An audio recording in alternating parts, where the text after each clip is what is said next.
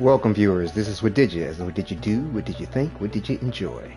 And here we are with another Warframe broadcast, and I am excited about getting back to my Omni Forma build for my author Umbra Excalibur. Since the Omni Forma came out, I tell you, I've been absolutely thrilled about the fact that I finally have some true build diversity that I can have and create. I mean, because, you know, you could only have one Umbra if you had one account, which I only did. And for those who used to have multiple accounts and merged them, you can't have more than one Umbra anymore. So yeah, this is going to be a thrill. Let me go ahead and figure out a little reward to accept. It almost doesn't matter. We'll take neural sensors, whatever.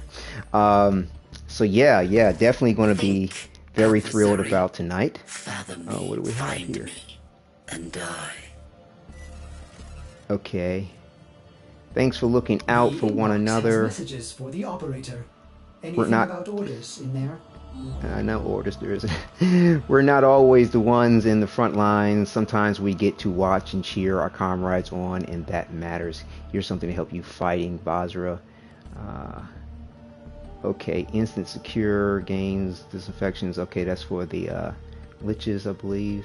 Okay, cool. Lich stuff. Aniform. Cool, I'll take that. It's nice when you go into these messages, you don't actually accept anything, and it automatically goes straight into your inventory. Borrows here. Okay, make that one. And this is the stuff from the TennoCon 2025 digital pack that I went ahead and purchased one day when I logged in. Oops, a little camera adjustment, pardon. Amateur hour here. But yeah, so like I said, back to the fact of the broadcast. I mean, like I said, it's going to be thrilling because we're going to do some build testing along the way to make sure everything is prim and proper. And also too, you know, I'll go over the, you know, a good explanation about the build to a degree, and my strategy about it all. I'm just right now I'm checking to see if my other Wally chair may have spawned Wally. I'm testing this theory out to see if multiple chairs will actually have our Wally spawn in them. The normal offers chair offers that for us, Operator, the system which you can needs get Will you begin another mission? from the Frost character Protoframe in 1999. Oh my goodness, like I said, they're new characters, so I'm having a slight brain fart about his name. Yeah, it's let's say it starts with a K or something like that. Oh my goodness, shame on me. But still, like I said, they're new. I thought I had.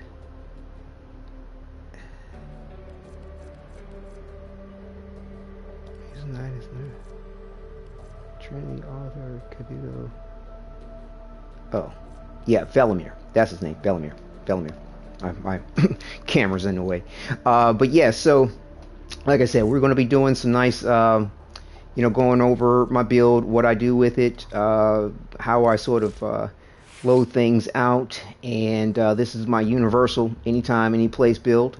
And like I said, mad thrilled about hooking up the polarization. Right now we have to build them up a little bit more on the polarization aspect of things to, I mean, well, the leveling to get to the next polarization stage. Let me just see, do I have a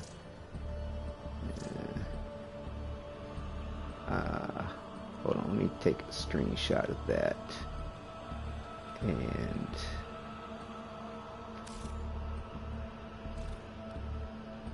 yeah, okay, what I'm gonna do is remove these mods so you can see the polarization on this. I took a screenshot so I can always put everything back into it. But yeah, this symbol here is what represents a an Omni Forma polarization, in which case you could put any mod you want from the different polarization types, and it's good. The only thing you can't do is put mods in for the Umbra mods. Why is my camera frozen? That's strange. 1 second.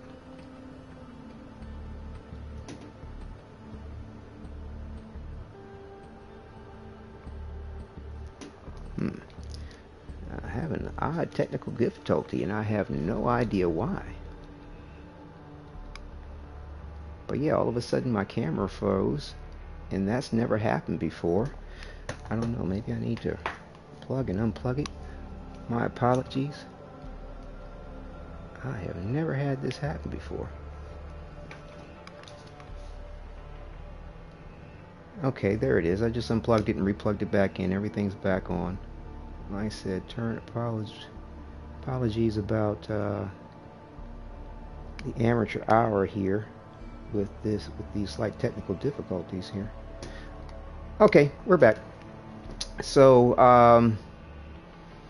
yeah, so like I said, I'll go over everything as far as what I do with my build, and I'm going to be focusing on repolarizing my Umbra here, as well as my Exalted Blade for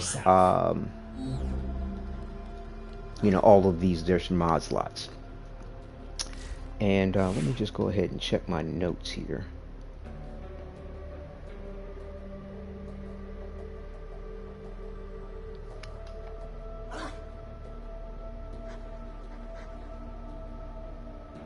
Welcome viewers, tonight there will be 3 who will win an Omni Forma Bundle throughout the broadcast. Yes. In my excitement to get things started, that's the other big thing for tonight. 3 viewers will win an Omni Forma Bundle from the marketplace. I'll go ahead and gift it to them. You know, definitely when they win the little trivia that I will have for everything. Because that's how I figured I'd give it away. Like, you know, whoever's viewing, if this is, hey, if it's the same person, cool, you get it. What have you, is all good. I'm not, I mean, it doesn't matter really for me as far as who is the lucky winner. I'll be happy from whomever. But yeah, I'll give them an Omni Forma Bundle. I'm gonna give 3 of them away throughout the broadcast. One after I cover kind of the intro of everything, and then one during the middle of the broadcast, and then one at the end. So hopefully there'll be some viewers in to enjoy that. I think this is probably the first giveaway type thing I've ever done. Still kind of small on the channel here as far as building things up, but it's been really promising, and I've been exceptionally appreciative of viewers and subscribers of my content. It has been a thrill, definitely having them you know, subscribe and comment and share an experience, because that to me is what it's all about. But yeah, I'll have a little trivia contest, see who can answer the question well. I mean, it'll pertain to Warframe in one way or another, so it's not going to be anything too out the way, and heck, potentially you could even just look up the answer, you know, but if you have some knowledge of things, that will help too. But yeah, so yeah, so like I said, going to be repolarizing, so we'll be doing some build testing in some survivals, and you know, getting some, you know, quick XP to get some ducats for Kubrow. Really more for TennoCon 2025 when he's here, like, you know, and sort of gives us everything available from the digital ticket purchase pack that comes with, you know, it comes with the whole point of it. And then do like probably some of the best build, or rather the best places to farm for XP, so I can go ahead and you know, I would like to go ahead and complete my polarization for my my Arthur Umbra Excalibur. We got a little message. Ah, yeah, Righteous Rule. Ah, great to see you too. Yeah. Shooter, yeah, I think about him. Think about him and his missus. It's really cool how they're sort of a Tenno couple in Warframe, and they have a really, really righteous cause to suit his namesake, and you know, his missus as well. in regard to just just having a really nice spiritual and just uplifting aspect to rallying fellow Tenno and other gamers to just the mad cool aspects of Warframe, and it's in the concepts they bring, and just how really just, I don't know, holistic in a lot of ways, spiritual in some ways too, that are here within the content. But yeah, they're really, really great people. See, every time, yeah, I log in, but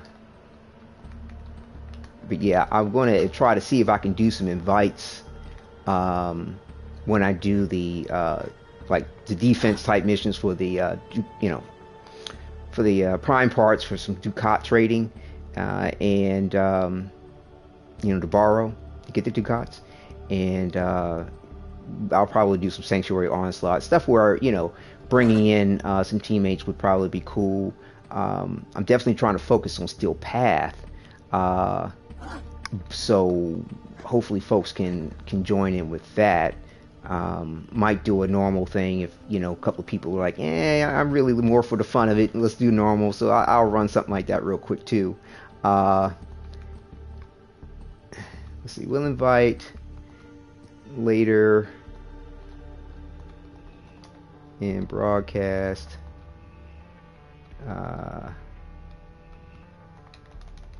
see, if you're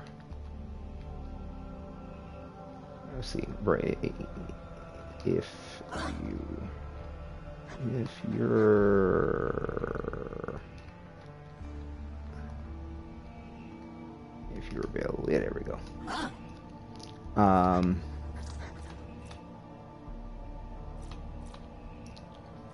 Yeah, okay, we're good. And like I said, I'll see if any viewers want to join in on the fun too. So let me just double check my notes here. So here's the build real quick that I run with on my Universal anytime, any place. And yeah, alright, let's just double check to see what we're looking like in chat. And at the moment, I don't think we see anybody in chat, so I'll just hold off on the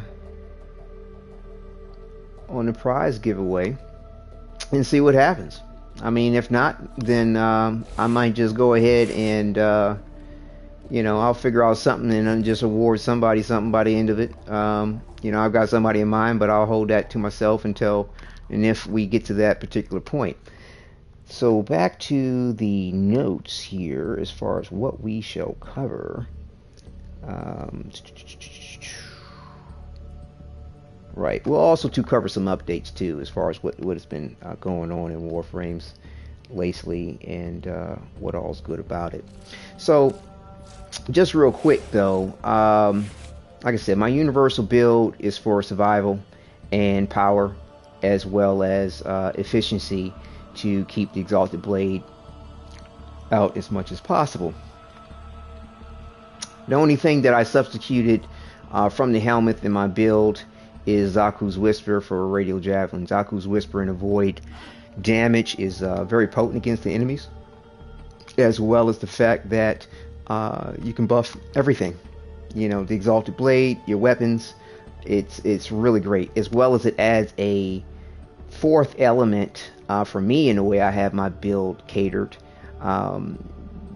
to my condition overload that's on my Exalted Blade, which is phenomenal because what I work with on my build is let's see, I kind of like it when you just select the weapon and then come up to your character to get to keep the weapon out, which is sweet. So yeah, I like to work with this Tau Forged Emerald Shard, which gives out Toxin. Enemies don't like that either. And what's nice is that when I use that with this Arcane continuity, it automatically gives me corrosive damage to any enemy that's affected by the status. Oh, there's the missus. Ah. Hey, you too. Let's see. Hey, let's do it. Hey, to. You too. Yeah, back for a broadcast, but not completely back. Yeah, because it's like life's journey has been quite interesting, and I'm not sure, just how frequently I can broadcast, unfortunately. So I'm definitely looking forward to being able to get back into the full flow of things, but time will tell.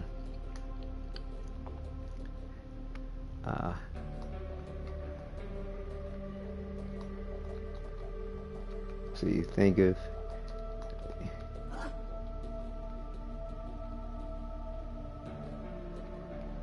let's see, we'll invite later in broadcast if let's see, you're available. Let's see, all's well as can be.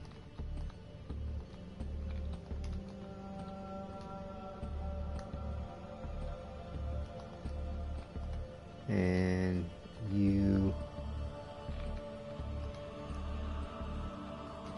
and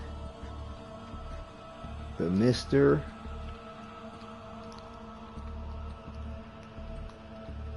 See, is all well.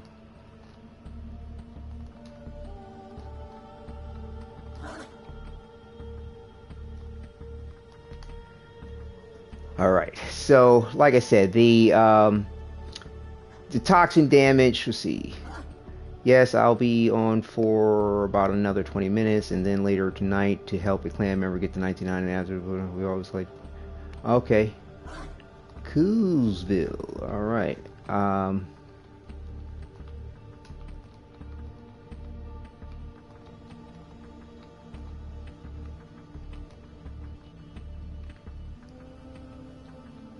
Coolsville.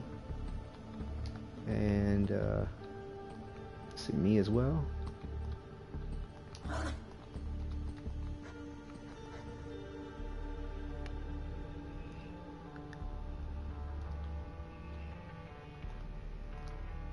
Gaming.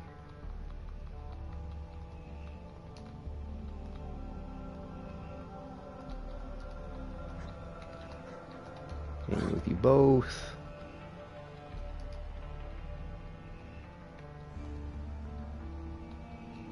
And a great conversation. Yeah, they have really great conversations, man. Very deep people, mentally, spiritually, mad cool.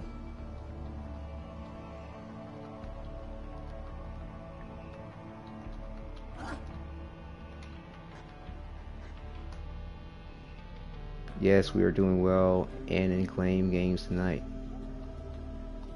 Let's see, good to know.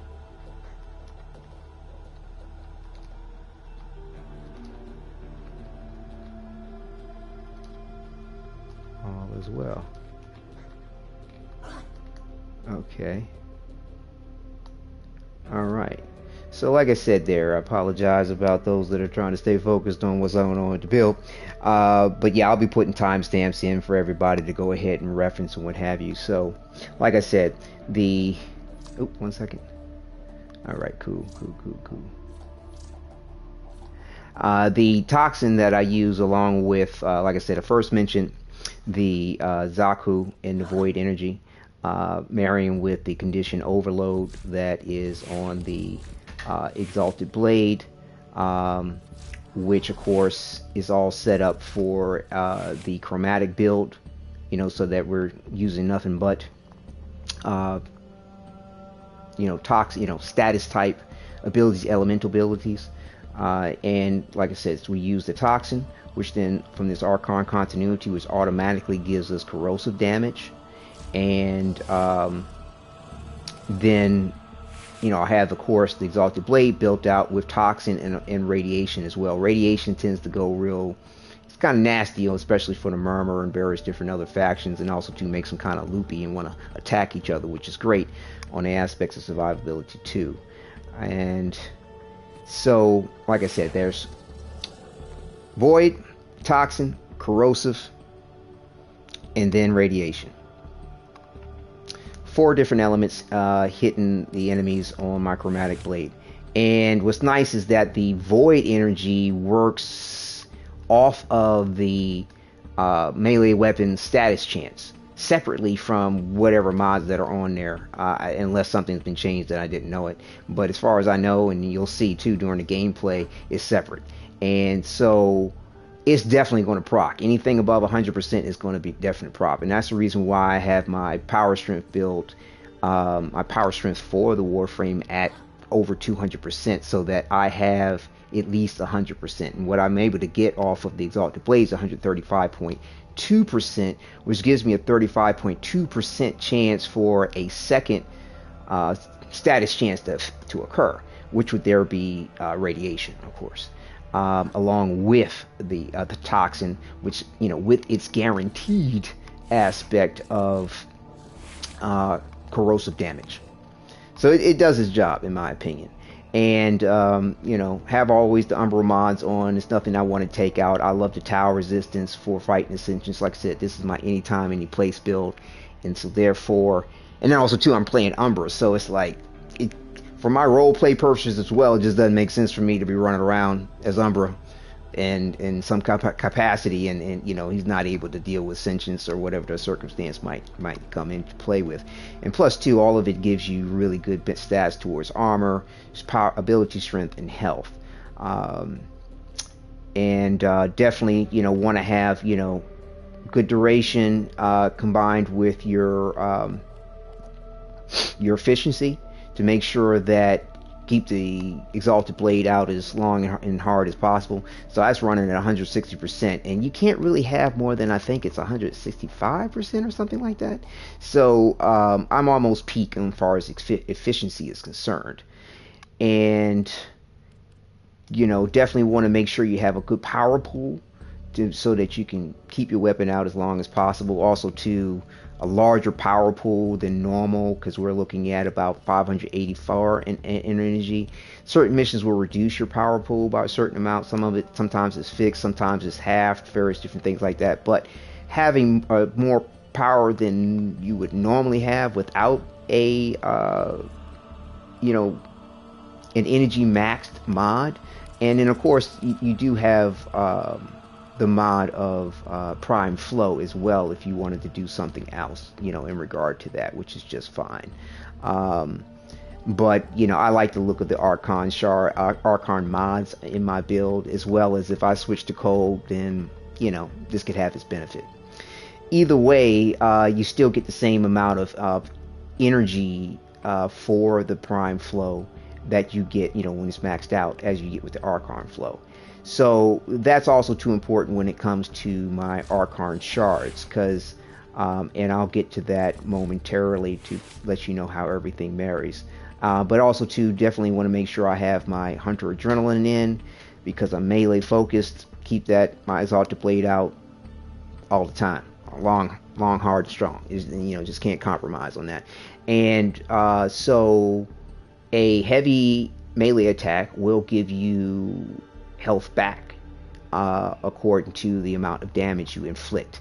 Also too, this is a hunter set mod, so I do get 75% companion damage on enemies affected by slash, but I work on an elemental build, so slash isn't even a thing, so it's really not that pertinent for it to be the Hunter Adrenaline mod. But nevertheless, you can go with the Rage mod as well, but it gives you 40% versus 45%. So the extra 5% is definitely worth it, in my opinion. Definitely want to make sure that we keep energy in the build on the Warframe as much as possible. Yes. Wadidja on Discord.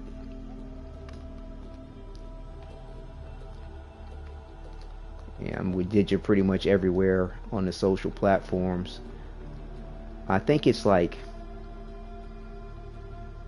I forgot which one now off the top of my head, but one of them I couldn't quite nail on the Wadidja, so I got Wadidja Enjoy. But nevertheless, that's what I say. Welcome, welcome viewers. This is Wadidja. What did you say? What did you do? What did you enjoy? So yeah, it still works. And plus, too, I use the Wadidja Enjoy hashtag for like community posts and things like that. And oops. Okay, here we go.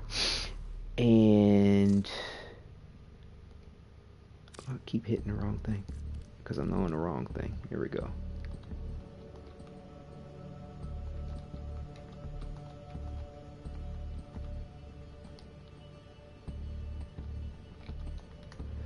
Yeah, that way I know who. Okay. And so, like I said, keeping energy in your Warframe against various different things like, various enemies can reduce your power in an instant.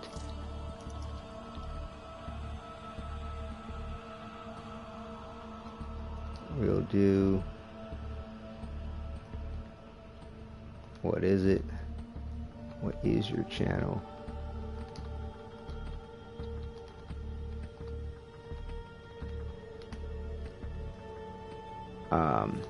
So like I said, using Arcane Nullifier will give you 100. I mean, like you won't lose energy if they hit you with something that will try to reduce your energy from your Warframe, which is great. Then also to use Arcane Fury to give me 6% chance for 100%, 80% melee damage to my melee weapons for 18 seconds, and that's on a critical hit, which is not a problem to achieve as well for the build.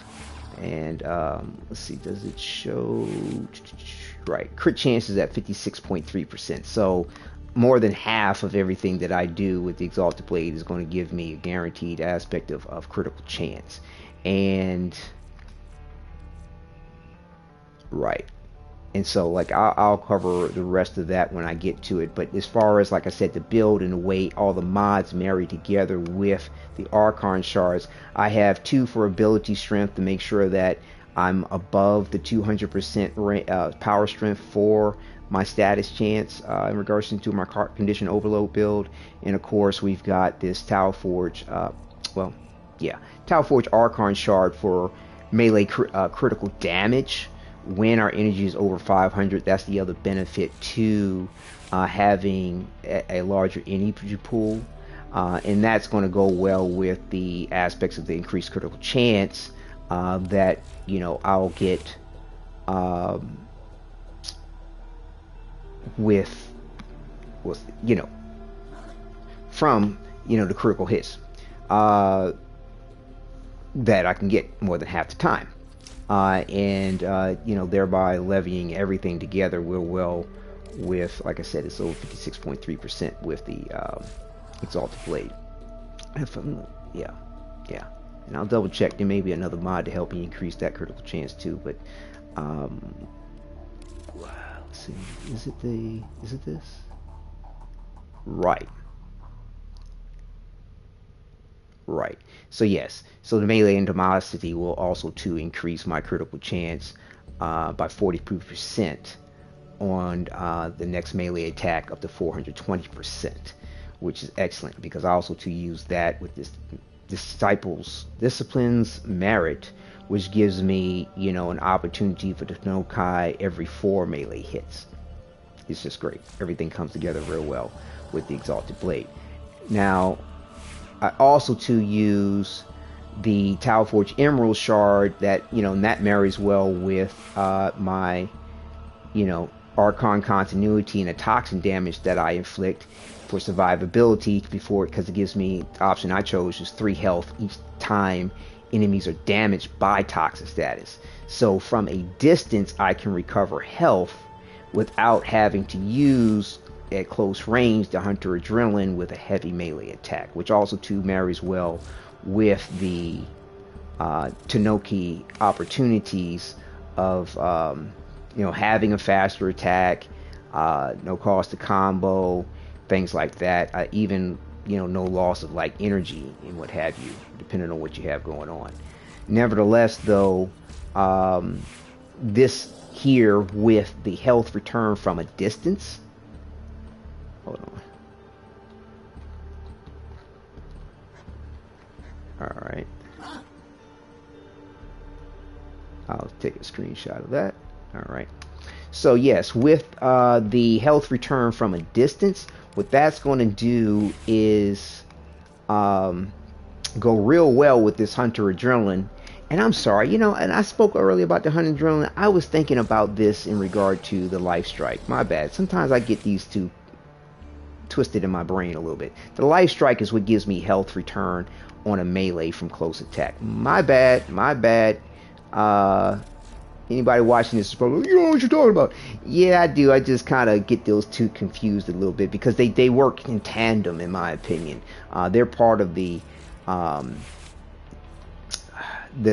cycle that you can have with losing energy, or excuse me, losing health, okay, to gain energy, because 45% damage, and that's what Rage does, by the way. Like I said, the Life Strike and the Rage are just so one with me, since I've ever started playing the game. They're just so critical in a melee build, in my opinion.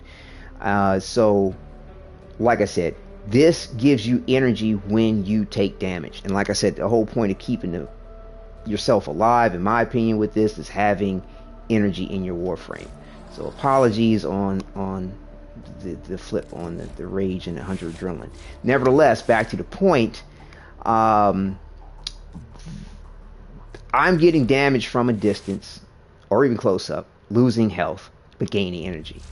This gives me health from a distance with any of my melee attacks, including the wave damage, because it's damaging the enemies with toxin.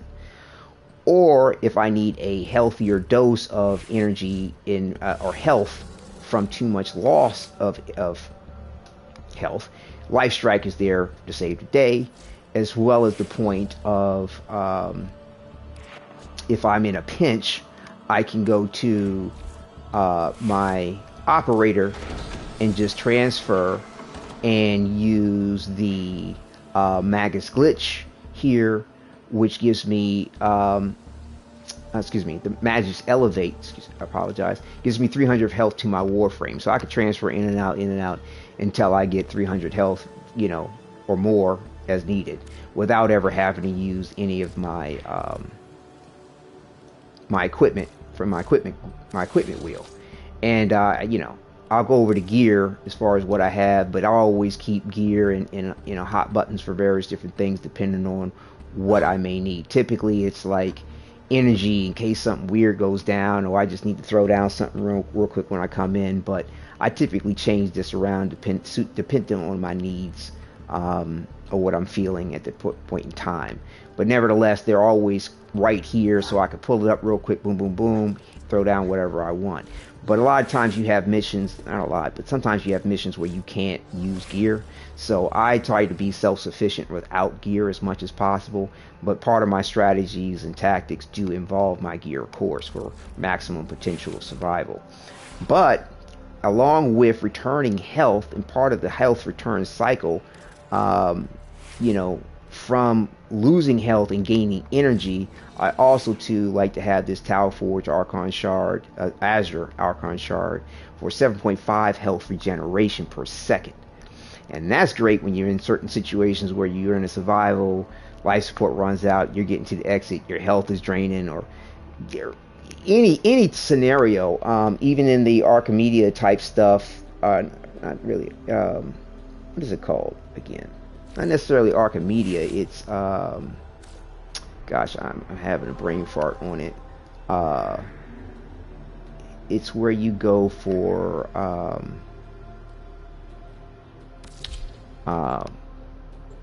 gosh, the little thing that pissed off with Albert killing its mate and mutating him and all kinds of stuff.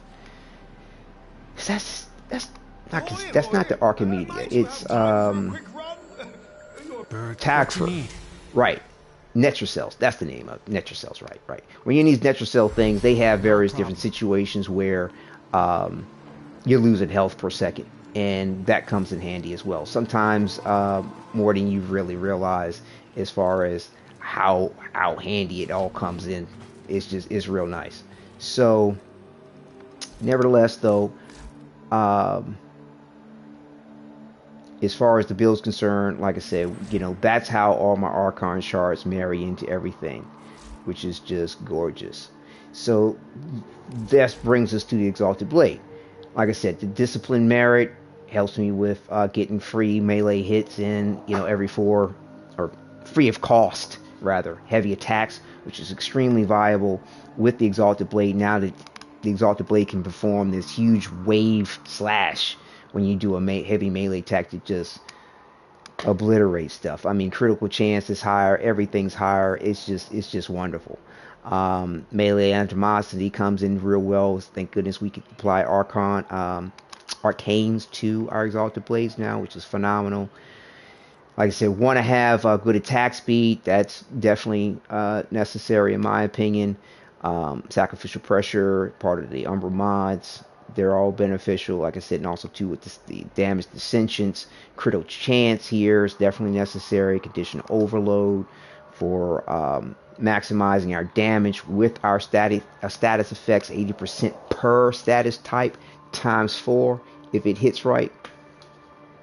Love it. Love it. At the minimum, it's a guaranteed 3. And then, like I said, there's a 35.2% chance I'm going to get the second one as far as the radiation. And typically, it's going to work off of whichever thing is, or damage type is the strongest out of the two, as far as which one's going to get the 100% guarantee, and then which is going to get that 35% aspect. But yeah, I got a 3.25 multiplier on it. These are here for our status chance, and to create also to our statuses.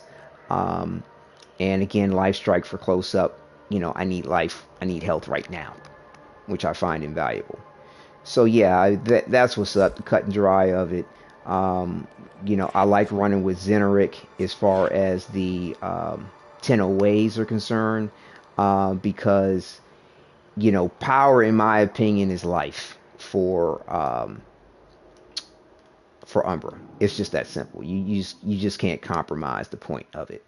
And you have here 50% extra energy over 5 seconds. When you pick up energy, you can come into a mission, put out your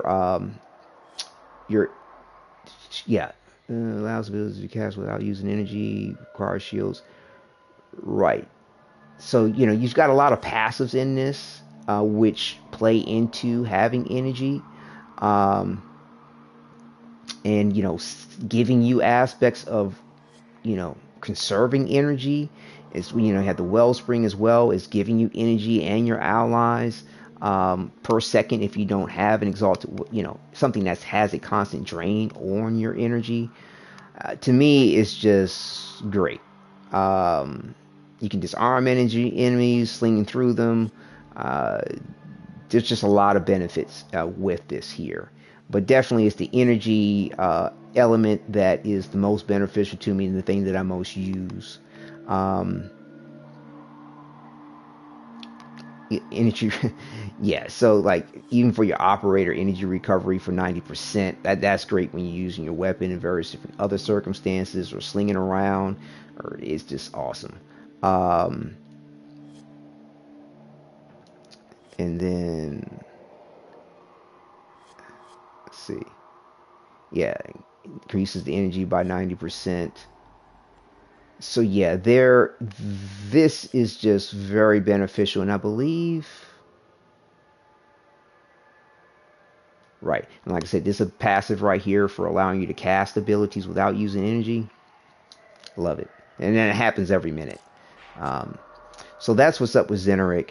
The rest of the schools are cool for other build options and things like that, and that's the whole purpose of going through this whole Omni Forma thing here, whereas I can increase my build diversity to go ahead and have various different specialized builds when I feel like the situation is necessary, which typically isn't very often, to be quite honest with you. So yeah, I see there's a viewer in chat. I see 2 viewers in chat. Has anybody got their ears on and want to win a free Forma bundle? Let me know, because I can give my first trivia for it. Got a little trivia question. But yeah, if anybody's in chat, put a little something up in chat and say, yeah, I'd like to win a Omni Forma Bundle, or a yes, or some type of confirmation in regard to wanting to participate in the fun of this. I will need to have it, if you do win, when it comes to giving the forma, I believe I just need to have your in-game name. Right. So like if I'm going to go ahead and gift it, I would thereby do this and then say gift, and then I need to get your name. Where is Omni-Man? There's somebody. Quentin Mariano. Welcome. You want to win an Omni Forma bundle there, fellow Tenno? Shoot me a friend request if you can in game, or bottom line is you don't have to do it. I don't think what I can do is friend you, and then I think no, thank you, I already have a lot. Oh, okay, all right, no worries. Awesome. Yeah, that's what I did too. I mean, like, what is it? Does it show? It should show. That's the great thing when it comes to buying stuff in trading, doing anything in Warframe. It lets you know how many of whatever it is you have, which is awesome. I'm trying. It should let me know. I don't know, man. Yeah, here it is. You go to the single. See, I had 34. So yeah. Like, I bought several bundles. I mean, because like I said, I want to trick out everything with the whole Omni Forma situation. Like, that's the reason why everything is still ranking up on this, including my pets. I mean, like, I don't need it over here. Will come for the next big Warframe update. Who knows?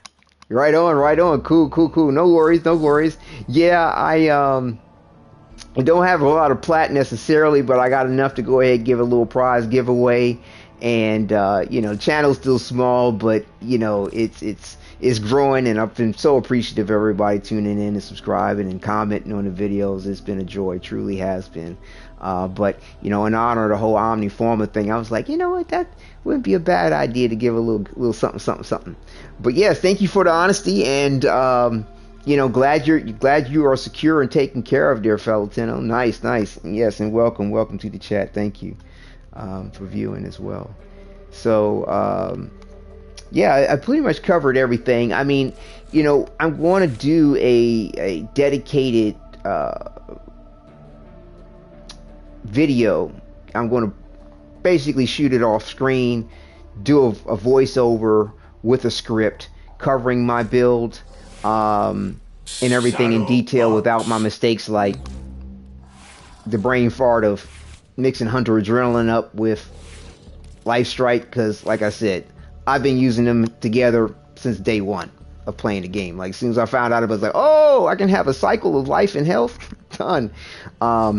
But yes, but my build also does cover the rest of the weapons, because it kind of ties more into my role play of the character more so than the function.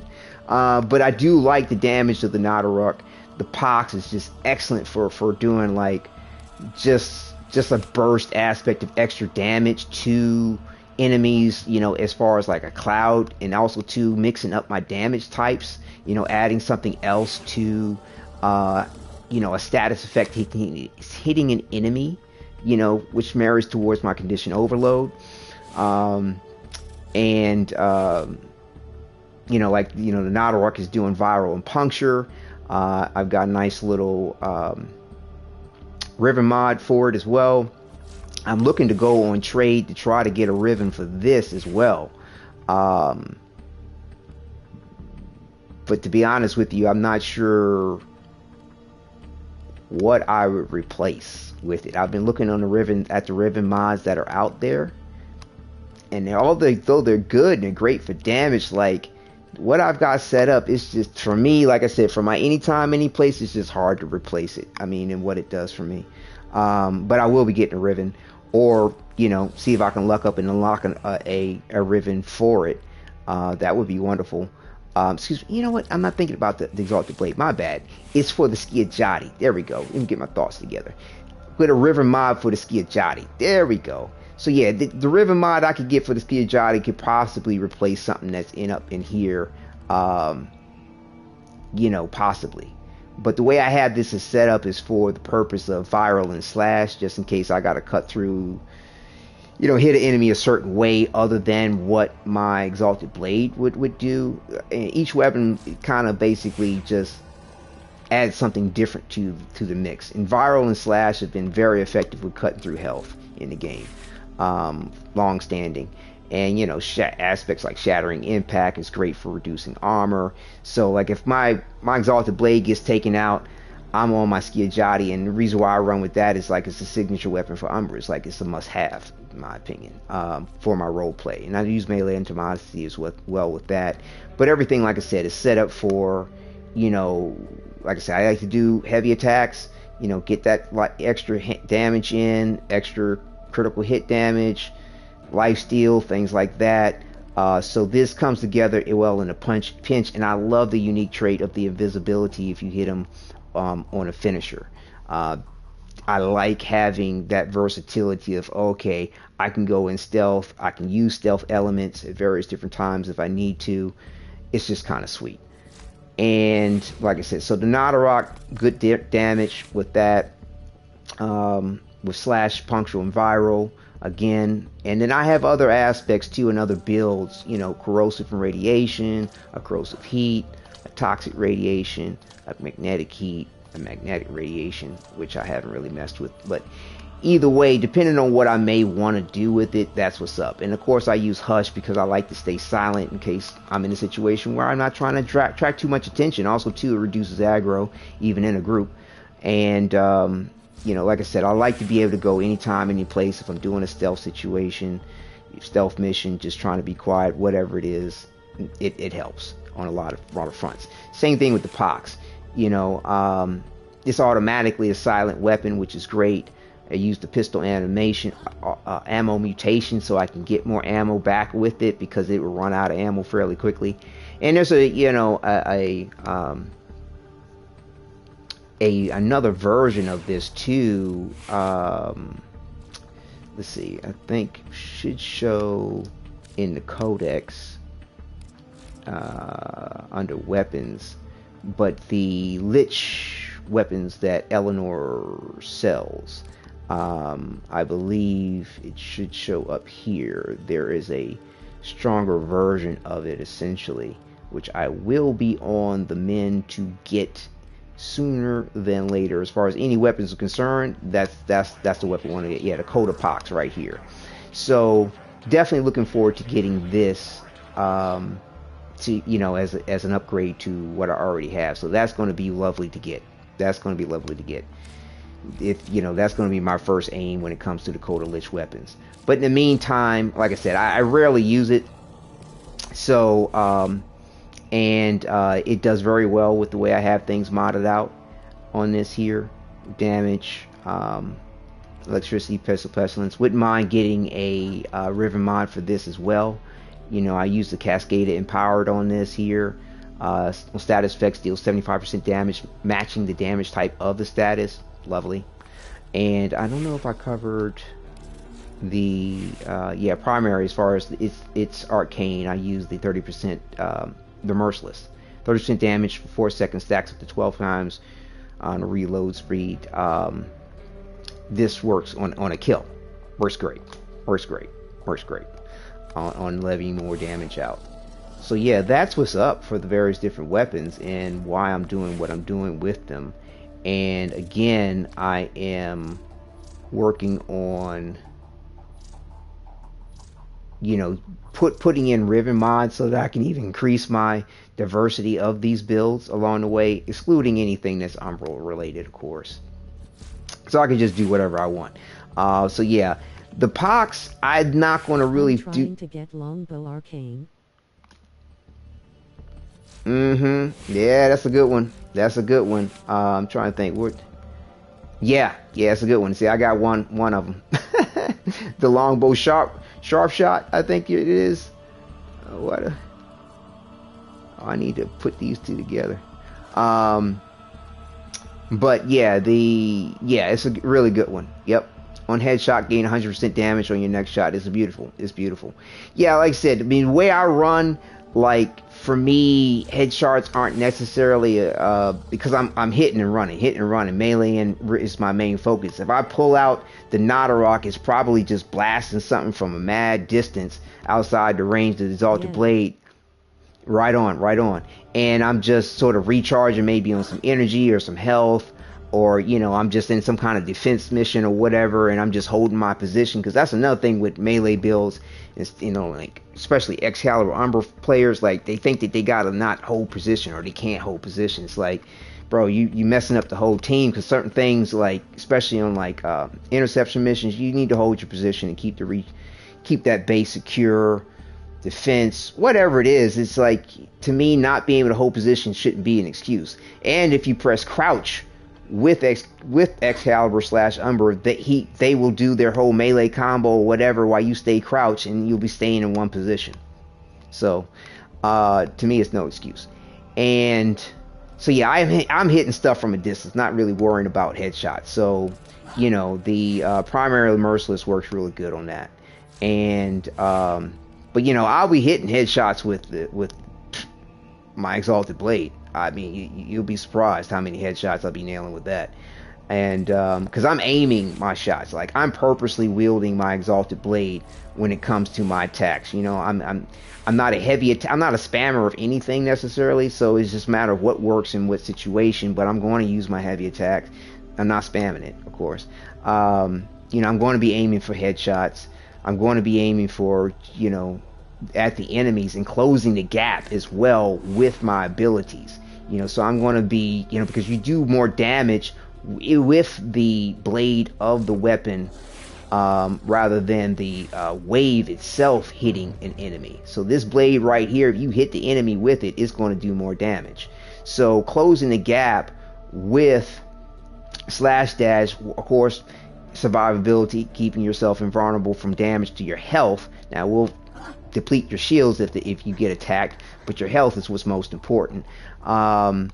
And, you know, depending on the circumstance, and like I said, I'm not worried too much about my health, but I'm worried about taking too much damage, so it does come in handy depending on what's up to gain position, as well as slash dash has always been a good way of mobility.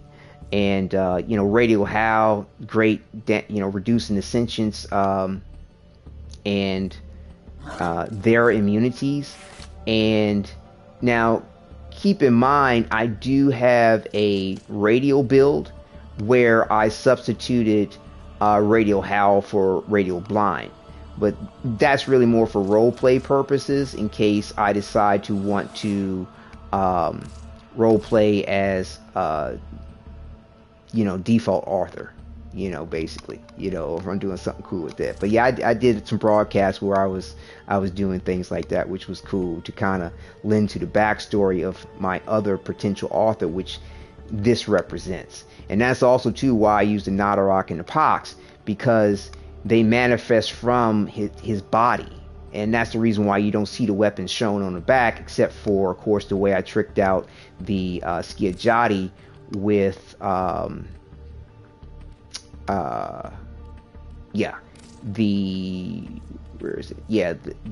Nakana undercutter skin. I think this is just an exquisite TennoGen skin. It just really suits the look of Arthur's Excalibur look and feel, you know, with the straps and the gear, and it truly has some MGS, Metal Gear Solid vibes, you know what I'm saying, that riding joint, you know what I'm saying, Metal Gear Rising, oh, that was a sweet game. So, but yeah, it just really suits him well. You know, I added the,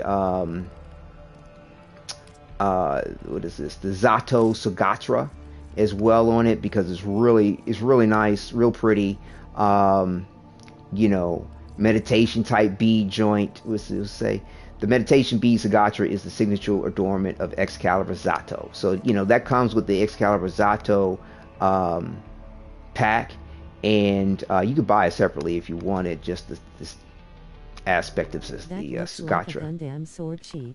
Yeah. I mean, it's hot. It's hot all the way around for sure, Quentin. Yeah. Yeah, I love it. I love it. But to me, it's like I like the all black. I'm not necessarily. I'm not goth. I mean, hey, I dig the music. I dig the scene. Not necessarily. Well, you can't really consider myself goth per se, but to me, I'm just a man in black type of thing. I love it. I mean, when I rode my motorcycle on all my leathers was all black, motorcycle black. My car now is black. Like, I do like the black look, especially when it comes to vehicles, motorcycles, because it's almost nothing prettier when it's all clean. But definitely the whole black look looks. I just love it. But these small little accents of details within the outfit, the gold medallion, the lights, just these little colors that pop to me are sexy. And this here hanging off the top with the feather, it's fly. It's fly. But yeah, like I said, for me, I also too like Zaku's Whisper for the role play element of it, because when Umbra when I use the Zaku Whisper, okay, a infested look comes over the skin, and to me, within my role play, this other potential author, which is a different author than our default author, they have, Indeed. yeah. At a certain point, their paths split, and this author becomes an Umbra through his experiences. And but also too gains the Zaku Whisper in place of the Radial Blind, which enhances his abilities. And look at the look on this. I mean, to me, this is just dope. Seeing a lot of new players to WF. Oh yeah, me too, which is just phenomenal. I mean, it's long overdue. But the thing of it is, Destiny 2 streamer came over today. oh, Nanology, yeah, welcome to the broadcast. Right on. Yes, without, I mean, but the thing of it is that when they brought out the Protoframes, all along, I've always understood they needed a human face beyond that of the operator and the drifter, because people's first experience and oftentimes first witness of the game is of the Warframe, and that is essentially, along with the operator, the most powerful weapon in the game. So and they love to play on a power fantasy, but not having a human face to the Warframe kind of left a lot of people kind of detached with how to really identify with the circumstance. And even, in the early years, because I've been with the game for over 10 years, where people were like, what are they? Are they human? Do we know? As the lore came out, began to understand that they're human. And but at first there was this mad fan art on having a human face to the Warframe. And what's dope is that oh shoot, I'm trying messing up. What's dope is that I don't want that. Yeah. What's dope is that the fan art constantly depicted the Warframes with a human face. And I was like, this is before a lot of the lore came out. I'm like, yeah, we know the human mutated into a Warframe, but that ain't no human face underneath of there. And then when they finally came out with Umbra, okay, and you got to take a sneak peek under the helmet, you're like, and I was like, see, there ain't no human face under that mug. It ain't no way. Let's see, I'm gonna pull that up real quick.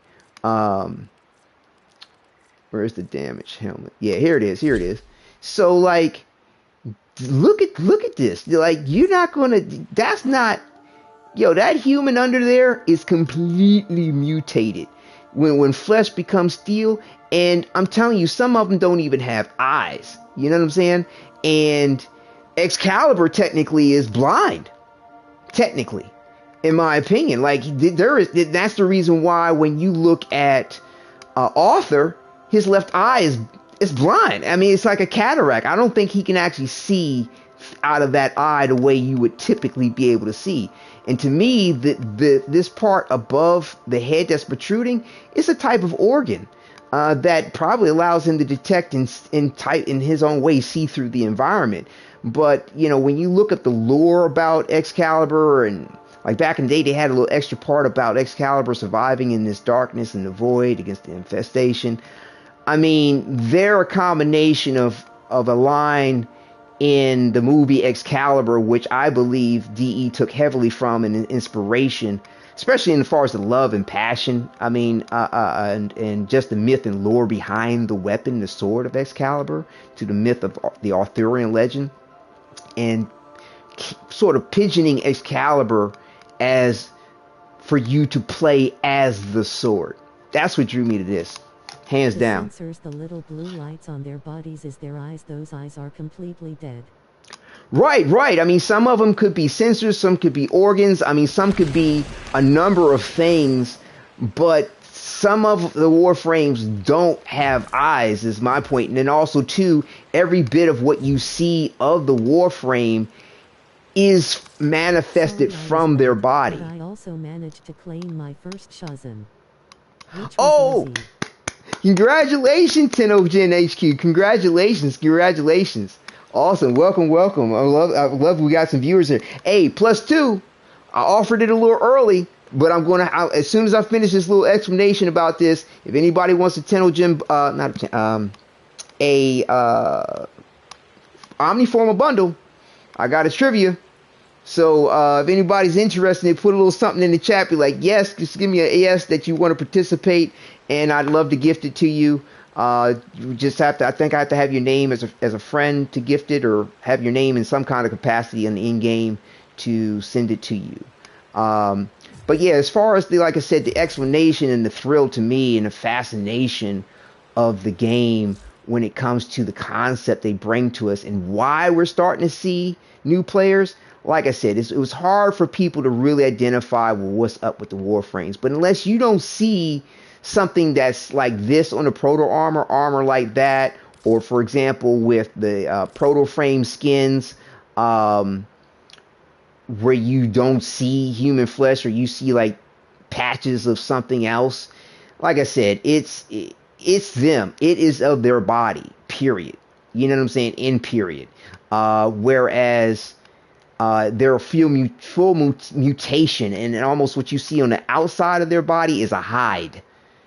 You know, and then you have layers as you go deeper into seeing what the actual flesh of them or what have you. But yes, as you see, whatever eye or organ that was an eye is grown over. If you look over here, it's grown over whatever that eye used to be or do. So nevertheless, though, players couldn't really identify, I think, overall fully with the Warframes. I like mixing and matching the various different outfits. This is my dragon. I call it my dragon. It's Cont'd helmet from the TennoGen. Oh, that outfit's so well done with the proto armor, and then the Umbra attachments. Like I said, they would actually consider it a primed attachments, which is funny. But he's not technically a prime. Either way, though, this is my Frankenstein. But yeah, having a human face to the Warframes now brings greater identification to the Warframes, and also too just gives mad credit and I don't know, validation and fulfillment for the individuals who made art depicting human faces to the Warframes. It's just a beautiful thing all around. But yeah, I mean, I knew 100% when I saw the Protoframes, they're going to be like, yeah, I'm gonna play the game now. Heck yeah! And then you can get the Protoframe skin day one of playing the game, day one of any one of the 3 starter Warframes. Like, it's done. No, I really like the Warframes. The only reason why, because they remind me of Bionicles. They have the same look. They are organic mob. Right. Yeah, I watched the Bionicles cartoon and stuff like that. I saw the toys. Yeah, I've always been a cartoon anime buff. I mean, you know, all my life back. I mean, I think when I was young, 76, 3 years old, something like that, Spider-Man animation cartoon would come on. I mean, yeah, Spider-Man, yeah. So it's all good. But yeah, I mean, then anime hit the market. I remember when before you could even see or rent anything from it, I used to go to conventions and get VHS tapes beta tapes with it that were copied from Betamax tapes, from laser discs and shit like that. I mean, that's how old my anime goes back to the original. I had the original Akira. I mean, you name it. I've been a fan boy of all that shit for since I knew about it. I think I was 17, 18 back then, somewhere around 1989, 1990, something like this. I'm a half a century plus one young, but I'm still young at heart, and plus the concepts, the imagery, just the heart, the emotion. I mean, you just can't do half of what you would do in the anime that you can do in cinema. Bionicles.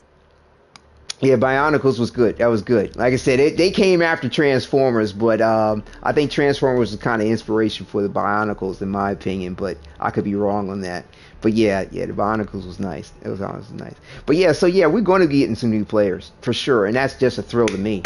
I mean, because everybody else that tries to lend on this, like the First Descendant, for example, no offense, but you done ripped half the encyclopedia from Warframe, and you could have did a better job. But Warframe is digital streams, and the devs have always been competitive in the point of their concepts, the way they blend myth, lore, fantasy, sci-fi, legend, as well as other concepts from games, and make it their own. Like, I remember when Red Dead Redemption came out, that's when they were like, oh, here's the Fury, you're gonna have a horse, but wait till you see the horse, and then it's something that can fly. To me, I think they took a little bit of that from a movie. This part of my trivia, so I'm not going to give it away, but in the movie they had something what they call fire mass that could travel 1,000 leagues in a day by their hoofs, could like generate heat, and it could combust the air, and it could basically ride on the air with with their hoofs. They were these huge Clydesdale horses. Mad cool. But it ties into one of my trivia questions. If anybody wants to participate. The new player. Well, guess who's the new player? Is it you, Quentin? Or as far as who's in the new player in chat? I couldn't tell you. But does anybody want a Forma Bundle? Like I said, I'd like to give away 3 of them during the episode. It'd be cool to be able to do so. But if not, if everybody's secure on their Omni Formas, like Quentin mentioned earlier, it's all good. But ain't nothing like some free Omni Forma. But yeah, no worries if nobody's interested. I've got an idea to give a bundle away at the end, but yeah. Like I said, I also too would like to see if folks want to participate in the trivia forum too, because I came up with some cute little questions to ask. But either way, though, I think we deliberated about things enough on the build and the concept. Oh, you want one there? You said me? Was that a me there, Quentin? Yes. All right, cool. Okay, all right. So the question is, let's see. And I mean, I've given away some answers. Playing after middle school. Oh, me? You said me as far as the new player. Oh, I get you. I follow you, not the Omni Bundle, because you said you had them earlier. I got you. Wait a minute. Let me just double check. Are you talking about me as far as wanting an Omni Bundle, or me as far as being a new player to Warframe? You said playing after middle. I'm guessing that if you started playing after middle school, you're not the new player. And I'm thinking that you meant yes as far as the Omni Forma Bundle. Help me clarify, so I don't mistake the point and give away my trivia question too soon. But yeah, I've given some of the answers away to my trivia, or hinted to certain aspects to the 3 questions. But yeah, that's cool that you started playing after middle school there, Quentin. So like I said, are you talking about wanting an Omni Forma Bundle, or are you talking about being a new player? Which would mean that you recently got out of middle school, which is cool. Welcome. It's all good. But yeah, help me clarify on that. And then we'll proceed. But yeah, as far as what we have lined up next, what I would like to do, if we're not going through the little prize thing. I started playing the game that what I...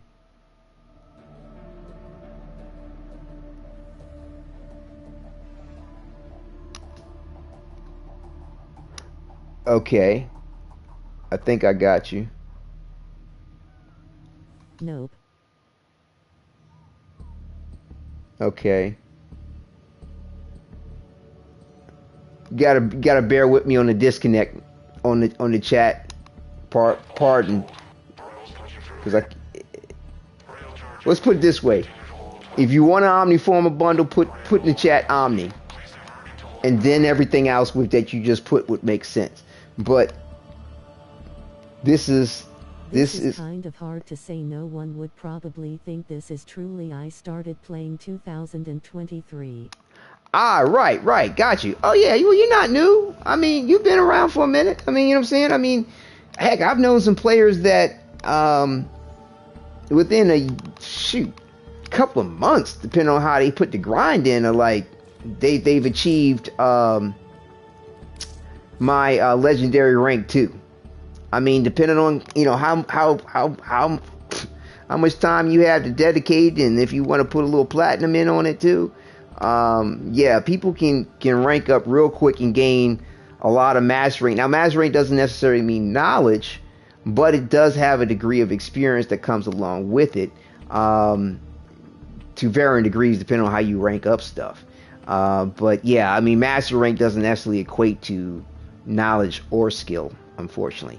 But you've got to pass the mastery rank test. In my opinion, the mastery rank test require a degree of skill to get through in one way or another, to gain some knowledge of the game or mastery for its namesake, so that's what's up.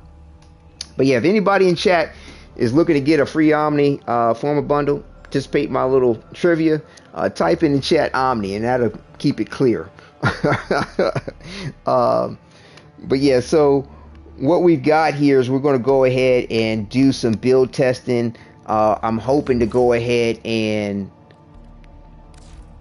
polarize the rest of this if everything goes well with the Omnis. It's not necessary for the build video that I'm going to come out with, but I'd like to have what's this, 1 2 3 4. I'd like to do these 4 on the polarities. I'm not too pressed with the build diversity at the moment with this here, with the Exalted Blade, but of course I want to do that, so that'd be 1 2 3 4 more on that, so I could probably wind up accomplishing my goal if everything goes well with that. And of course I want to do the Skiajati, as far as its polarization. Let me see. Hold up. Magnetic heat, corrosive radiation, corrosive heat. Let me do this one. Take a screenshot of this and then pull these out just for reference so that you can see the polarizations. Did you watch Invincible or did you read the comic books?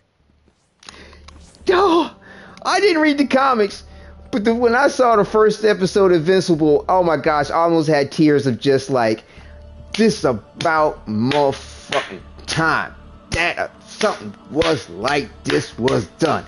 Oh my goodness. Hello there. What's up? Amir's in the chat. What's up, Rosie? Hey, what's up, Rose? AKA Amir's in the house. What's up? Yeah, when I saw the first episode of Invincible, and when my man messed up the team. On the wrong account. Oh, it's all good. It's good to see you coming through as Amir. That's what's up. But yeah, Invincible, when he tore up the team, smashed them, I was like, this is the fight that everybody and their mamas wanted to see with Superman against the Justice League.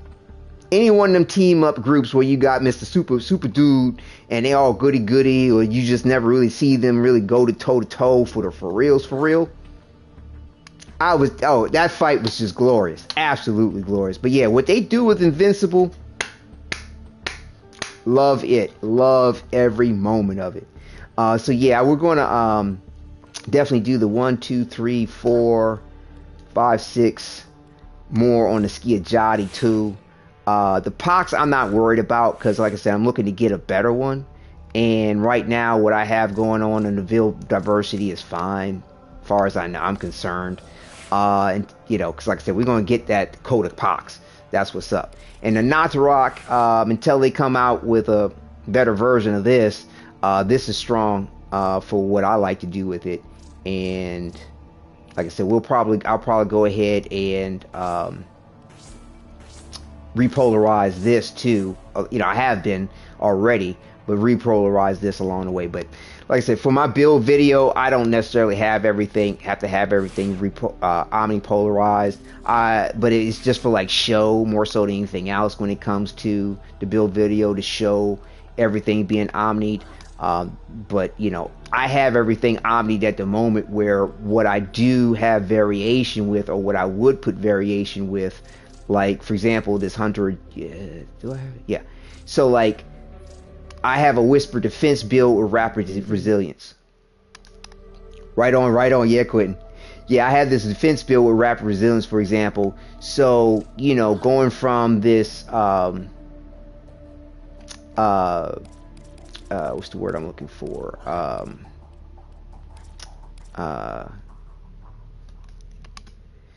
It's not generic. Augment mod. There we go. When I'm going from this augment mod to this rapid resilience as far as the defense build, and I mean, rolling guard works well with this. It depends on what you're trying to do with your defensive build. Whatever I was doing last time, rapid resilience served me better than say rolling guard.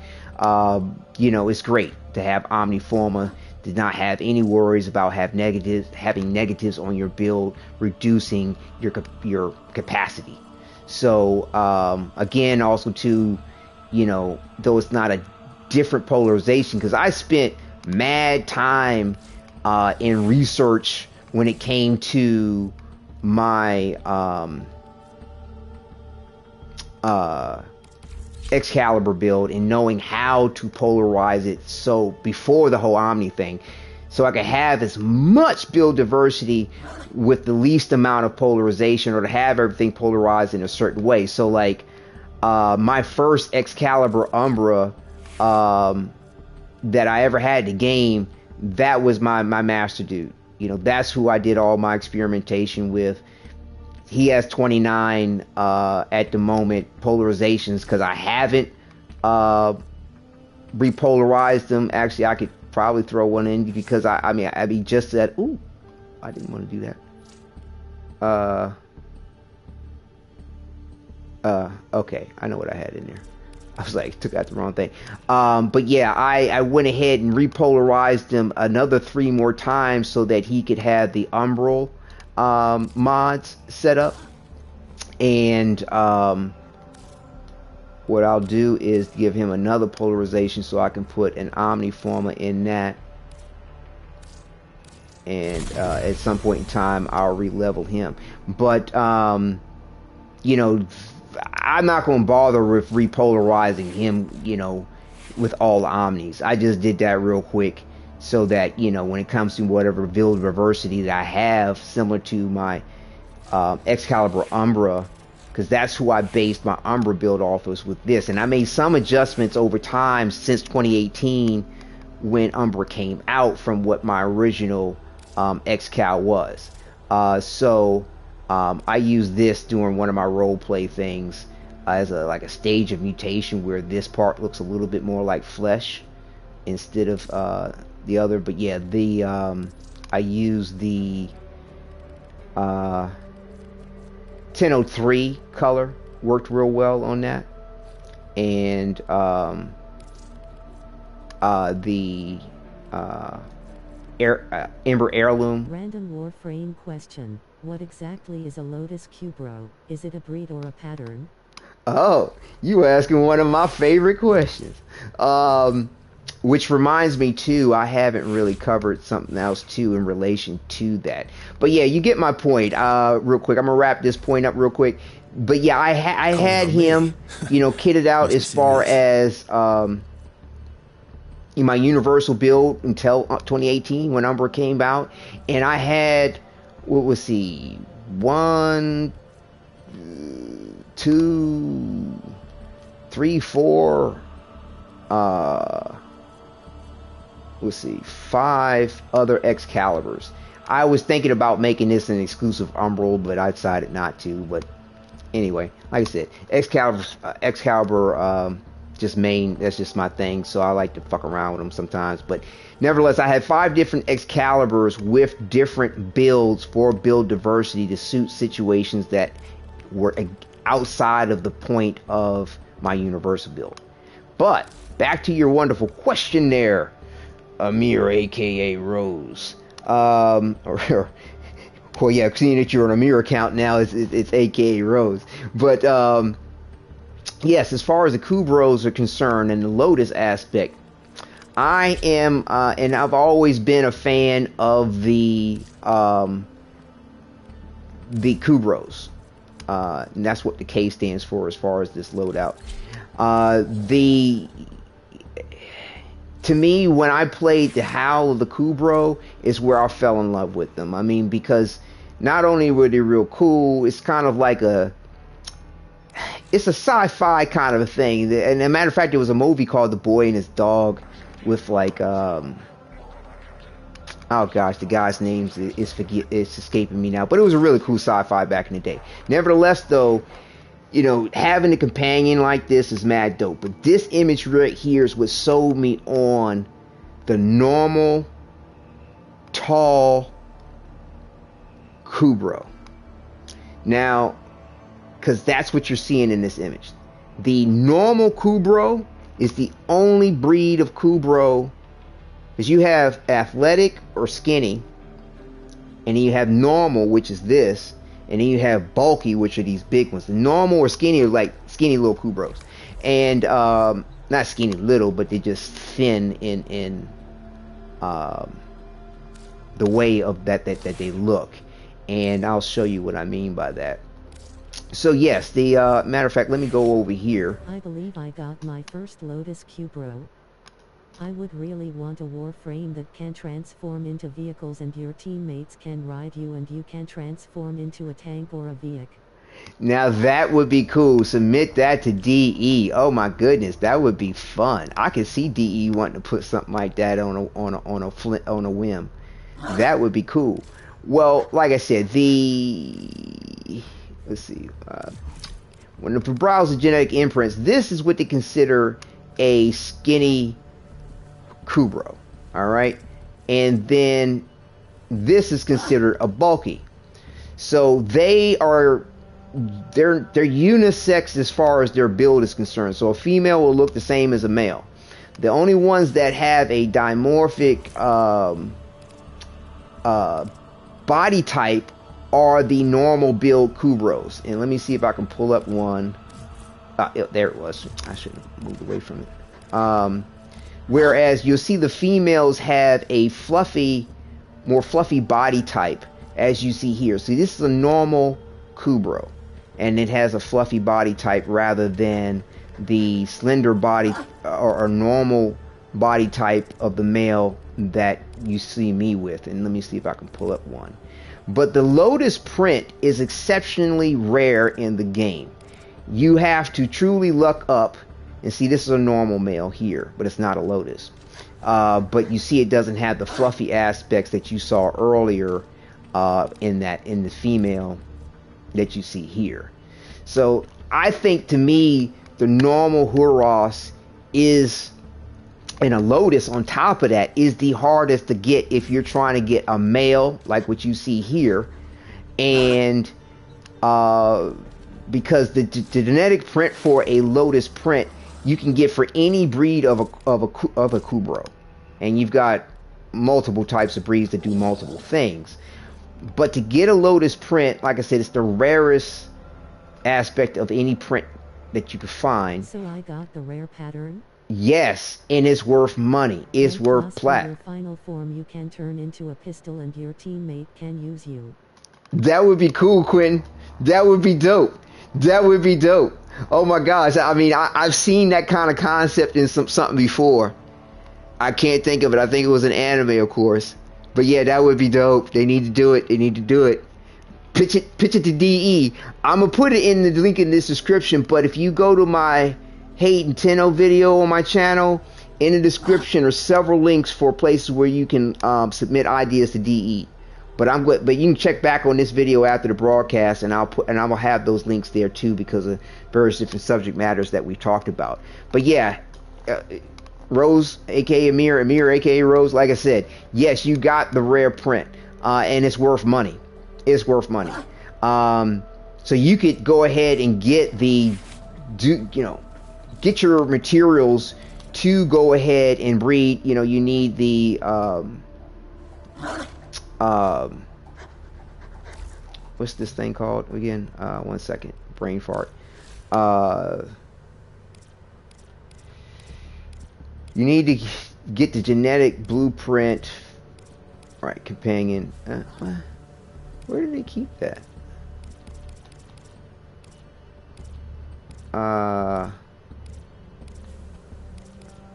What is the name of that crap? Is it miscellaneous?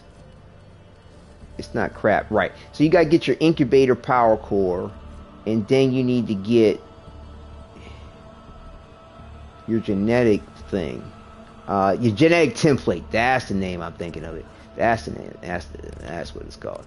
So you need to get your genetic template and go ahead and get right. That's it right there. And like I said, I specialize in breeding Lotus Huroses, plain and simple. And for me, it's because the other aspect of the Huroses which is different than any other pet. Like I said, you've got these different fur patterns which you can breed into. You get the Lotus print which you can breed into, which you can't get for any other thing like the Kavats or whatever, or even the other mutations. Transformers Megatron original form was a gun, but it was too controversial because the toy was confused, so they changed him into.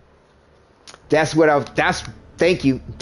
I knew it was a cartoon. Exactly. Some Megatron shit. That's what's up. Right. Yep. Like I said, to me, that's something DE would make their own in this. I mean, 100%. I can see them making their own in that. Or at the very least, they could have something where your operator transfers to that another player is using as a weapon to make it even more powerful. Now hey. It'd be nice if you didn't forget where that came from if you decide to combine that with your idea, but that would be the shizat, okay? Where, pitch your other idea, be like, hey, at the very least, or maybe in addition to, because it works with the concept of Warframe, for the operator to be able to transfer into something like that. Use transfers, project themselves into it, it becomes more powerful. Other other players can use it. It's just mad potent. But again, back to these Kubrows, breeding them, each time you breed them more. In the comics, at least, he's still a gun and entrusts different people to use. Would love something like that, or something like Soul. Right on. Bet. Roanne, welcome to the chat. Yeah, good to see you. Like I said, viewers, for those that weren't here earlier, if anybody is interested in an Omni Forma Bundle, love for you to play my little trivia. If it's just one person win or lose, you'll still get one. But as far as the trivia is concerned, but yeah, definitely looking to share the love on the Omni. If anybody's interested in one, just type Omni in the chat, and I'll know to kind of go to the little contest for it. And just need your in-game name, and I believe that's about all I need to do to send it to you, or I might need to send you a friend request. Either way, we'll work it out when we cross that bridge. But like I said, when it comes to these Kubrows, and he's all off center from everything. Whoa, where did he go? Oh, that's awkward. Breeding them requires something extra special, whereas unlike the Kavats and and though you can put on skins on these the Kubrows and stuff like that, whereas they have, you know, different looks, and you can breed them differently to look mutated and things like that. I mean, you know, if you get the right genetics from you know, Deimos, they can be bigger or smaller, true, but that's because they're being bred from a Kubrow egg. So the Kubrow eggs, they're the thing that you can breed small, medium, and large, and you have sizes all in between. And you have to continue to breed them to get a certain size. So I got sizes of Kubrows of all different types. Okay, so like, let's see, make sure. Yeah, okay. They and they're just adorable, absolutely adorable. The various different sizes you can get with them. This is a small, bulky, for example. They're just awesome. But in order to breed one and get what I got as far as a normal male, large, extra large, because if you look, the ears come all the way to the top of the incubator. And for this normal, the one thing that I would want now. What's that? But yeah, also too, to have this be a normal build and to be this tall and a male, it took multiple aspects of breeding to get this right. And also too, as far as the Huros print. Now, if I'm not mistaken, I think gun that can shoot out Tenno. Are the Kubrow genetic codes any harder to get than the Kavad codes? Getting my first Kavad was not a pleasant grind, but I hadn't realized T. Right. Well, Quentin, to me, like I said, if they have that weapon where the Tenno can transfer into it, I mean, because we have the sling, it may not be as necessary, but there could be like an alt fire besides the fact that the Tenno has augmented the weapon that another Tenno or Warframe is using. The alt fire could launch the Tenno in a transference beam into the enemy with a huge damaging effect, AoE type shit, and the Tenno appears and like blasting them into combat. That shit would be dope. That would be just phenomenal, absolute fire. So yeah, put that down in your suggestion to DE. But yeah, this is the original skin texture of the Huros, which is beautiful because to me this is like a natural Lotus blue. When you hit. Oh, that would be interesting. And Kubrow eggs are a drop chance. Right. But to be honest with you, you get a drop chance booster on the Kubrow eggs. It's good. I mean, and they have various different situations sometimes where you can get them.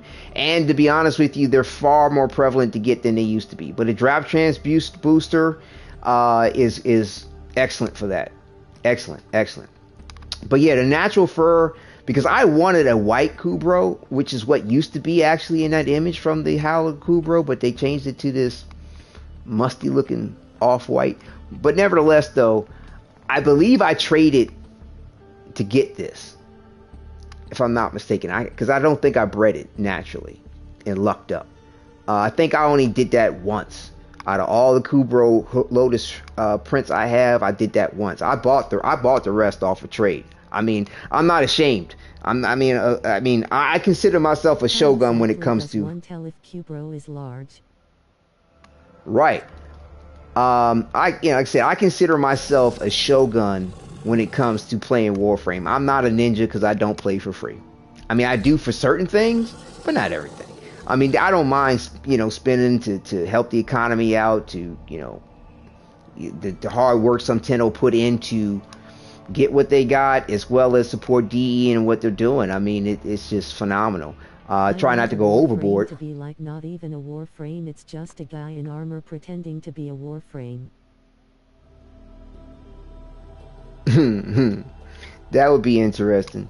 I don't know how that would work. I mean, but that's a good idea to pitch. I mean, that somebody has created some type of power suit, essentially, that mimics as attributes of a Warframe, and to keep the flow of the game as well as the power balance, the Tenno could potentially transfer. TennoCon LOL XD. Right. Look at you got to share the experience, Rose. Amir, take a cam, try to find a way to upload something on your channel from that experience. I'm so happy for you. I really am. But yeah, as far as your idea and marrying that with Warframe, and I'm showing you some examples too of the Huroses and the type of sizes you can get. So this is a normal build that's sort of small to medium, in my opinion. Well, I definitely will. Excellent.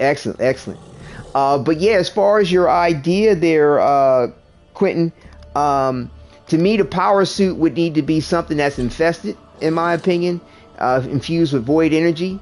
Here's a large, bulky. He's not as tall as you can get, because like I said, the ears will hit the top of this thing. So like, but yeah, the outfit, I think, in my opinion, would be, see, here's a normal female that's tall. I put extra skins on it because I like the look of it, and I don't typically run with the females, which is nothing wrong with them, but I like the male look, and so I put these skins on if I want to run with something different. And by the way, with these skins, the eye color will change the talons. Lotus Sunika. Oh, phenom. Excellent. Bravo. That's good. Yeah, like I said, if the ears are touching the top of the incubator, then you have the tallest you can get. And if they have this build, it's a normal. If they're skinny, like what I showed you earlier, it's a skinny. If they're bulky, it's a bulky. It's just that simple. But the ears are always going to touch the top if they're tall. Plain and simple. But yeah, Quentin, like I said, to kind of like add to your idea, or you can pitch it to them however you want, but just vibing off what you're doing, because I like the idea. To me, they could introduce a one-of-a-kind, similar to Umbra, and similar to my thoughts about if they bring in a one-of-a-kind playable Protoframe in the form of Hayden Tenno, like Umbra, where you get it through a side quest or a quest reward, and it's in your arsenal. This pseudo Warframe would be a human in an infused, void-infused ability power suit that our Tenno can transfer into the power suit, not the person. That would be a beautiful merger of your concept, similar to how I was talking about as far as the weapon. The weapon would be some kind of Warframe-ish infested weapon that the Tenno could transfer into. Any combination like that, like I said, the creatures in the Viri, like the Oreworm, that's a good example of the little creatures you. I want a man that is wearing a Warframe that he killed for revenge. Right. Well, like I said, that could be the element of the backstory and how he was able to create that power suit. You see what I'm saying? Because he's got to hollow it out in some way to put it on himself. He's got to skin it in some way. You know what I'm saying? So, yeah, that would be badass. And I mean, it's got a nice morbid touch to it. DE doesn't shy away from that aspect. That would be dope. That would be mad dope. Pitch it, my friend, my fellow Tenno. So, yeah, that's what's up as far as the ideas. We can talk some more on that as we continue. Speaking of Protoframes, how caught up with Kim messages are you with the new batch? Just my birthday broadcast was where let's see, let me move this camera for a second, was the last time and the only time I was able to enjoy the new Kims. So I want to go ahead and do a dedicated series for them, and that's what I want to start doing after You need to talk to them, because something phenomenal happened.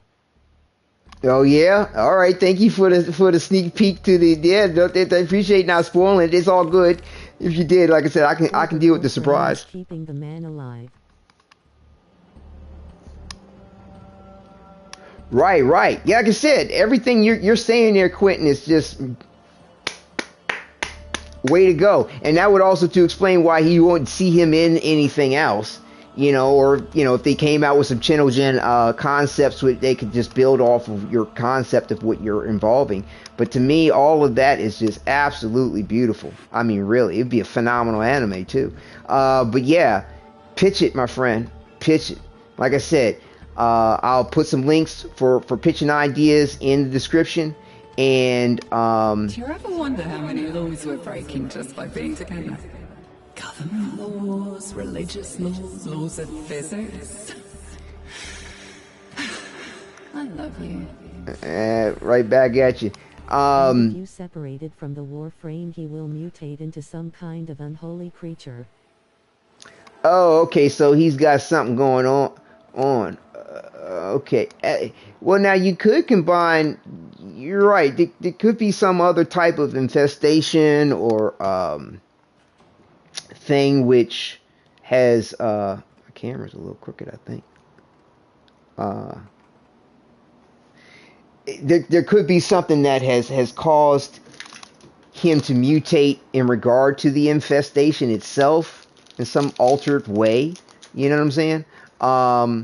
Or you could come up with some other new thing. But I would say definitely lend yourself to the lore of the game as much as possible. You know what I'm saying? So that it really fits in with what's going on. Or if you can come up with some new aspect that also too bridges off of the lore where it's a concept that they're like, oh yeah, I'd love to include that as far as something going on as another form or another strain of the technocyte virus.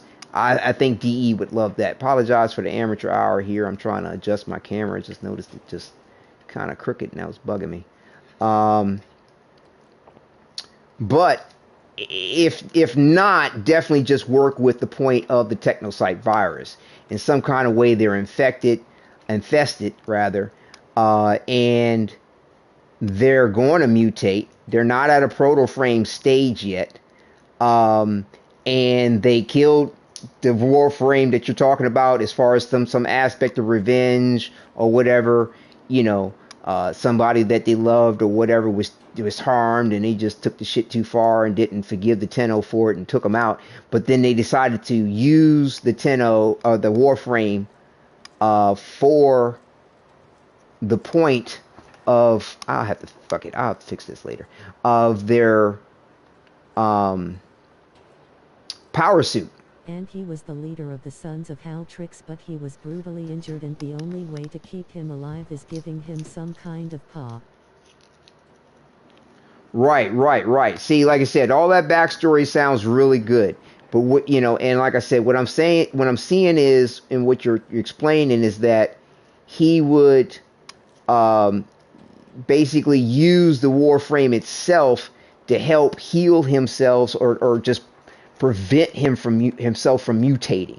So like you said, if he came out of that suit, then he would just, because he's been in the suit so long, probably trying to keep himself from mutating, the mutation would be instantaneous and he probably would not be able to return back to his human form or maintain his humanity, I'm guessing. Kind of reminds me of Monster Girl or Monster, the character in Invincible, where the little girl turns into this beast. Kind of reminds me of that a little bit, but definitely more involved, which is nice. Kind of reminds me a bit of some Geyser thrown in there. I mean, I'm feeling the vibe of several different types of animes, which is just mad dope, along with the whole Warframe concept. So I'm saying pitch it. So I want to do some solo real quick to show off the build dynamic. He's fully aware he can control the monster, but the one thing he cannot control, the ancient rage. Right, there you go. Okay, yeah. So yeah, because there would be some element of the virus that has affected him would be would be the thing, and that could be the element that has already infected him, which is this rage element that you're mentioning. But yeah, real quick though, I wanted to explain that when it comes for the blood god Quran. I'm not sure if I saw. Is that an anime? I'm not sure if I saw that. But nevertheless, though, real quick, as far as my build and adversity, and this will be in my build video too, of my skills, strategies, and tactics. My pets come into play, and the Huros, especially because they encloak you in. That's the idea. Yeah. Okay. Cool. Because the Huros cloaks you when you're, that this works as far as stealth. This works as far as just recovering yourself if you need a moment to catch your breath in combat. The stalk mod is what's up with them. And to me, I've just fell in love with the Huros because of that. Because I get to blend in different elements of the gameplay and mechanics with my Excalibur. And like I said, anytime, any places where I like to be, I can take him into a stealth mission and run it. That's also too the reason why, like, I have some, I have a capacity build, persipacity build where I was playing with master summons. Anyway, I'm supposed to have persipacity in there, but which basically, unlocks things when you go into vaults and things like that. When you hack stuff, it's an ability you can turn it on and off at will. But like I said, my pets are also too part of my gameplay. So I mainly run with the Huros, but the thing is that the Vasca is excellent when I deal with any type of survival mission or some type of survival situation where dying, you don't want to die, plain and simple. Because with the hold on, let me just go to the back room real quick again. Yeah, when you're running in certain missions where you cannot die, like the deep Archimedia type stuff, there's different little missions where it's like if you go down, you're penalized, and even if you're revived, your revive timer decreases. So to me, to have a Vasca pet in those circumstances is what's up, because the Vascas are just great in the point of them being able to just, it doesn't even count as a down. You just pop back up. They give part of their life to revive your Warframe, and it never gets counted as being down or death, which is just awesome. So that Vasca is critical for that. So those two pets, more so than anything else, is what I lend on in aid to what I do, because I like my Warframe to be the main thing that's doing everything, and then like aspects like the Tenno transferring in and out, benefits from the pet, that's all second and third as far as what I would rely on. Nevertheless, though, gear is the other element that I do use in my strategies and tactics. So to have your large health restores, to have air support charges. I have this as far as the all-seeing eye thing to show you drops, but your arc gun deployer, your arc wing, your necromech, K-drive, autonomous cycle, your Kythe, the flying horse type thing. Those things, of course, all very useful in strategy and skills, but also to having your specters, having your different specters to give you health, just adding to, decreasing your aggro, as well as like, I could run a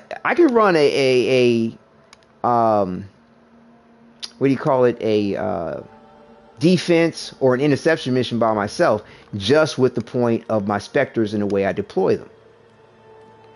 So I have all these specters here. The only way you can kill him is that you get one of the members from another army that reaches outside of the void and out in the Unive. Oh, okay. All right. Working in a way to actually defeat him. That's cool. Well, that works. I mean, of course, might not want to see that play out. But that would work. That would work. Definitely. I like it. So that's what's up. Like I said, utilizing your pets, your gear, and everything about your Warframes build, along with how you're able to negotiate the enemies and the environment, all of that is critical when it comes to making a build work. And a lot of people don't really harp on every element of that when they come to talk about survival or gameplay. But every aspect of it is crucial. Like, can I? Oh, my face is covering. I was like, let me see my camera, because right, there's some calendar events going on. Right, there's no quarter, melee attack.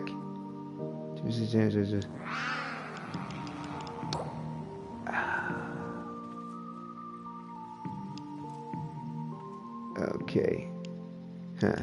I guess it kind of depends on where you are on the calendar as to what benefits you might get. Melee attack speed, increase energy restore, 2% damage, chance to set off. Okay. I must not have that one available. The idea RB based on Warhammer 40k. Some of the stuff is also altered to fit my ideas. Oh, nice. Yeah, Warhammer 40k, the concept is just bomb diggity. Like, I got the latest, Space Marines 2, because I've always really loved the lore. Like, I love listening to, like, the stories that have been inspired by the lore. I mean, they're just just wonderfully, imaginatively macabre, I mean, it just takes you to, God. Right. You said, oh my God, what? But yes. The Warhammer 40k is mad cool. I'm looking for a Techrot survival steel path. 100 points, confetti bowl party popper. Yeah. I mean, it's just dope. I mean, the lore in that is just phenomenal. What they did in mutating and augmenting the human body, like I said, I'm not going to like say one's better than the other, but like they're both up there as far as how Warframe is taking the concept of the technocyte virus and how it mutates the human body, but just the raw, visceral, just flesh.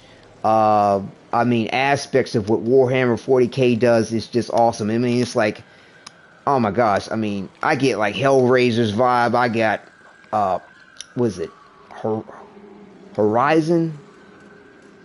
Forgot what the name of that movie was. A space movie. I get a lot of vibes. All kinds of vibes. Aliens. I mean, dark. Was it Dark Space or Dark something?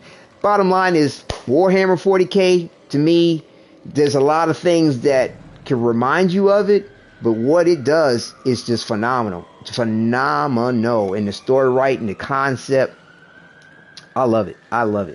Volatile Techrot Hellscrub. This is a Space Marine as Ollie. Ah, really? Oh, nice. Okay.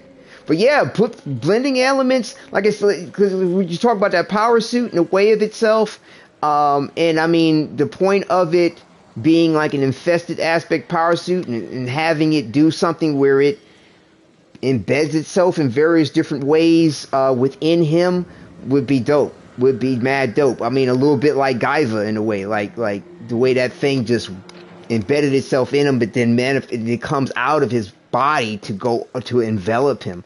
Yeah, I mean, like I said, you've got a really good idea with that, and you're drawing on some phenomenal and fantastic, concepts that are out there. Randomly vanishing.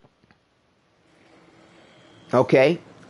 I have returned from random. All right, welcome back, dear. Welcome back.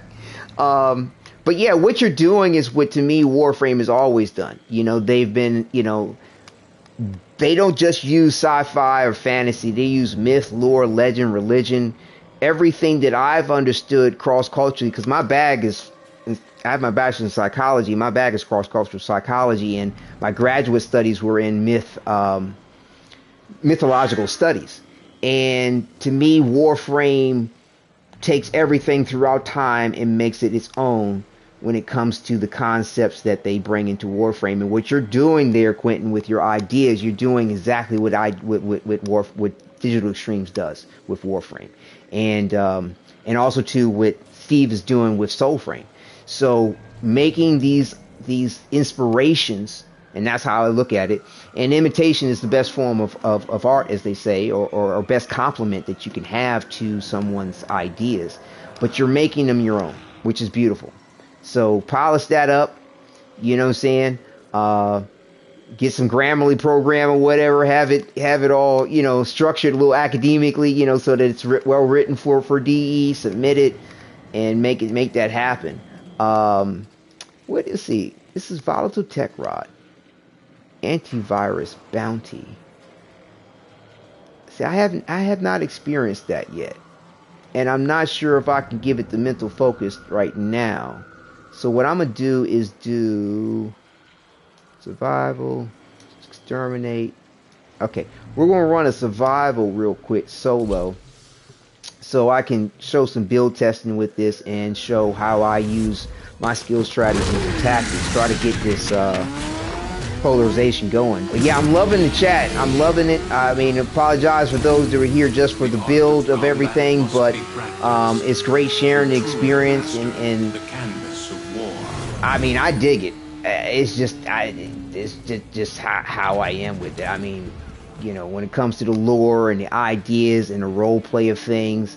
And also when you're done killing him, he will always come back, now forever pinned onto you. He will mock you and he would talk about the Onslaught. Hold up. Oh, awesome. Why is he only doing that once? Oh, hold up. I think I did.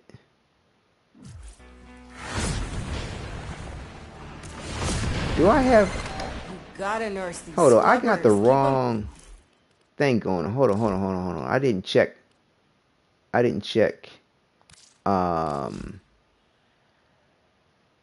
what I have going on here, because I was flipping around on things showing everybody build. But yeah, like I said, sharing the experience, sharing the role play of things, sharing ideas and concepts. It's my bag. I mean, you know, and then, you know, with everybody, that to me is what it's all about. You can't check your... Oh, here we go. What? You can't check your arsenal back? Huh?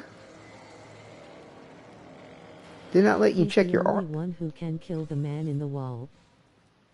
Oh, well, I mean, you could pitch it. We can see how they might feel about that. You have to leave garage. Hey, I noticed that. I didn't realize that. Is that something new? Did they change that? Well, I mean, I typically don't check my build, but in the garage, but that feels like that might be new. Yeah, you know, you could pitch it.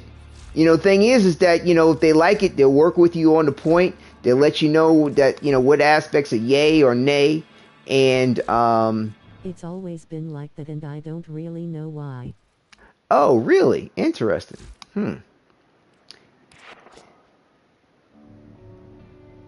Yeah, I had Zenark on. I was like, what is he doing with that ability? That's not what I'm supposed to be doing. Because if you accidentally walk too close to the area that you will go to the mission, that's why they do that. Oh, okay. Thank you for explaining that. That makes sense. But yeah, I mean, having this bike like this, they brought the Thomas cycle in. Ooh, like I said, look at my band on my channel. I lived the real life version of this aspect. I love it. Like I said, get the role play.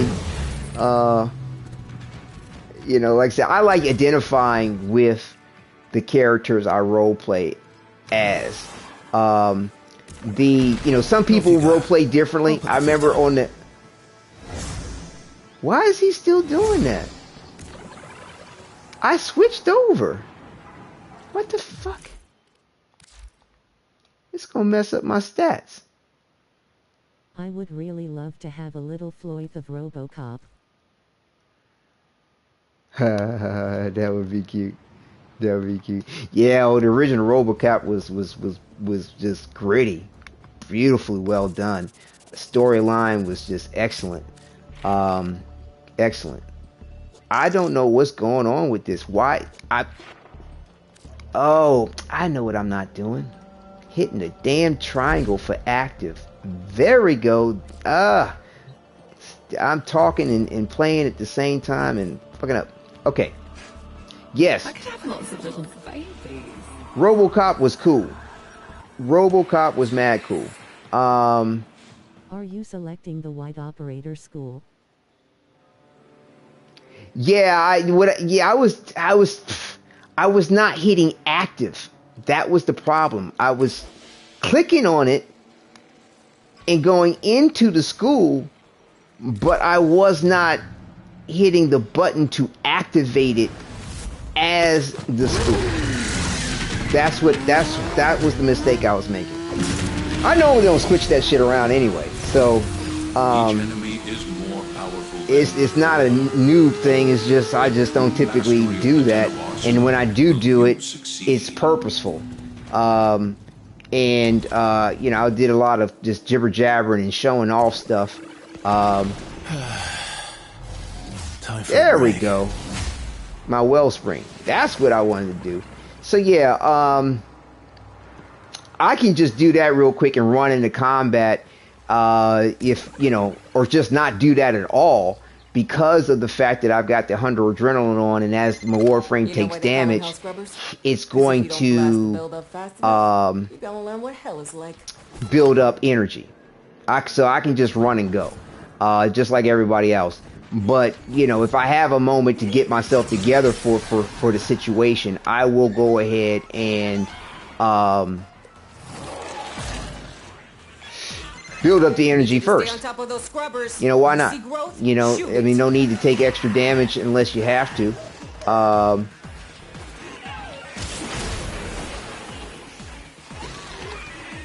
But, man, they put this shit way the fuck out back.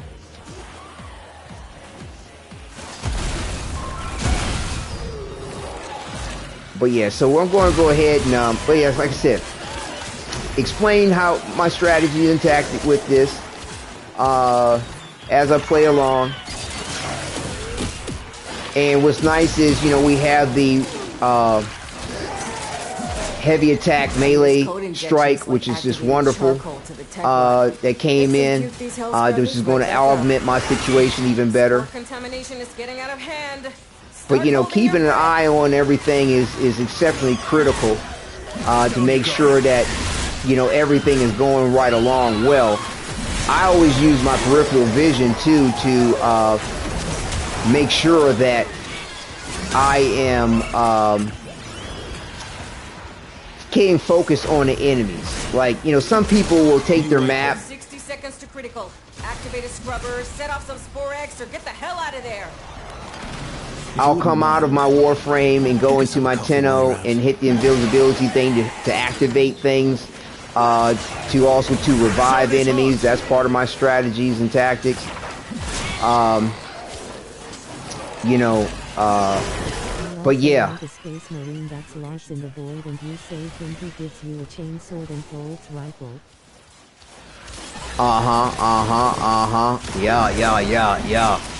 Yeah. Nice. So, one other thing too, I've got to kind of focus on the point. You get a little close, no? And then when you have situations like this where like a juggernaut was spawned, you know, having your gear set up. Up another hell scrubber. Let's see. We've got hostiles. I have in my gear, and see, I'm talking and moving. I'm not. How did he just get back up? I thought he went down. I'm confused. Tick, tick, tick. Time's running out. So I'm talking and doing too much at once. But I have gear that I can throw out. Where is it? For when I come across a juggernaut, which will attract it. It's bait. It's called pheromones. Did I put? Here it is. Here it is. You have potent and you have regular fair-like pads. So I can throw that out and it will attract the infestation to it. Okay? So that's another element of my strategies in case I get into a situation that's not good. And I swear these little blue light things, you really have to stay focused on which enemy is prioritized as far as which ones to take them out. Because if you don't, that can really cause a problem. and see, like, I'm doing too much talking to not focusing on my gameplay. But that's okay. I mean, even in messing up, there's a lesson to be learned as far as what to do and what not to do. And to be honest with you, they're kind of being a little chinchy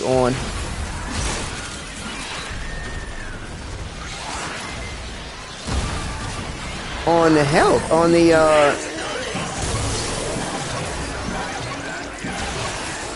revive situation here. Okay. Slip me on like a body bag, why don't you? Yeah. Dropping a pin. So yeah, I'm not really focused the way I need to on this. And there's a Juggernaut that has spawned in here on top of that. And it's not likely he's going to kill anything, to be honest with you. Yeah, he's not going to kill anything. Hit this mission's minimum threshold. But you didn't come down here to do the minimum, did you? But yeah, like I said, there's a lesson to be learned. Nothing more you can do. Just get out. Here to help. And you thought I'd been But you know, the thing of it is that I'll be honest with you. What I'm tripping on is that, like, I'm not seeing like that many, like, where's the hell? Where's the where they were always used to be more friendly on giving life support charges as you play and kill enemies. Like, I'm not seeing anything really drop from that. What you're breathing in. Extract now. Let me focus a little bit. need help. Your turn. Oh, do I have the Vasca? Oh, that's what it is. Okay, I don't even have... Dude, I don't even have my Kubrow. That's what I thought I came in here with. So I'm doing so much goddamn talking.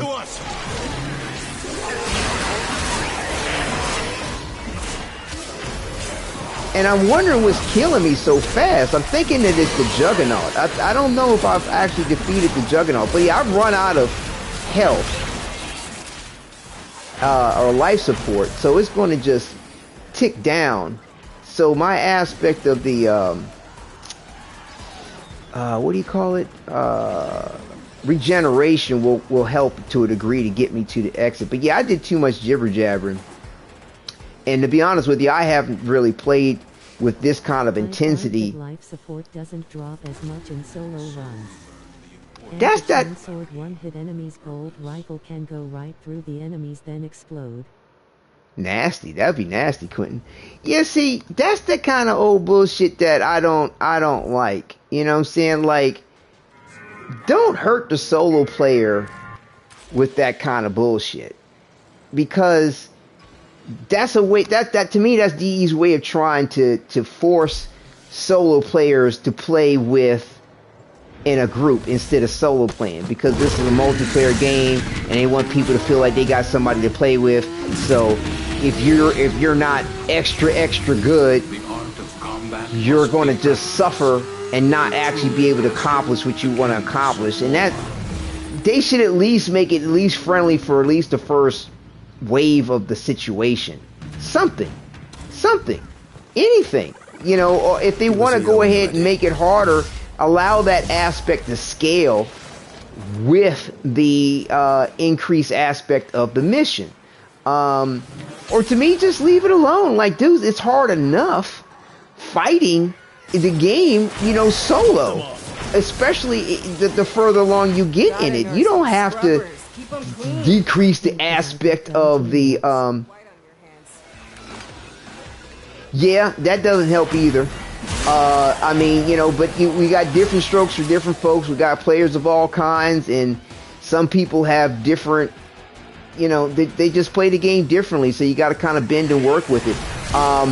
I'm not fond when you have a situation where, you know, you're depending on them to do a particular thing for a objective. That becomes a little frustrating. Like, if you can't perform the situation without them in a group situation, then it becomes really annoying. And you know, because you're not able to complete the point of the mission at that, you know, with things like that, which sucks. So yeah, I don't mind, you know, folks in the different ways they do whatever they do, but at the same time, as long as it's not hurting the objective and you're not being, you know, a detriment to the team, or you're not doing shit that causes you to fuck up, then, you know, hey, it's cool. However it is, whichever way it is, it's cool. But yeah, you have some people like, you know, use limbo and they do a lot of pesky things to mess with you, or you'll have somebody with a Nova throw one of her little doodads, her portals out, and you're flying in some other direction that you weren't anticipating. Good night. But yeah, so My clan leader is a lazy ass. yeah, he has some clan leaders like that. Hey, I have a shadow clan, and there's positions open if you want to join my clan. It's all good. All the research is done. My clan is rank 11. I think that's the highest rank you can be at the moment. But the only thing I don't have researched are a few of the colors. That's, oh, what the hell? Give me a minute. Oh, okay. But I'm not focused here. And what is it that's trying to hurt, that's doing that kind of damage? That's crazy. But yeah, when you, this is part of the strategy stealing tactic, going in and out of your bold mode to do what you're trying to. There is a juggernaut, I think. You promise.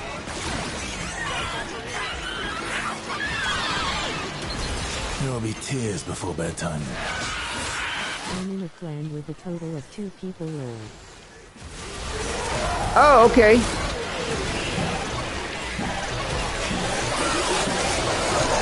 Okay, that's cool. Ain't that like a shot of adrenaline? But you know, if you want to stick with them, it's no worries. I'm not trying to take people from people, but I've got my clan has 3 people at the moment. You know, my wife and another gamer who I met through chat, and they're talking about and playing Stellar Blade. They're new to Warframe and love it. So did I finally kill it? Okay, I got to focus on the juggernaut here. What is that a window I can go through? Trying to focus here and play and talk at the same time, but the kind of intensity that contain them before it's a ball of chalk. I kind of need to do to focus on this. What is this? Oh, is that a oh, that's a Why the hell did I let that happen? huh? Did they kill my Kavat? What happened to my Kavat? Okay, so that was a a little close, no? what do you call it thing? Watch yourself. It's dangerous out. The acolyte that popped up right when I was dealing with There's some stuff we might be interested in. Like the juggernaut. See? My ass is out here on the line too. Okay, marking extraction. You can pull the ripcord whenever you need to. I didn't destroy that thing yet. Situation critical. So, like I said, I haven't played this with this kind of intensity in a minute. And I'm talking. So, you know, forgive the death here. But let me try to see if I can focus and redeem the point. I don't know. Contamination is getting out of hand. Start holding your breath.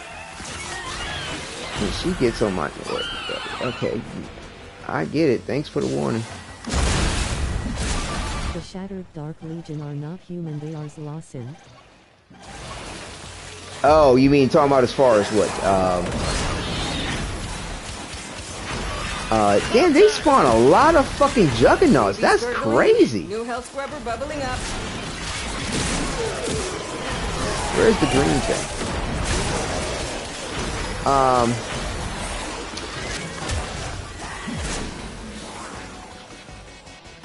I think you were talking about Can I get to that? Hell, what is that up here? Warhammer. Dude, like there's like a juggernaut, like, and they made them smaller too. They used to be huge as shit. It's like a juggernaut at every corner.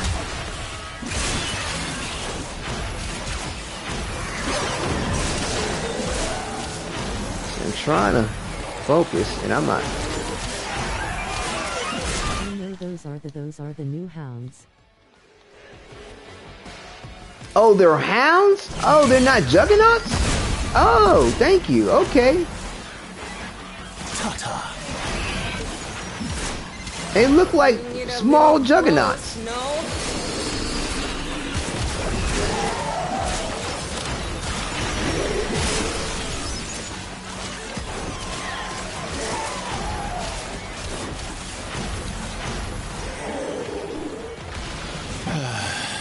Juggernauts do not get its sim as usually it was the original idea that you get them when we killed the online boys. Got you. Okay.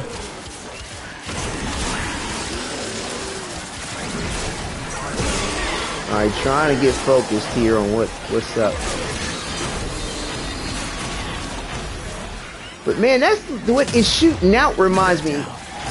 Oh, that's different. That's a different enemy. But some of what is being shot out reminds me of the spores that the Juggernaut shoots out.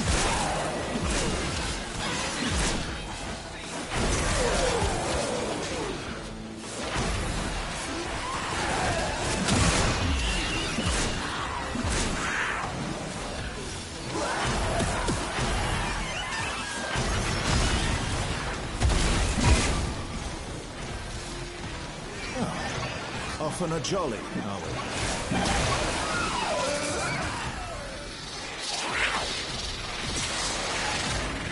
Okay, we got Mr. Asshole. Right. Misery, huh? Where is he? Okay, Misery is no more. Okay. Scratch one. Yeah, I mean, you can look up and get the wrong acolyte, and I mean, I'll be honest with you. I know I when I'm in the zone, I can do what I can do very, very well, but sometimes when these endless missions, you come across an acolyte that then wiped out some shit that your ability, you're like, what the fuck is that? And you just dead. And I'm like, I couldn't even explain what happened and why my Warframe went down to be able to prevent the point. Like, you know, so like there, like I'm talking and I'm moving. Sources, they are more easy to focus on than you can focus on the tiny enemies. Right. Yeah, definitely. Getting used to the new enemy types and knowing which ones to focus on and which ones not to is huge. It's huge. It's the big difference between life and death. So, you know, I'm still getting used to everything, and I'll be honest with you, like I have not put myself through the paces fully with a lot of this new content, because like when I came in on it, I was so impressed with the Protoframes and the role-playing of things. I was teaming up with fellow gamers and players, and, you know, whoa.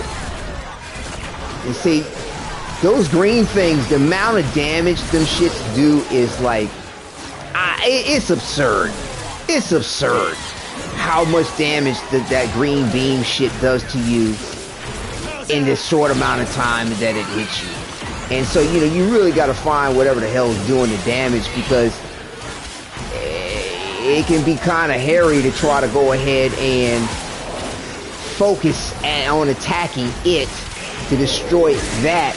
It's almost better to kind of dodge it and go after whatever the enemy is that's projecting the thing. But, you know, paying attention to where I'm at with the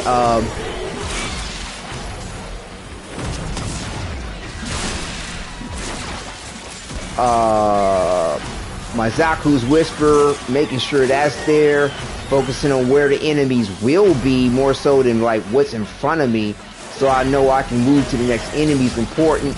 interested in the idea of the guy I made about wearing Warframe as a life support. He's 28 feet tall. Oh. Yeah, I don't... they really don't have too much size difference in here. In Warframe, as far as character-wise. Like, everybody's pretty much the same size. Just remember where you parked me. Oh, I didn't do that. Contact! Check 5s and 20s. But see, yeah, if I had my Huros, I could also, too, disappear with it, you know, on a retreat situation. But, you know, in this kind of situation, I'll be honest with you, the Basque is probably the best bet. Just because... In mutated form, he can go to the size of a planet. Oh, kind of like a,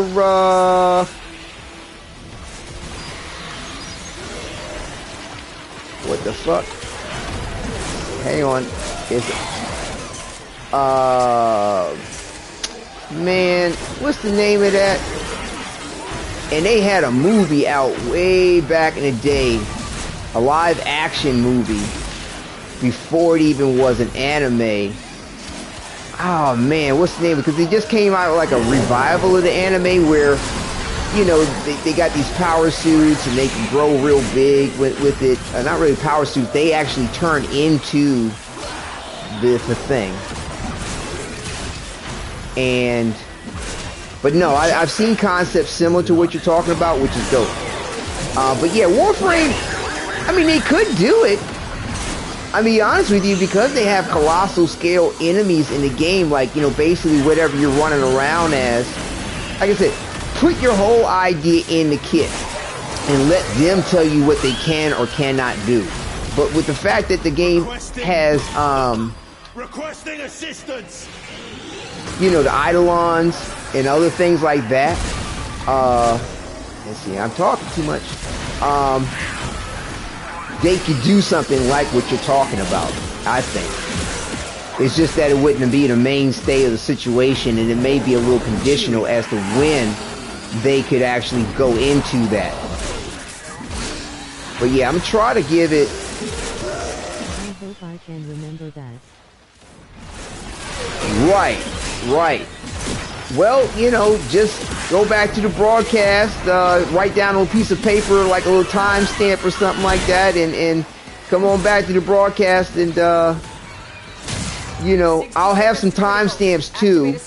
I'll do what I can to make a timestamp in regard to your ideas, or something like that if you want.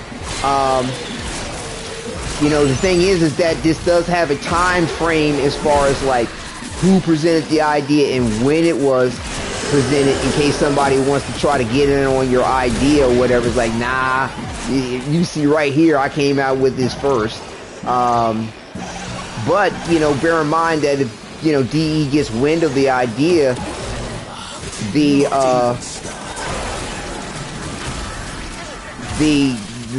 more people pitching it, the more people behind it, the better. You know what I mean?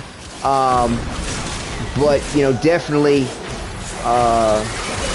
you know, if it's something I said to help out with it, I like to be in on the point too, but main credit goes to you, in my opinion, because I wouldn't have thought of the point to even, you know, give a hand with, or make any suggestions about it.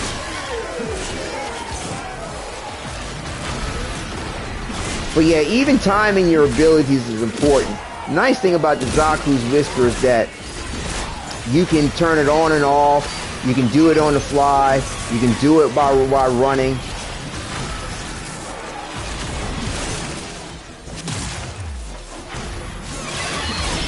Which is great. Whoa, hold up. I'm trapped in some shit. I don't mind if I do.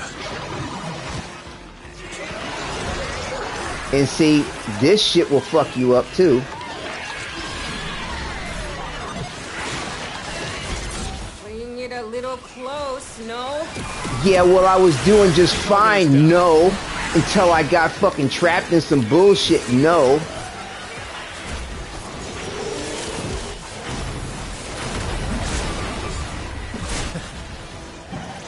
No. You know, and I swear, man, like, I love, you know what I'm saying, foreign languages, French, Spanish, speak a little bit Japanese, Latin, but the way they mix Letty's Spanglish that she be talking, like, I ain't never met nobody. And I'm telling you, I've hung out with in the Latin community quite a bit. Love salsa, merengue, tango, bachata, you know what I'm saying? Like, I ain't never met nobody ever mix English and Spanish the way they have her mixing English and Spanish in the Kim chats. I'm like, yo, who does that?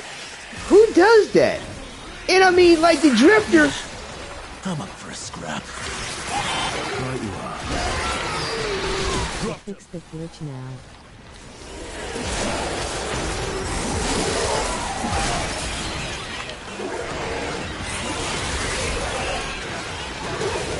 What the hell? What the hell is going on? I can't tell you my ass from the hole in the ground right now.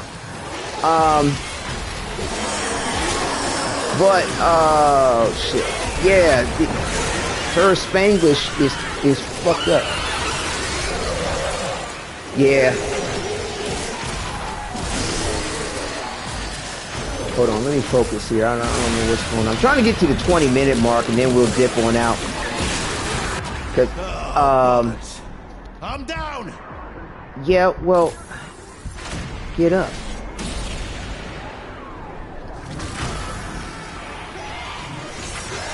Hey, I need 20 cc's of fix your damn shit. Takes care of that. Ah, come on. Roger. So either way though, I mean, I could be doing far worse. With considering all the talking I'm doing.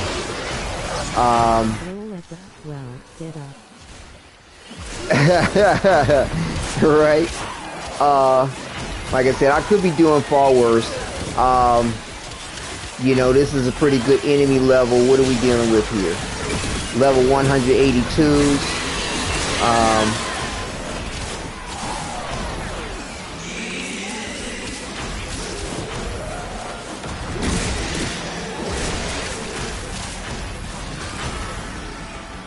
Down you go. Trying to work my way over to where this.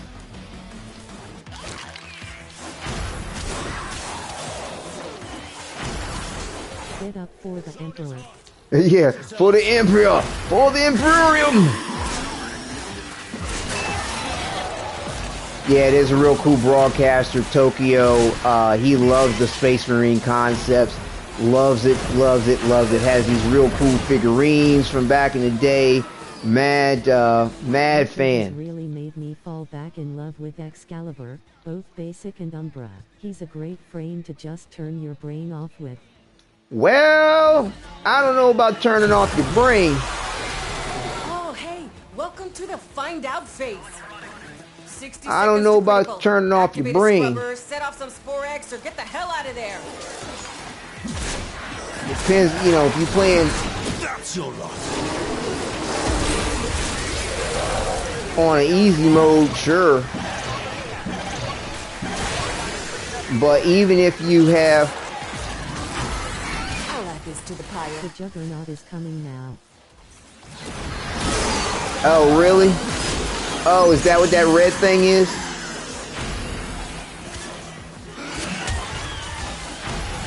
That's not the Juggernaut.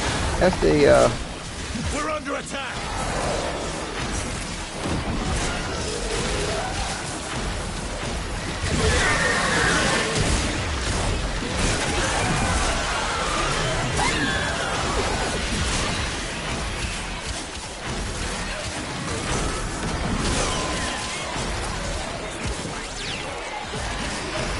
But yeah, sometimes to even just make sure you can get off the Zaku Whisper without having an attack, you know, hit a radial blind helps.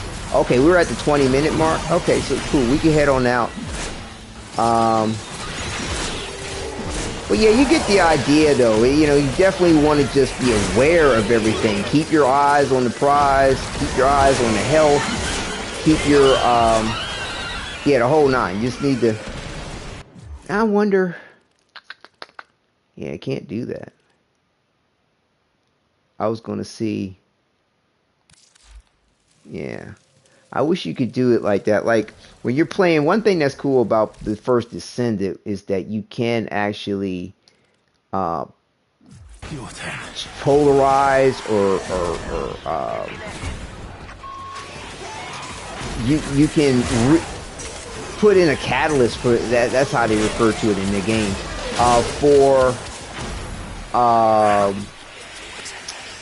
Where's the exit? There we go. You can put a catalyst in. Jaffa. Moving on.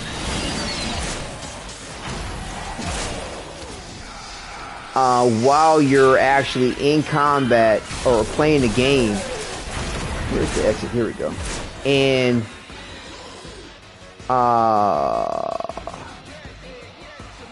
you know, reset your character so that they're still leveling. You can take advantage of like endless missions or any type of mission like that. Like Warframe doesn't allow you to do that, at least not yet. I doubt if they probably will ever do that. But at least to me, I think the competition of the first Descendant was healthy for Warframe because of, you know,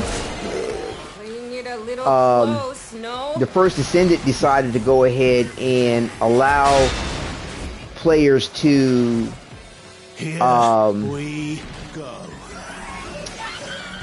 have their mods or their mod sockets accept any type of mod. And then Warframe was like, oh, okay, we already had that on the backstash. This is a good time to release it. That's, in my opinion, the reason why these Omni Forma even exist. Movie or TV show. Oh, yeah. That needs to be a thing. 100%. That needs to be a thing. 100%. Long overdue for that. Long overdue for that. Yeah, I've seen the promos or sort of the teasers about that and the hopes for it. For sure, that's going to be a winner. I mean, Henry Cavill, you know, he's just an excellent fucking actor, bro. Like, I mean, he just does what he does so well. Hang on, let me see where we want to go next with this.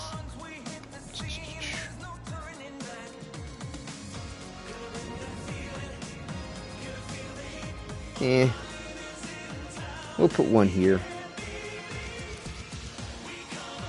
Let's hope it's not going to be like the Halo show. Oh, right. I feel like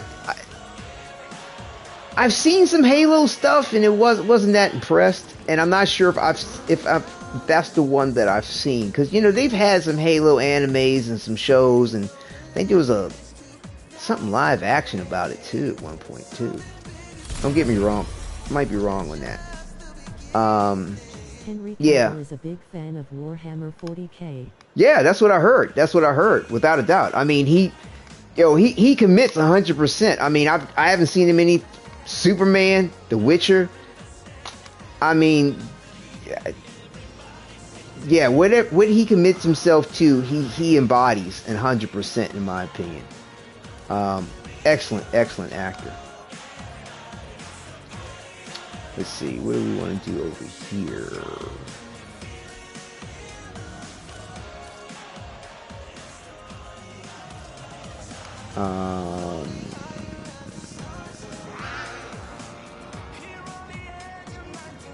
The Witcher was not like the book, and the people who made it so bad that he never wanted to be playing ever again. Yeah, I heard about that disappointment. Like, I never read the books. I mean, you know, I was down with the video game, never really played them into the extent that the games went through, but always kept myself in the lore of it, kept myself up to what was going on with it. But yeah, I think I'll do one of these.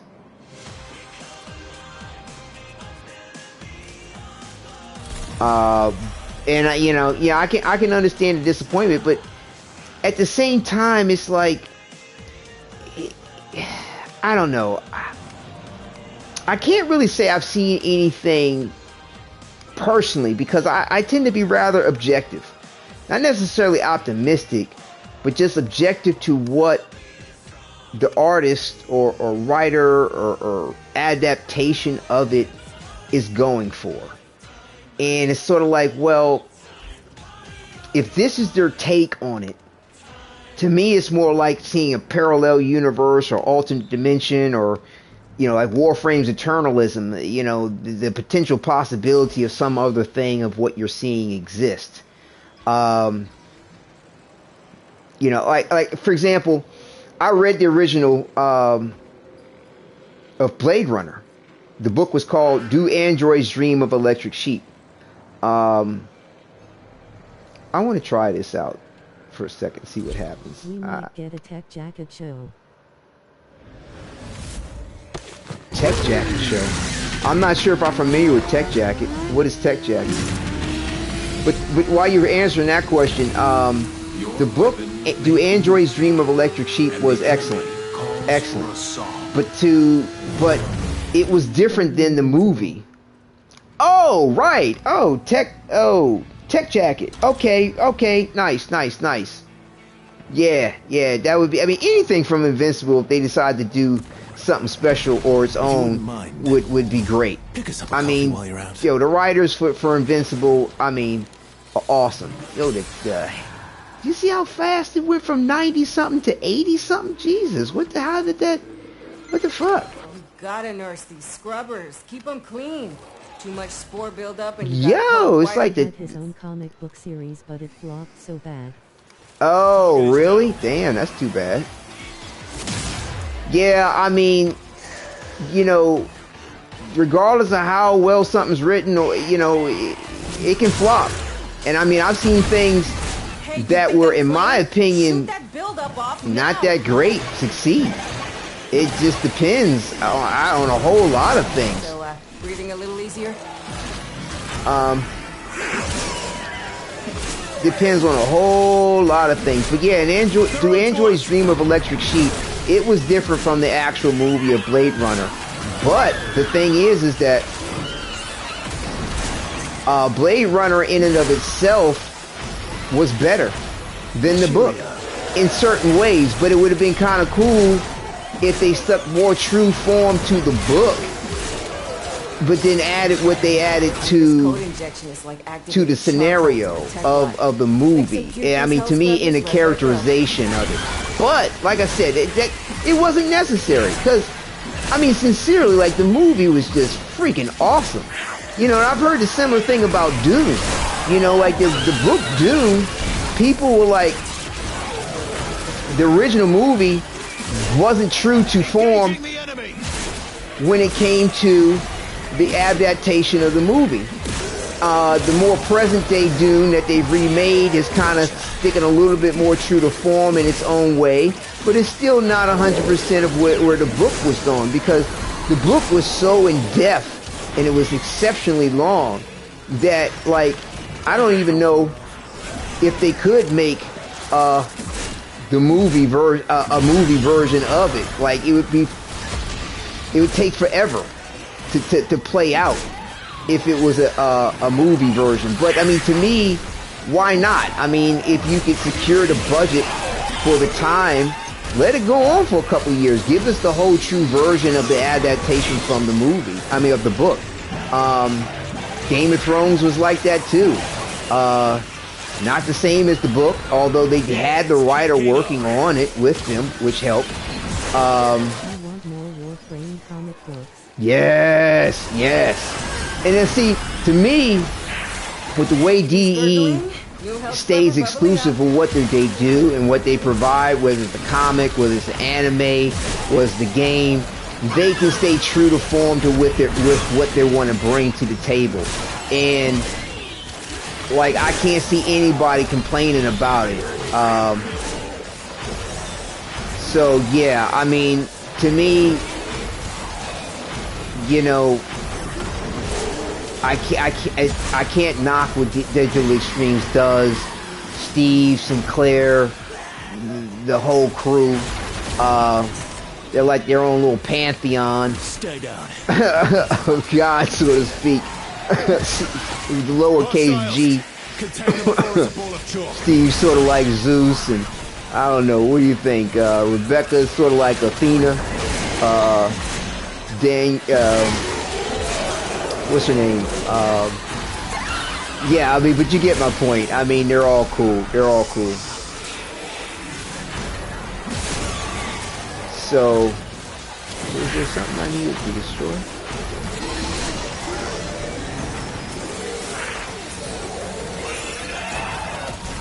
Oh, I wasn't close enough.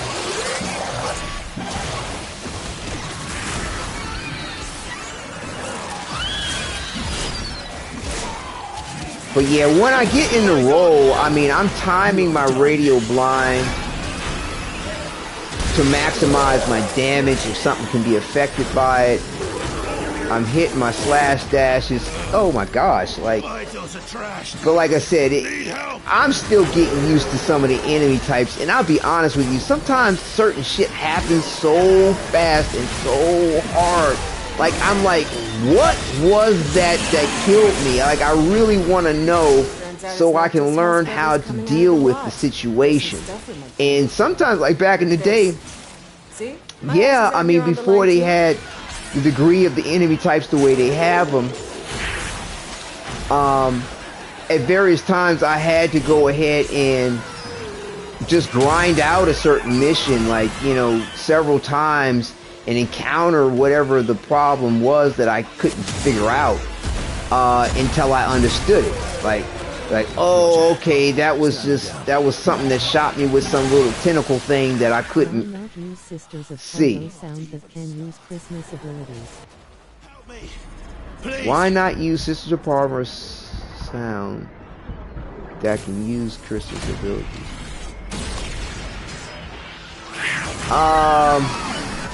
That's interesting.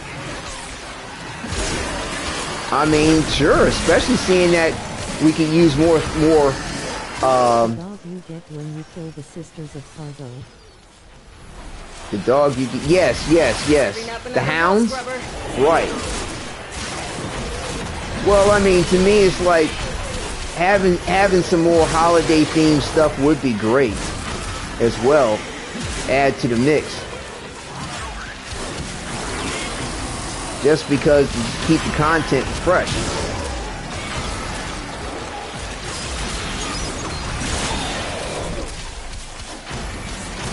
So yeah, I'm trying to stay in the zone a little bit here. Because I think, like, I thought with this type of mission the enemies were...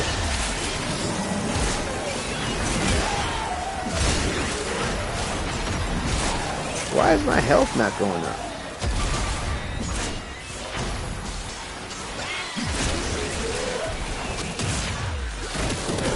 Oh, is it because I repolarized my... Oh, that's right. I repolarized it. I'm sitting there going like, why is my health so changing?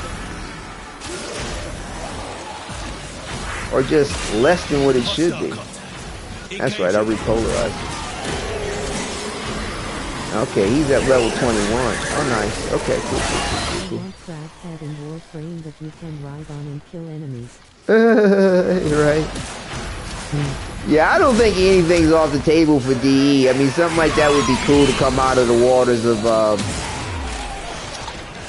the plains of Eidolon. Exactly, right.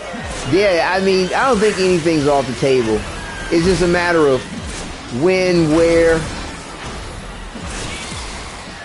and whether or not, you know, it works. Because, I mean, they were talking about that the other day when it came to the ideas and, like, talking about ideas they have on the table, and it's like they couldn't really think of necessarily a bad one. And it's an aspect more of, like,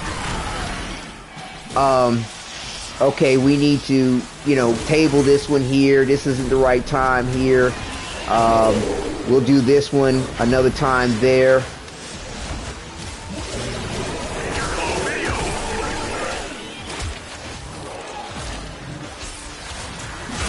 Down you go.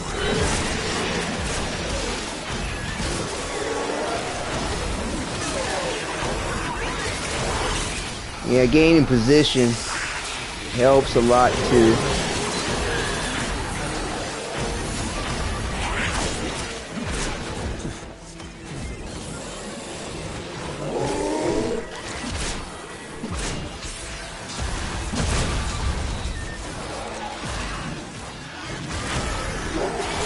I'd like to see some kind of bird tech TBH.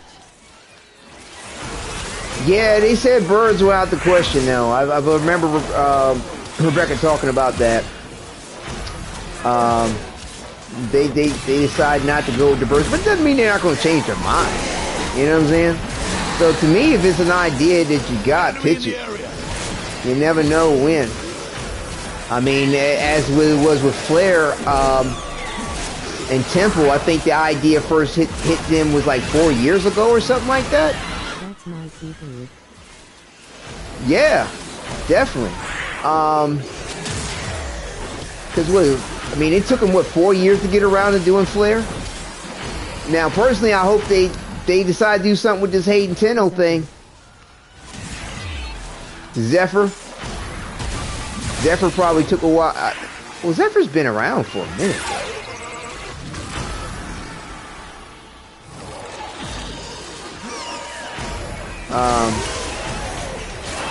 Jaffa. Moving on. It's not my birthday, but I'll take it. It's interesting that this. Oh shit. Ooh, Zephyr. Right. Oh yeah. Here we go. Well, Still I think if they have Flappy Zephyr. yeah, the little game, yeah, it's silly, Down. but fun. Clean in and out. Just need a hand up. I lost focus on what's going on here.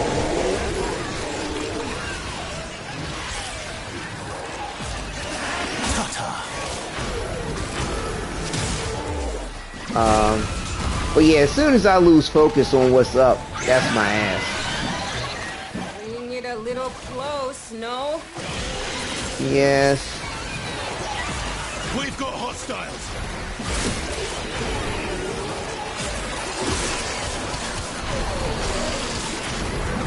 Yeah, it's just wild the kind of damage this is putting in. Like, I almost was running out of energy, it looked like, for a second, and I got hit with something and just like mad. It took so much health off that I had mad energy. That's just crazy.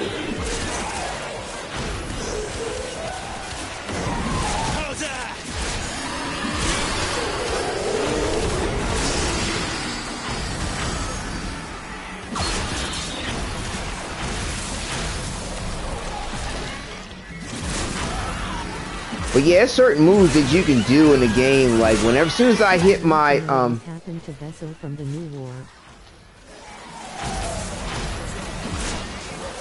yeah, there's plenty of concepts that they need to go back to. They really are. I mean, like DE said, this is a new era in Warframe, and I mean, which means, in my opinion, they got another 10 years worth of fucking content that they can bring out, and they know it. I believe he died, didn't he? The ship he was on went down, I think. Well, I don't know for sure. And I mean, but you know, to me, they have enough loose ideas out there that still haven't been. But who knows? Right, exactly. Dying in Warframe don't mean shit. Yep, because of the whole Warframe eternalism and the potential possibilities of the situation. He might be alive. Right, or some other aspect of them.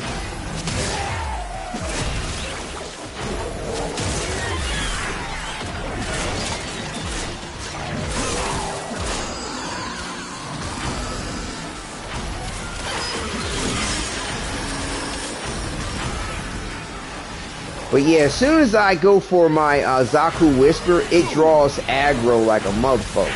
And like it helps to let out a radio howl before doing so. Played the new war 2 days ago. It felt refreshing. Also Oh, very nice there. seconds to critical. Activate a scrubber, set off some Sporex, or get the hell out of there.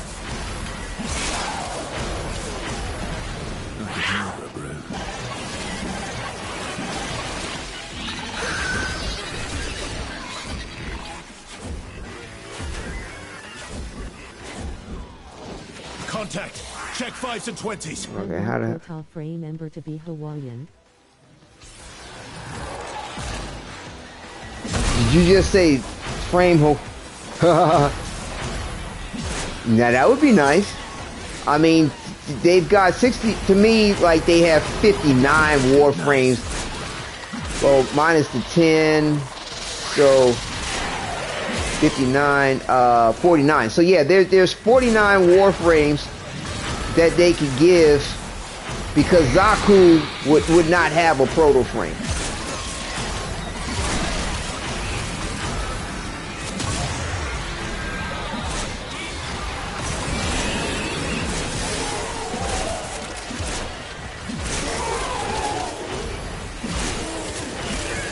Zaku would not, because Zaku was a recombinant of dead Warframe. So to me, Zaku would never have a Protoframe.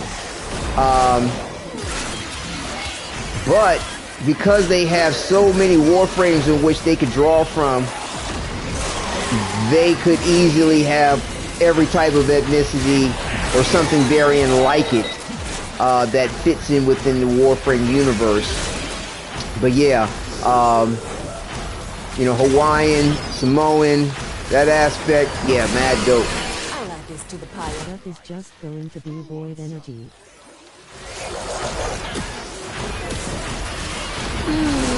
I guess, yeah, they could make it something like that, perhaps, depending on how they decide to want to maybe have you understand how the other Warframes coalesce to become the Warframe. Just remember where you parked me.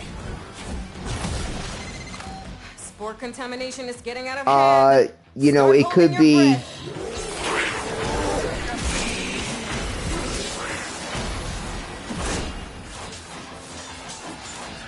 Am I going the right way? It, you know, Zaku could have this energy. 20 cc's will fix your damn shit. Would it be interesting if Zaku as a Protoframe was a Frankenstein kind of character? Maybe multiple people who mutated into one. Oh, ooh, that's nice. That's nice. The one Albrecht encountered because he piqued its interest. That's nice. I like that. I didn't see it like that. That's great. Ooh, that's nice. Yes. A little close, no?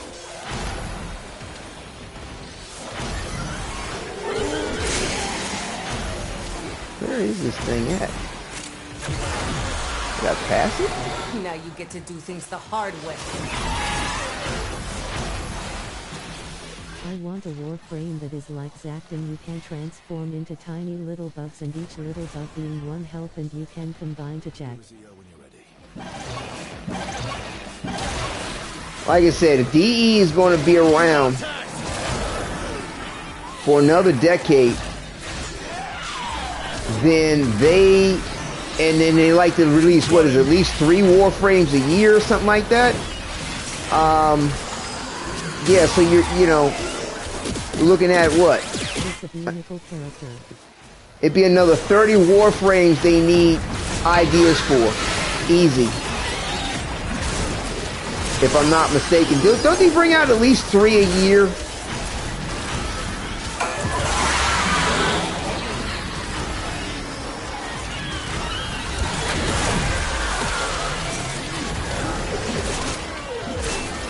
Okay. Well, we got our level back up on the 30. I think.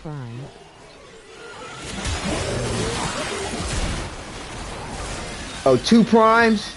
Okay, 2 primes a year. But don't they release maybe like 3 Warframes a year?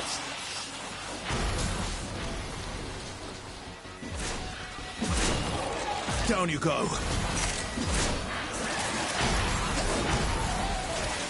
Either way, there's gonna be I'll be fine. whoa, something hit me from the back. 2 normal Warframes and 1 prime Warframe.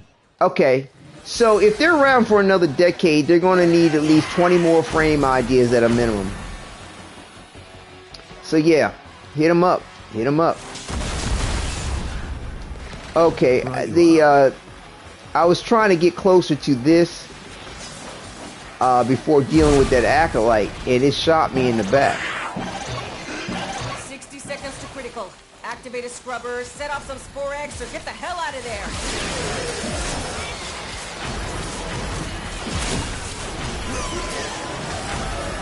Danger close! Fire!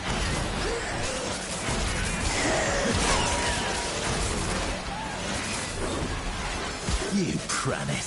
The acolyte shot you like Robocop. Yep. Shot me right in the ass. The arse. I ain't gonna make it to B.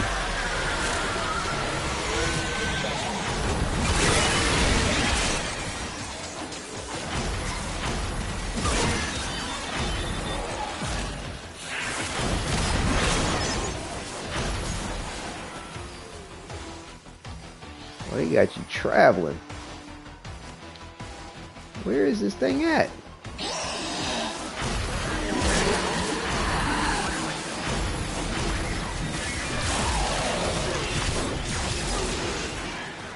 This way?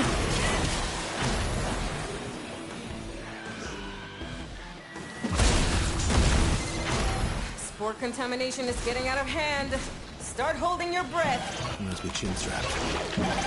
Alright, we'll go ahead boogie at the 20-minute mark. Zone is hot. I hope you love my ideas or at least try to make some. Pop them off. Yeah, I mean, it's all good. You know, hey, anytime you want, I'll help you polish it up. You know, I mean, I'm not saying I'm all that, but I mean, I got a loaf of ideas too. I don't mind helping out. Like I said, I a lot of cross-cultural studies. My graduate studies was in mythological studies as well. Let's see, my bachelor's in psychology. I like to write. Where's the exit? How come I don't see an exit? Shouldn't there be something green on the screen to let me know where the exit is, which I don't see?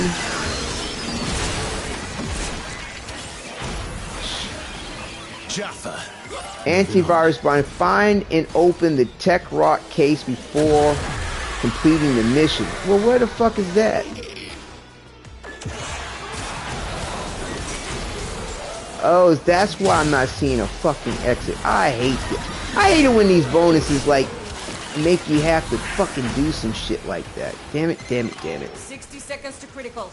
Activate a scrubber, set off some spore eggs, or get the hell out of there.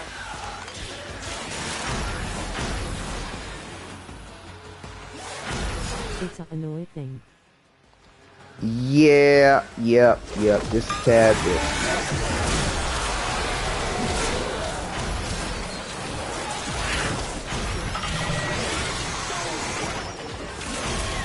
Where's the fucking thing? I should have been focused on that earlier. Strong enough to handle what you're breathing in. Extract Where? now. I'm not gonna make it. I'm gonna fail this mission. Son of a bitch. I should have focused on that earlier. I wasn't even thinking about that. How the hell do you get over there? Oh, come on. This claustrophobic shit. Ah, I fucked up. Yep. Cheerio. That's it. Well, the mission's gonna fail. Anyway, whatever. I shouldn't lose the XP that I gained. And so really, that's really more to the point. And I'm really just sort of build testing, like, how well can I handle this? Is it an aspect of my build? Is it an aspect of me messing up? And I should have been paying attention to the damn bounty shit, because that's new to me. Like, that this is a new aspect. Stuff like this. They thinking about it, and this is their way of trying to make things more challenging and more difficult. You know, saying to have people focus on, you know, team play and objective aspects.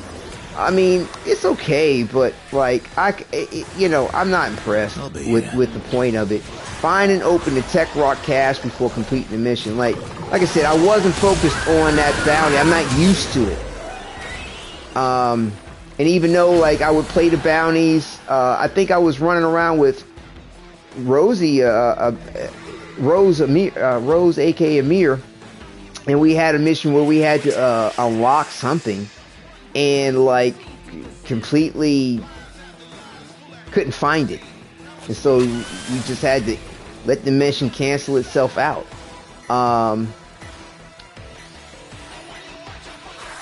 And I wonder if it will give me an exit. Watch yourself. It's dangerous out. Requires safe biocode.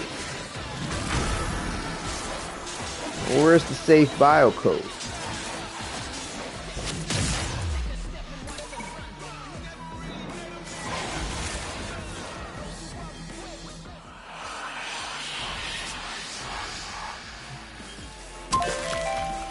Is this the safe biocode?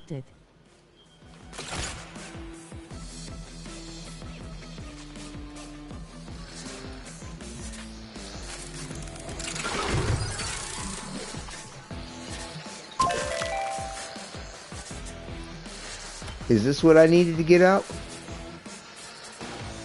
Well, where's my exit? Asshole. What the hell? Didn't anybody tell you not to sneak up on people like that? What the fuck? Now I should have an exit, right? Now that I got the bounty. Did I need to get that before I ran out of oxygen or something? What's this up here?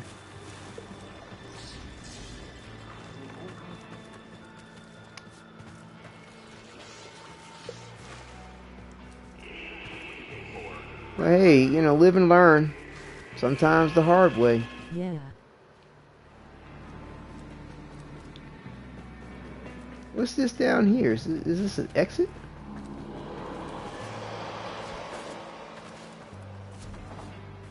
But shouldn't it give me the exit, seeing that, Time for a break. I got it? Or was that the as far as I needed to get it before the end? Oh, shit. So, yeah, I needed to get it before I ran out of oxygen? Is that what you're saying? Shit. Oh, well. Get it before. Ah, okay, thank you. Oh, well. Might as well just let the time run out.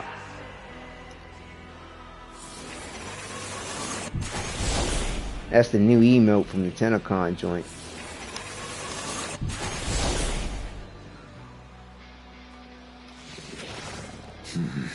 Still can't believe I let you do this. Yeah, okay, well, thank you.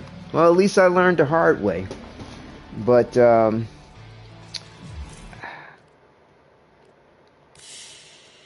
I will lose out on all that shit.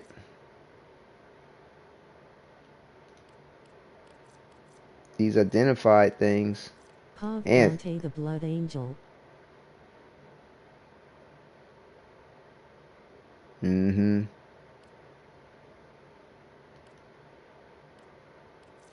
Well, that's unfortunate.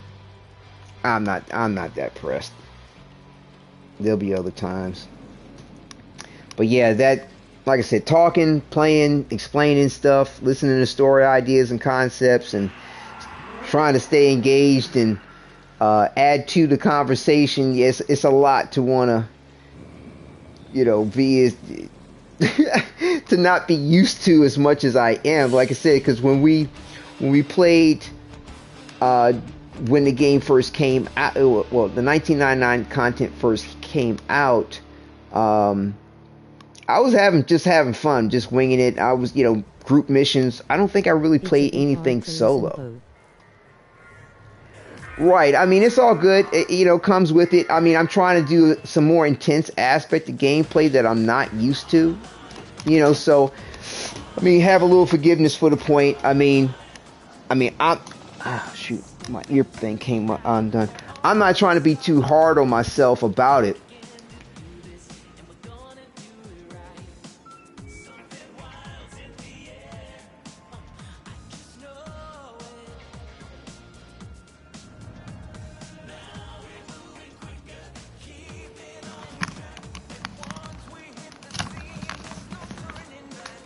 There we go. Sorry about the technical difficulty. Hang on a second. Yeah, this Turtle Beach I have, it's a little older, but it's really good. I actually have to have my PlayStation turned off and then turn it on for me to have it plugged up and charging. If it comes unplugged while I'm playing and I try to plug it back in to charge while I'm using it, it just doesn't want to work. Yeah, it's just something about the logic of it. But yeah, so if I accidentally unplug it, then I'll have issues with it. It just sucks. But yeah, again, if there's anybody in chat want a free Omni Forma Bundle, let me know. I like to play that little trivia thing if you'd like, and I'll hook you up with it. Let me just check real quick to see where I wanted to do, because I did the little 2 solo things. All that took way longer than I expected.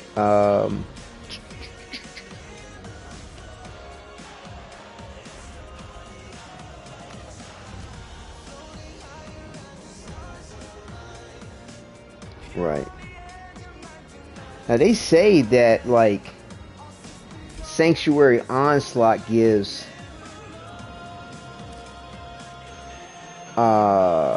the best XP that you can have. But I was also thinking about running a couple of the defense missions, which probably would have been better to just probably done them earlier. I don't know. So that I could actually jibber jabber a little bit more freely. Let's see, is there? And then we do have too the wolf hunt that's up and going, and the wolf sledge blueprint. Like I would love if it lets my ideas of a Warframe that can turn into vehicles and turn into a pistol that the teammates can use.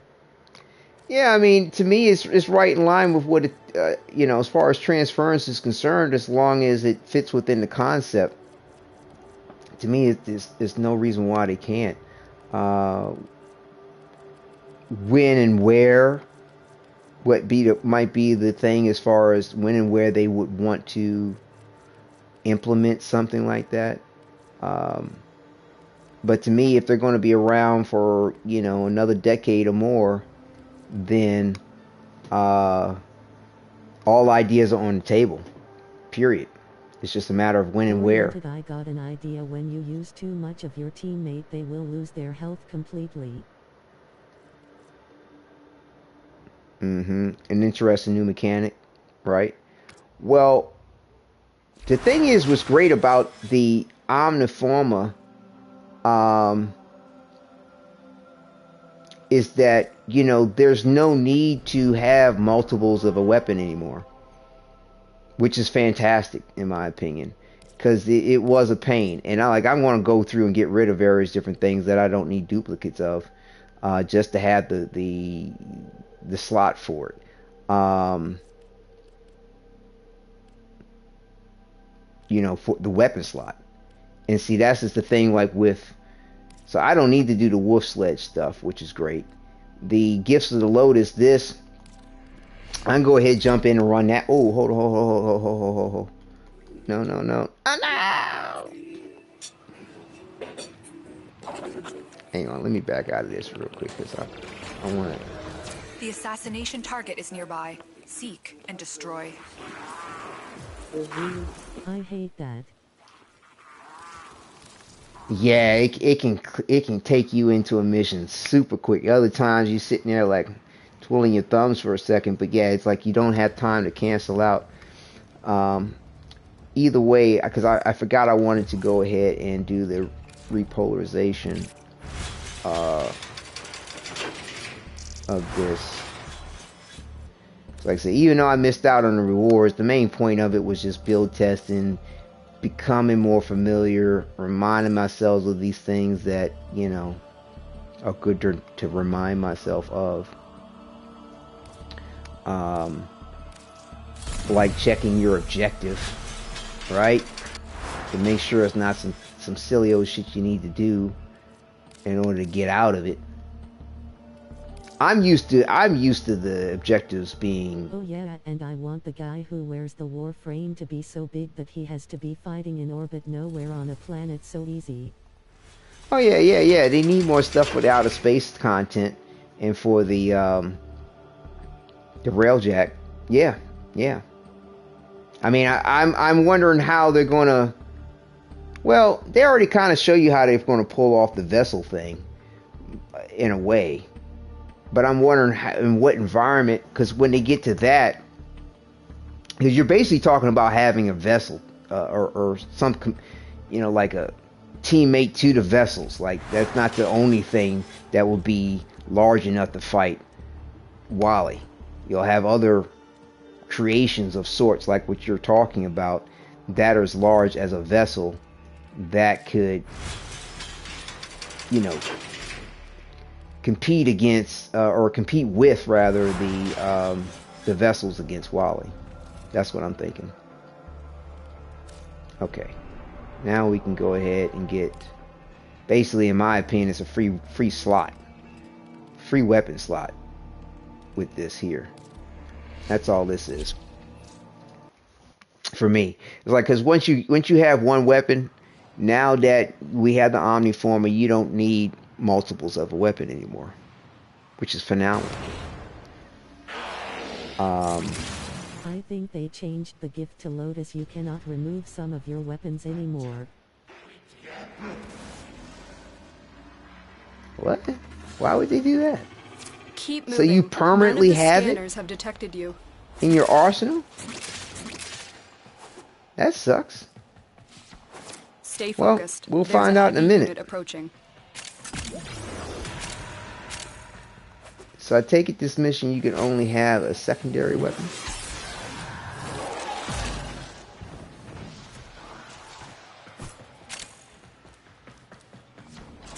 I tried to do it last night.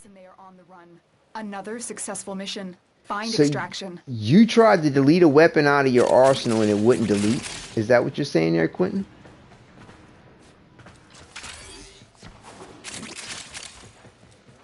But like, that always used to be one of the extra benefits to getting these little these things. It says it cannot sell.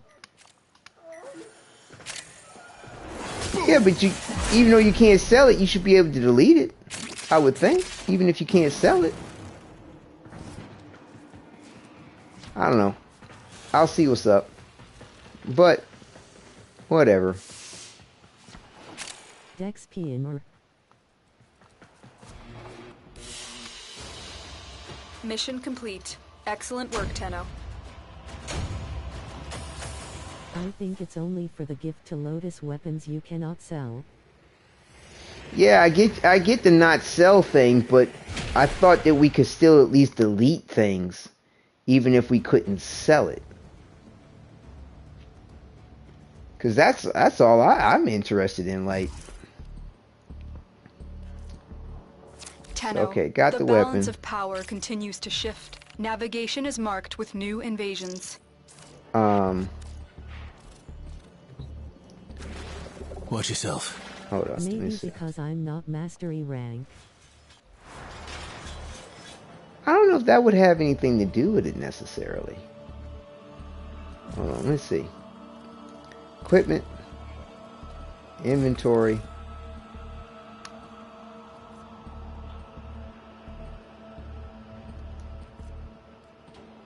weapons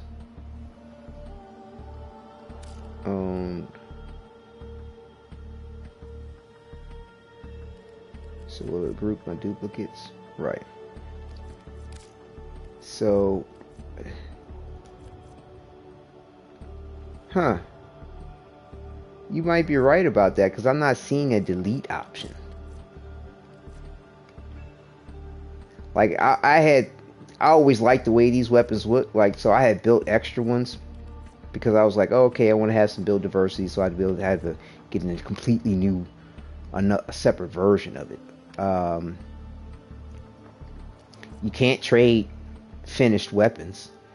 Damn it, So, yeah, that's lame.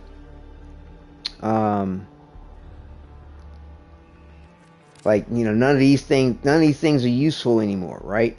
I can't sell them to borrow. I can't trade them. The extra prime weapons are useless. You know, I always liked the way the Bratton handled and the way it performed. You know what I'm saying? So, you know, I had extra ones in the way of things. Now, right. I'm gonna hold on to this just in case. Because, like, even when it comes to... Now, oh! No. Yeah, I mean, like, I was thinking, like, oh, maybe I want to have a separate one from the whole... What the heck is the thing called? Incarnate form of weapons. Maybe I have a second version of it without it, or a different version of the incarnate, but... I don't know. Let me just hold on to these prime weapons just in case there's something that comes to mind that I might want to do with it. But that's great for something like the Brat and Vandal. Oh. But it's still not as good as the damn Brat and Prime. It's interesting how they have all these various different weapons. One better. It's not necessarily one's better than the other. It's in a way that it is, but they just offer slightly different aspects of damage, but they're still typically one that's going to still be a little bit better overall, regardless of the difference. Darksplit Sword. So the Dexdacra is one of these weapons. I see that's a gift of the Lotus. It's letting me sell it. It's letting me sell it. Yeah, it's letting me sell it.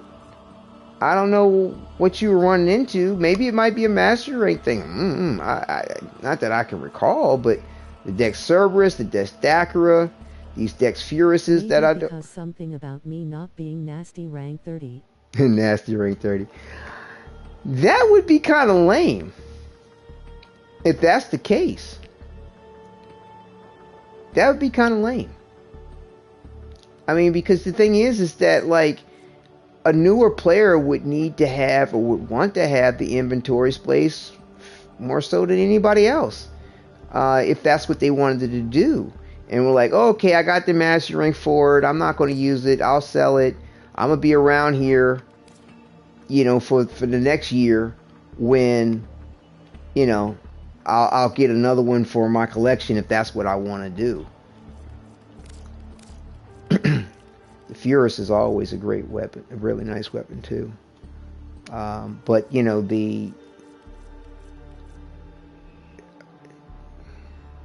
that's the double-handed version. But see, this has a reason why I like this a lot too is it has a really nice blight mod for it. That just puts out this nasty, huge if that's amount. True, I'm going to start the Quintin Heresy, the Siege on the Digital Extremes HQ. Nice. Quintin. He's a super freak. Yeah, so you can get rid of these. You would think that it would state something to you, like Mastering 30. Give a look of it in the wiki or something like that. I could try to look a little bit later But you would think too that when you're in your inventory and you go to select on it, it would tell you that that's the reason why you can't sell it, that you need to be a certain master rank in order to do it. And yeah, try to see it again. Okay, good. Now see, I have all these Ricotta docks. I had these different ones because I had them set up for different syndicates, if I remember correctly, to get certain bonuses or something weird like that. And see, I don't mess with the syndicate stuff anymore because my whole thing was surprised they don't have a weapon display decoration. Yeah, they've been talking about that and mentioning how people have been requesting it. They've been mentioning how people have been requesting it, but they haven't given in to the point yet. Let me check the Conclave. Yeah, the Conclave is cool. You know, definitely the fact that they have a PvP aspect of it. To me, when I first started back in 2015, early 2015, something like that, it was way better. The aspect of combat was a lot more fun, and they used to have these solar rail events where we would fight each other as Tenno. And I swear to you not, we had weapon... I'm tossing that weapon Ballas gave us in the trash area I have set up. Oh, okay. Well, you might want to hold on to that because I don't think you can get that one again unless they have something for that. But I mean, just for the point of having it, I mean, unless you're super hungry for inventory space, certain weapons you may not get more than once. And I mean, it's just kind of nostalgic unless you just don't want to preserve the memory of it. And then also too, keep in mind, sometimes they come out with shit and go, oh, well, you need a regular version of this in order to build that type shit, which is lame. And it's kind of funny that I mentioned it. I'm sitting there going, man, maybe. Imagine if this says this somehow Ballas has returned. I mean, like, decoration. In the decoration I set up to make it look like trash. Oh. This picture shoved under the stairs. Oh, cool. That's funny. I'd lose my mind. And kick his ass again. Exactly. You know what? Because I'm sitting here thinking, sometimes they do some shit where they'll come out with a weapon and they'll be like, oh, you need the regular version of the weapon in order to build... Palpatine has returned. This weapon. Palpatine. Right. Yeah. Palpatine needs to stay down. I'm gonna hold on to some of these things, just in case. Like where I have like way more than one. Like I'll sell the triplicate, but I'm gonna hold on to the duplicate until I need the space. Because I kid you not, they do that. They come out with, they've done it before, not a lot. DD every once in a while, I think it's been like 2 or 3 weapons they've done like this, and hopefully they don't continue it, where they're like, oh, you need the base version in order to build that version. They'll come out with a prime weapon like that too. Oh, here's the AK version of this, and so now you need the regular version of it 2 more times or 3 times if you want to have the single version and then the double version. I'll just sell this stuff here. But yeah, Conclave used to be mad cool back in the day. From little things, big things grow, dreamers. Where I hate when that happens. Yeah, it's kind of a pain. But yeah, it was weapon to weapon. Tenno against Tenno, weapon to weapon. Like, I remember parrying and blocking against 2 or 3 Tenno surrounding me and fighting them. It was so dynamic. It was much like the gameplay. And that to me is the reason why that's what inspired the gameplay of Deviri, and also too, like Soulframe, is what the combat system that was originally in Warframe. Now Conclave is my take on it is, who's the squirreliest of them all? You know, who can... It's almost like watching like a gang of squirrels in the park running and twisting around trees, and whoever's the most accurate at being squirrely, running around, constantly moving. Sounds cool to bad it burns. Sounds cool, too bad it burns. Yeah. I mean, like, I like the cooperative play of Conclave, where like Lunaru's fun. That's fun. But to me, that's purposefully moving around and running around for the point of the ball, keeping the fellow players off of you, to do what you need to do, and to get the ball or whatever it is into the goal. What is this? It's faction survival. So to me, Lunaru makes sense.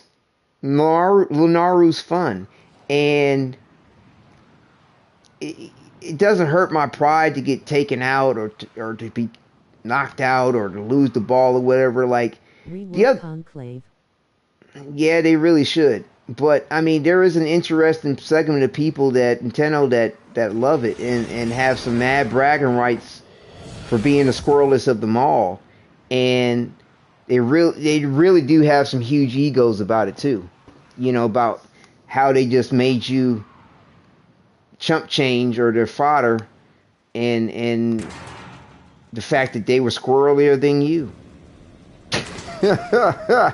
I mean, but to each their own. You know, whatever floats your boat. Different strokes for different folks. Nobody's making you play it. You know what I mean? So it's all good. I'm not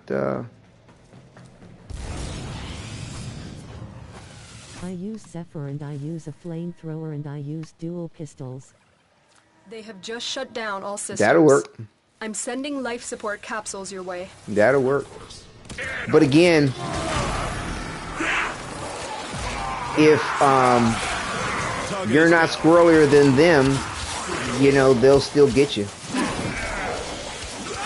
They'll still get you. I like the role playing as Django Fett. Oh yeah. Oh, nice. Hey, within a few potential possibilities, why not? Why not?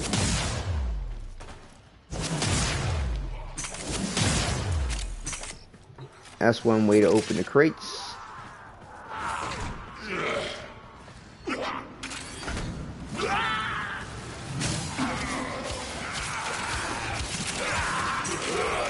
I remember when I used to flying or shoot people, and when they get me down I burn them, and then they say, "Why are you doing?" Yeah.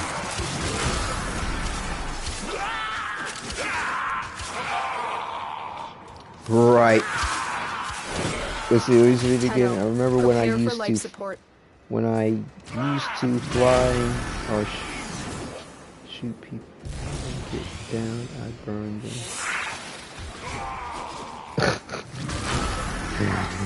Yeah, you know, some people, you know, can't take a joke.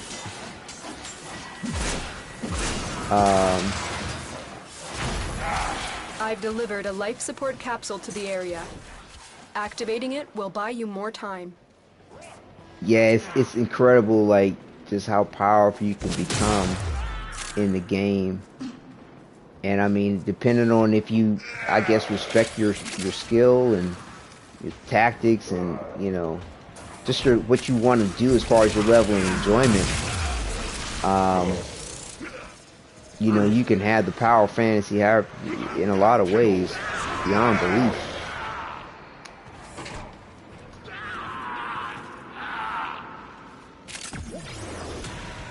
Right. But yeah, I did want to bring up a few other points too about some of these updates. Here we go. Because what's nice is that, like, one of them was that the invigorations now are more balanced for the Warframes, which are great. They used to be off as far as... Tenno is scary in Conclave. Life support on the way. Yeah, but again, it's... I've seen it where that doesn't really matter. Again, it's all about who's the squirreliest. I mean, certain things can help, but really it's all about who has the best parkour. Who can aim in the midst of constantly moving, constantly jumping, constantly parkouring. Whoever is the better at that will, in my opinion, win the day more so than anything else. Now, of course, various different abilities and stuff like that can help. You know, what I'm saying? Sure, no doubt. But my experience with Conclave, and from what I saw, and I mean, yeah. Who's the best at parkour? Who can stay moving the fastest constantly? And who has the best aim while doing all that? That's who's going to win today. Yeah, because I've seen the players go against, the rhinos, the whatever. The Excalibur's blinding them so they can't see for a second.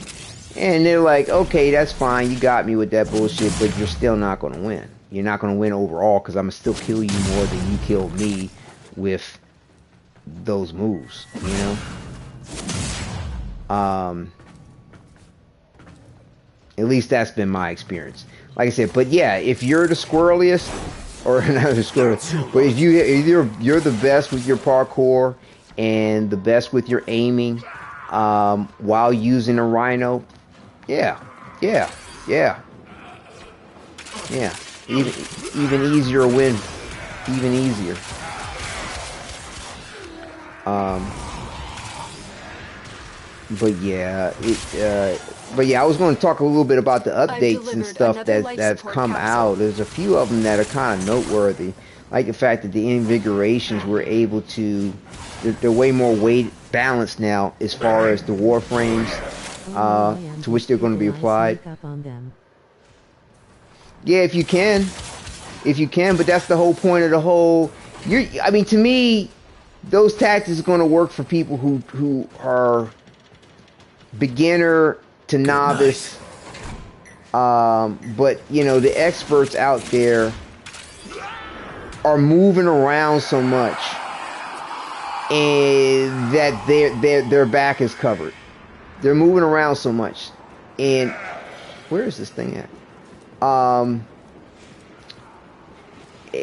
That you're not going to sneak up on them.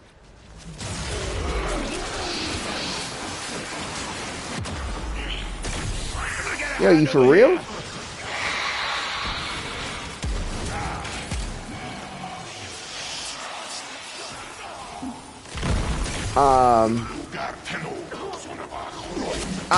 I've been able to do it too a couple of times, sneak up on them a little bit. But once they realize where you're at or hiding or what your tactic is with your ability to hide, it's not going to work more than maybe 2, maybe 3 times. At least that's what I've seen. If for the experts, like I said, they're going to see you. You know what I'm saying? 9 out of 10. If they don't see you, you might be able to get away with it once or twice. But that's about it. And 9 out of 10, the match is going to run long enough. The fun part, then they get close.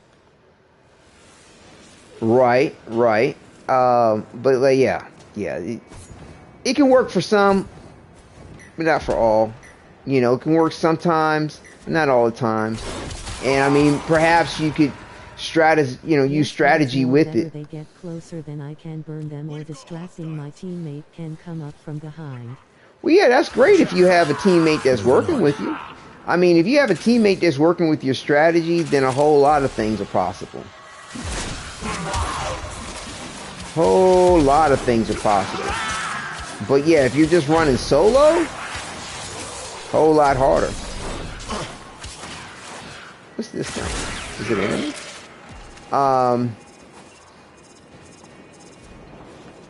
But like I said, that's just my experience of it. A lot of, like I said, it sounds like you have a pretty good proficiency at it, a lot of confidence. So, it sounds like it goes pretty well for you. That's great. I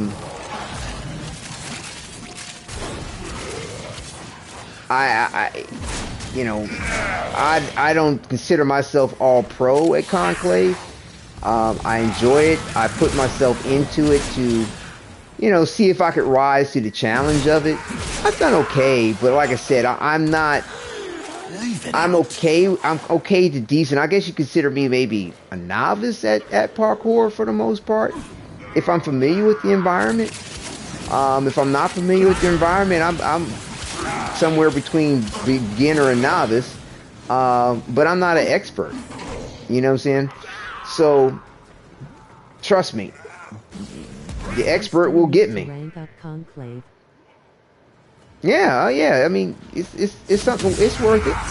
But that's the reason why I like the fact that they do have other ways to rank it up, like Onaru, and I think the new co-op aspect in 1999 is considered Conclave, and ranks up Conclave as well. What's it called?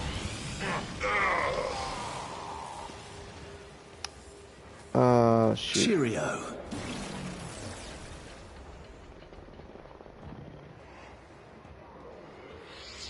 Extra cheese.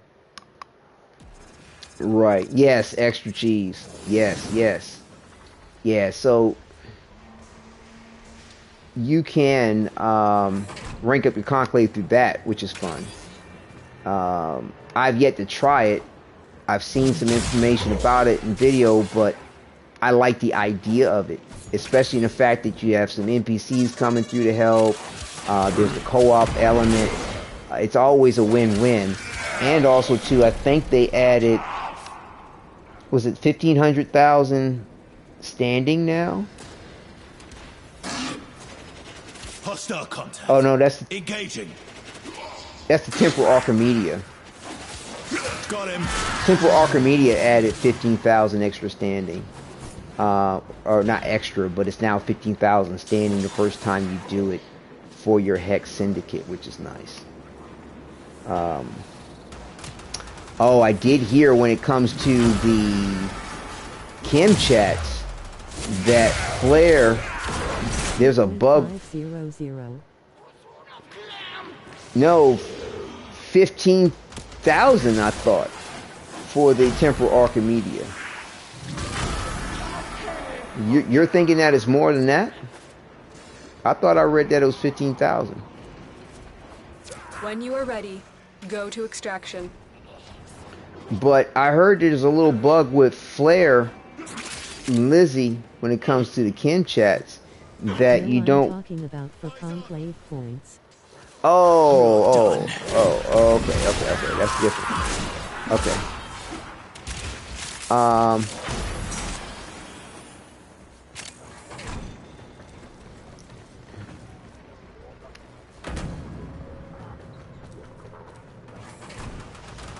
Where's all that vault speed at?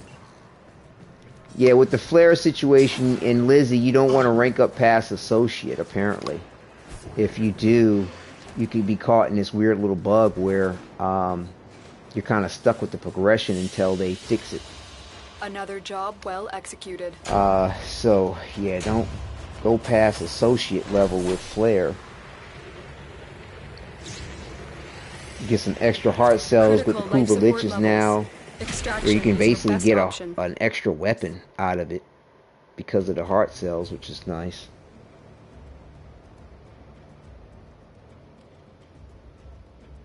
And they did fix the mixed match TennoCon mods. Tenoki? I don't know how you might want to pronounce that. I'll take that adapter, thank you. So why does it gotta be my favorite that is buggy? I know, right, Rose? I mean, everybody's really digging Flare, the Lizzie situation, man. They're really digging it. They're really digging it. And I had a feeling that it was going to be real cool. Like I said, I've had that one Kim chat with it.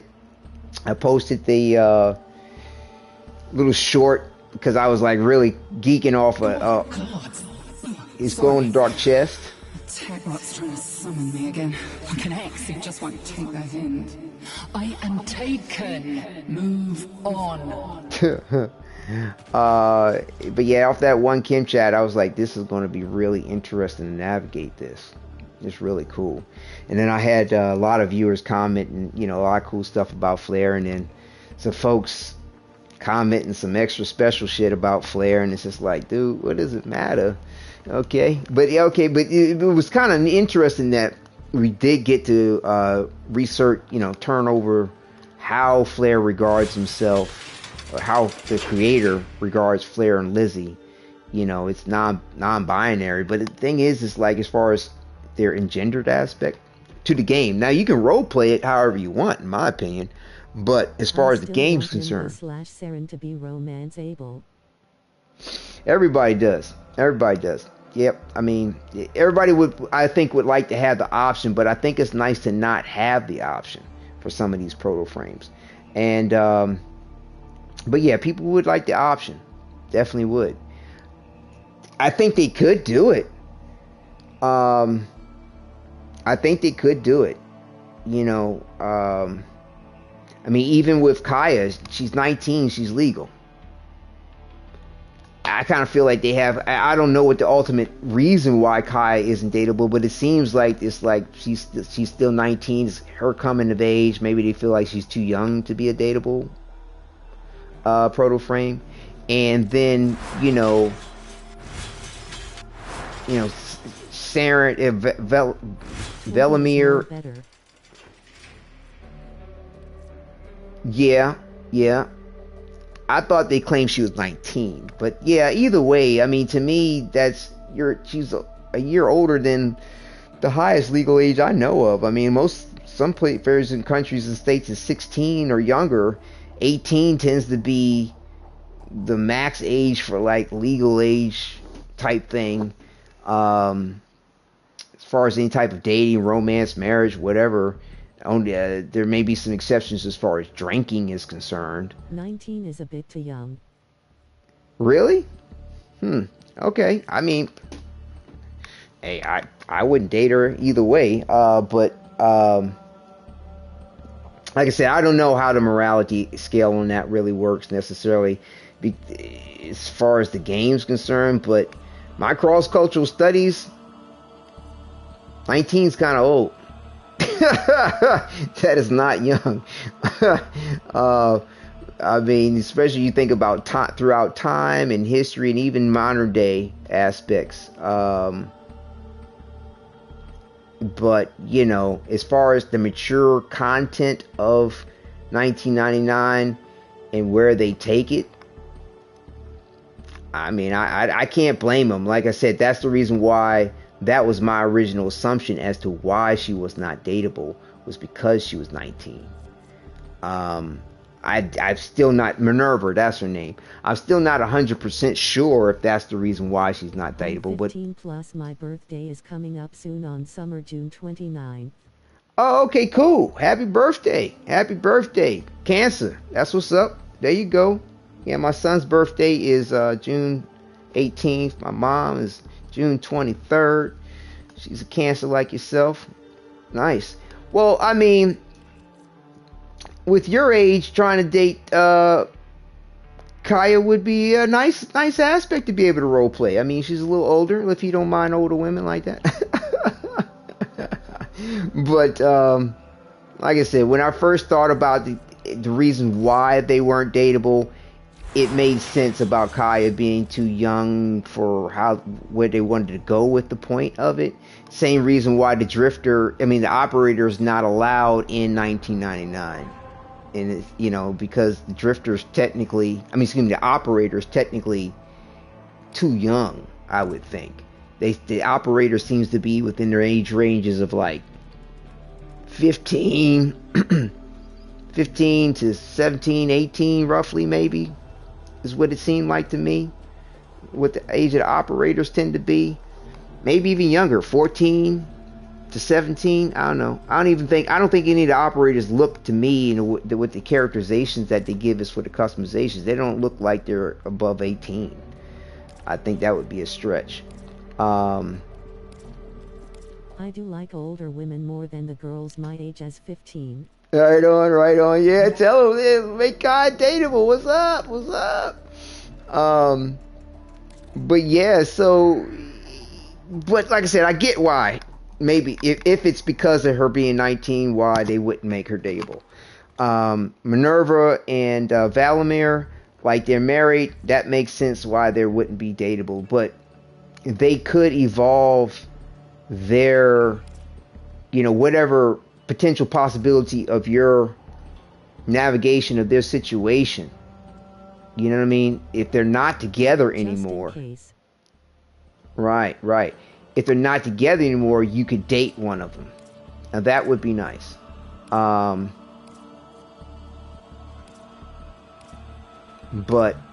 yeah, trying to see. Yeah. I want to get.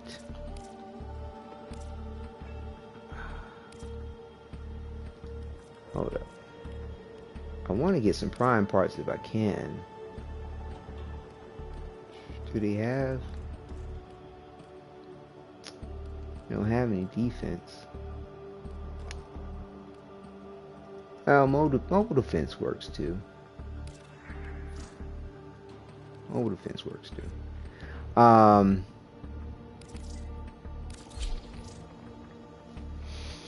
But yeah, depending on your path or your navigation with Velimir and Minerva, that would be nice if you could date either one of them, depending on that path. Lizzie and Flare and Lizzie, to me it makes sense too that I like I said, I haven't seen the dynamic about why Flare and Lizzie or Flare is considered binary. To me it kind of makes sense because for him to be a non-binary, excuse me. Look out for reactant. Because Lizzie is a part of him.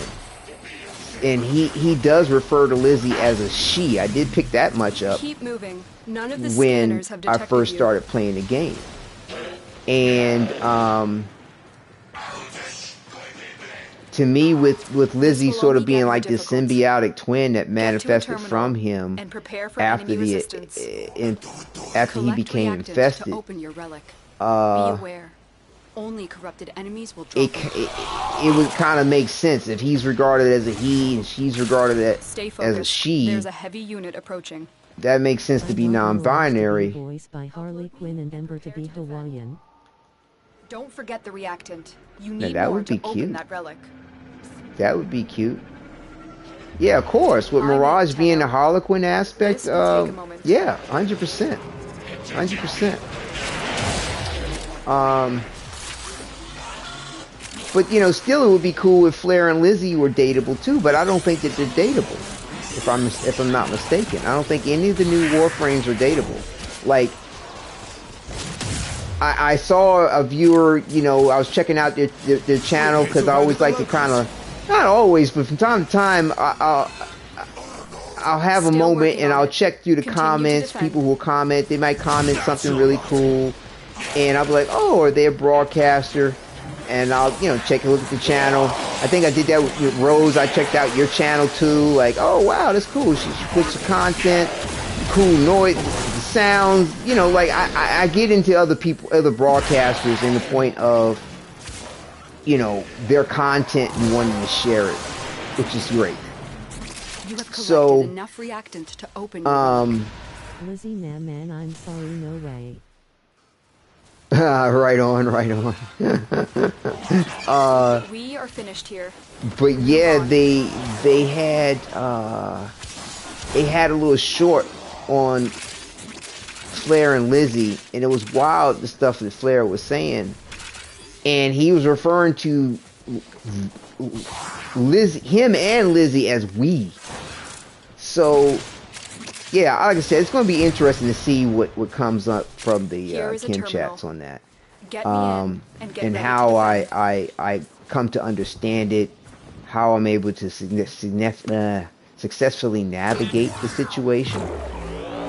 Definitely looking forward to it. This will take a moment. But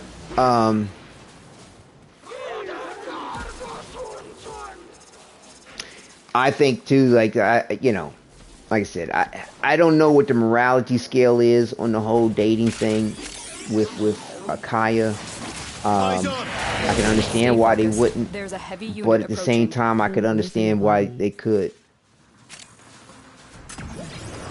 And that's not a bad idea, but the thing is that she's an exalted weapon. It's like, though she has her own consciousness, Still working on it. I don't know how well that would work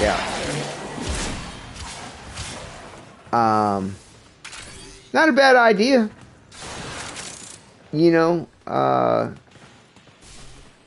mean, like, it's kind of like a specter, basically. You throw it out during a mission, Lizzie inhabits it, but, Flare can't use his exalted weapon during that period of time. You can pitch that idea. Right. Well, temporarily. I'm not sure how well that would work for the game overall if it was a permanent thing.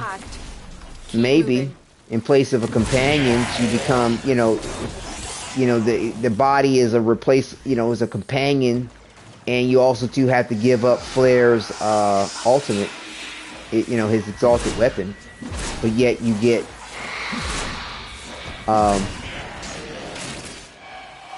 an enhanced pet that's stronger than any other pet you could have, but yet it's at the sacrifice of Flare's ultimate. I think you could pitch it that way. Caliban.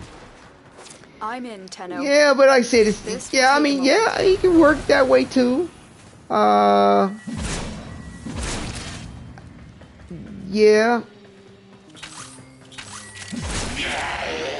Like I said, pitch it, offer an alternate aspect of it as well. Pitch the Caliban thing, maybe consider like what I was suggesting with the whole I almost said something but caught myself for spoilers. What, as far as the Protoframes are Still concerned? working on it. Continue to defend.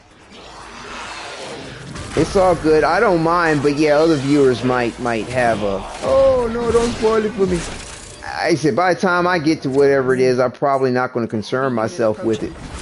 Right, yeah, you've had some more experiences with it, right, Rose? Yeah. It is supposed to be, I was checking in. At least it's not Invincible show. I'm maxed out with them already. Oh, nice.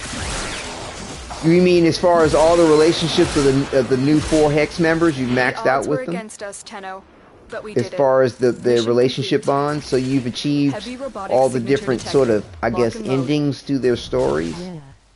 Wow, fantastic.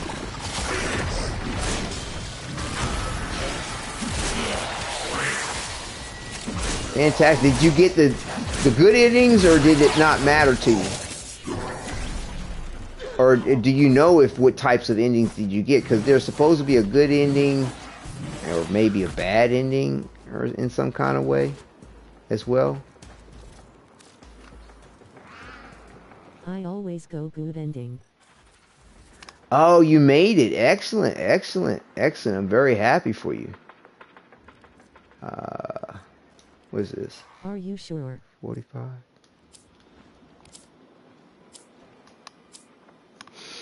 Yeah, I mean, I think you can look it up by now, as far as whether or not you have good or bad endings. And then, I mean, I might be fairly obvious, too, as to what those endings are, as far as whether they're good or bad. Like, I'm imagining that Velimir and Minerva... Man once said.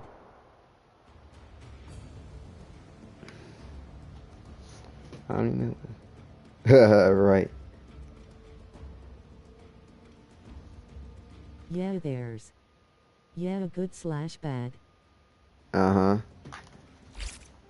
Yeah, it's like Minerva and Quincy, Minerva and Velimir, they stay together or don't, or something like that. Invincible, that's not nice. You can't do that.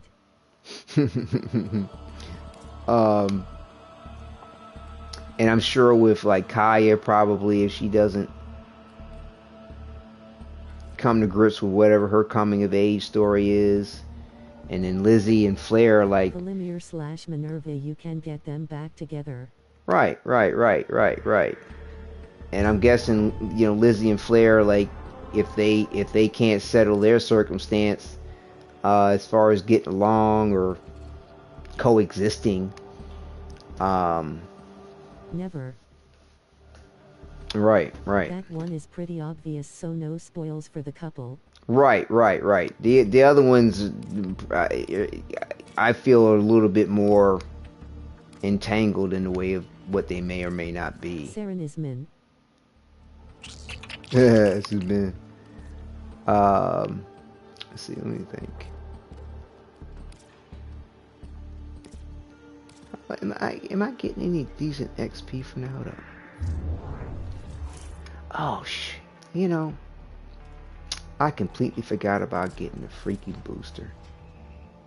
Hold on, I forgot about that. And I don't wanna say for the other two because spoilers. _ Yeah. I'm thinking that it probably is pretty big on that. I feel like maybe more so with Flair and Lizzie, but I don't know. Kaya's might be pretty significant. Can you at least explain that? Don't tell us what it is, but is Kaya's very significant, or is it kind of like meh?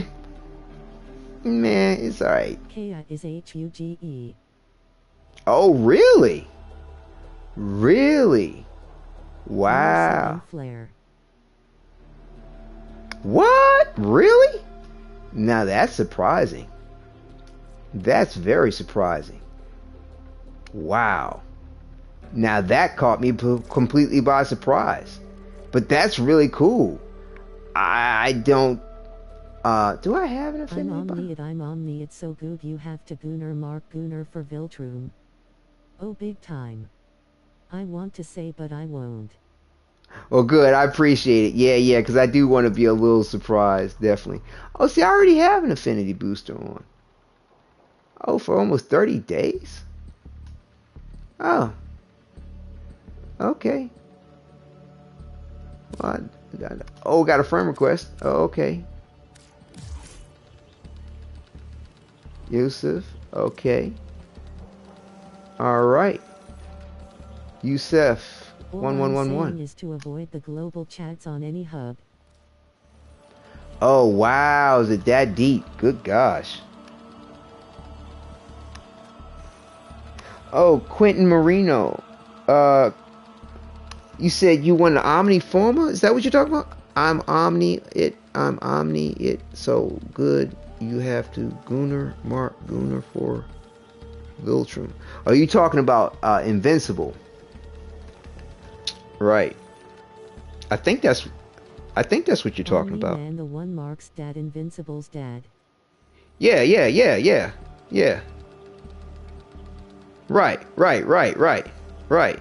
Yeah. I wonder if they're gonna change it a bit up from the comic, or they're gonna stay true to form on the comic. Do you know much about the comic versus the series? Had they? Because I mean, I'll hear some things from time to time watching some of the reviews or people talking about things, but I never read the comic. Conquested. I'm Conquested. I think, as far as I understand, they're staying pretty true to form to the comic. I think. I'm not sure. Any comic books. My mom had one from the neighbors, but she put it somewhere, and now I'm trying to look for it for my 16th birth. Okay. Yeah, I'll just have to look it up online. But as far as I understand, I think they're staying pretty true to form. But I don't know if they're going to take it as far as the comic took it. Because, I mean, they went all the way throughout, like, I think thousands of years. Like, they took the comic We to the should hilt. check each other over for any new blemishes. At the end of the 3rd season we're going to get a storm with Damian Darkblood. Okay.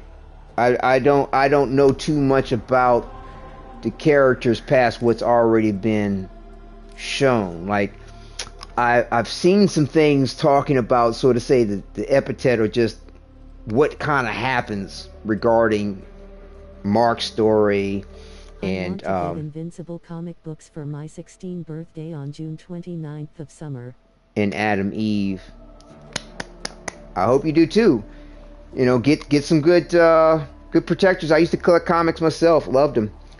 Get some comic protectors. They're forgot what they call them. Some plastic stuff you can slide them in. Get the hard backings. You know, take care of the pages. Make sure you wash your hands. You know, you don't have no oils all up on them. I know some people, like, they wear gloves when they handle their comics to just keep them mint as they possibly be.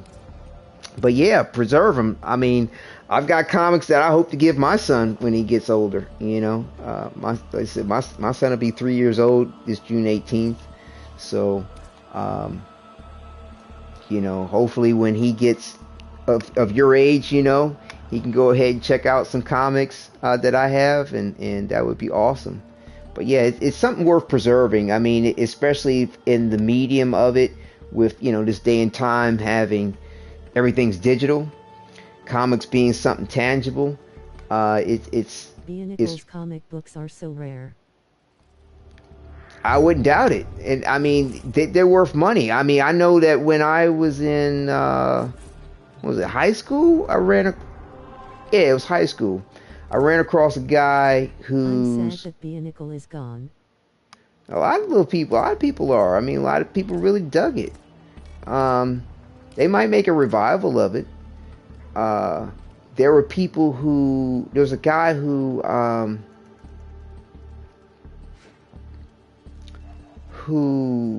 never forgive Lego. Lego! Yeah, his, I forgot, it was a relative of his. I don't know how close the relative was, but they left him, like, all these mint condition old comics. I mean, and he didn't have to work. I mean, he, you know, to have his fun money, and he was saving up. Like, he sold these comics, like, hundreds of dollars, that I knew of. It might have been some thousands, I'm not sure. But some of the things that he told me, he was making a pretty penny. He wasn't bragging about the point. He wasn't lying about it either. I was able to look up to see exactly how much he was getting for the comics. And, I mean, I was shocked. But yeah, I haven't looked up the value of my comic collection in like forever, but it really it's something to sit on, in my opinion. Regardless of what you think you're going to get for it, more than likely it's going to be worth more in the future. But the thing is about collecting comics, that's the issue, is that it has everything to do with how many are available. And like after the 90s, comic books became like a dime a dozen in a way that they printed them, mass produced them. And then they tried to make like it seem extra special by giving you all these different covers for a comic. And it was like, it cheapened it by having too much of it. And, but nevertheless though, the longer you sit on the point of it, the more valuable it becomes, because there'll be less of everything as time goes on, just simply by age, wear, the point of how many people may or may not have it. And then on top of that, there could be revivals of whatever the comic involved, where it becomes even more popular than what it used to be. Sort of like The Sandman. The Netflix series, you know, kind of repopularized the comic The Sandman, which was, you know, always, you know, it was a good read, but it was kind of a niche, you know what I'm saying? Like, if you didn't get the concept or you didn't hear about it, you probably wouldn't have known about it. Still working on it. Continue to defend. So, you know, there are a lot of things that can affect the value of a comic, and how valuable it may not be. But like I said, hold on to it. You know, treat it like it's something worth collecting. You know, get the proper plastic coverings and sheaths. I don't know like how you might want to refer to them, and the cardboard backings. Get your comic book boxes or whatever it is that they have nowadays to preserve them. They called them comic book boxes. They were just specially built to put the comics completed. Move on. You know, if you're not going to use rubber gloves to handle them, or latex gloves, or whatever type of See, I never wanted this. You got rind of Bionicles, then let Lego burn, let plastic mold. If you don't bring back Bionicles, then I leave. Hey man, I get you. You gotta stay true to what you like. This will take a moment. There's no worries. Like, it's all or nothing. But yeah, you know, make sure you don't get the oils on them, and if you're not gonna wear gloves, you know, keep them out away from moisture, extreme heats and light. You know, because sunlight will definitely make them fade, even if they're in the bags. And they have different types of those little bags that the comics slip in. Some of them are better than others as far as the way they protect the comics. But yeah, I was a big comic book fan. Still working on it. I mean, like, my comic book bin, shoot, like, I think I was spending at one point like $200 a week. It was stupid. But, you know, a lot of it for me too was catching up on past stuff, and then I kind of little buck wild on the collecting aspect of things. You know, and this, like I said, this was after the 90s when they started really trying to prey on people's the odds were against us, Tenno. Collecting mentality, or what people might think was going to be worth something. So it just got really stupid. Like a #1 issue would have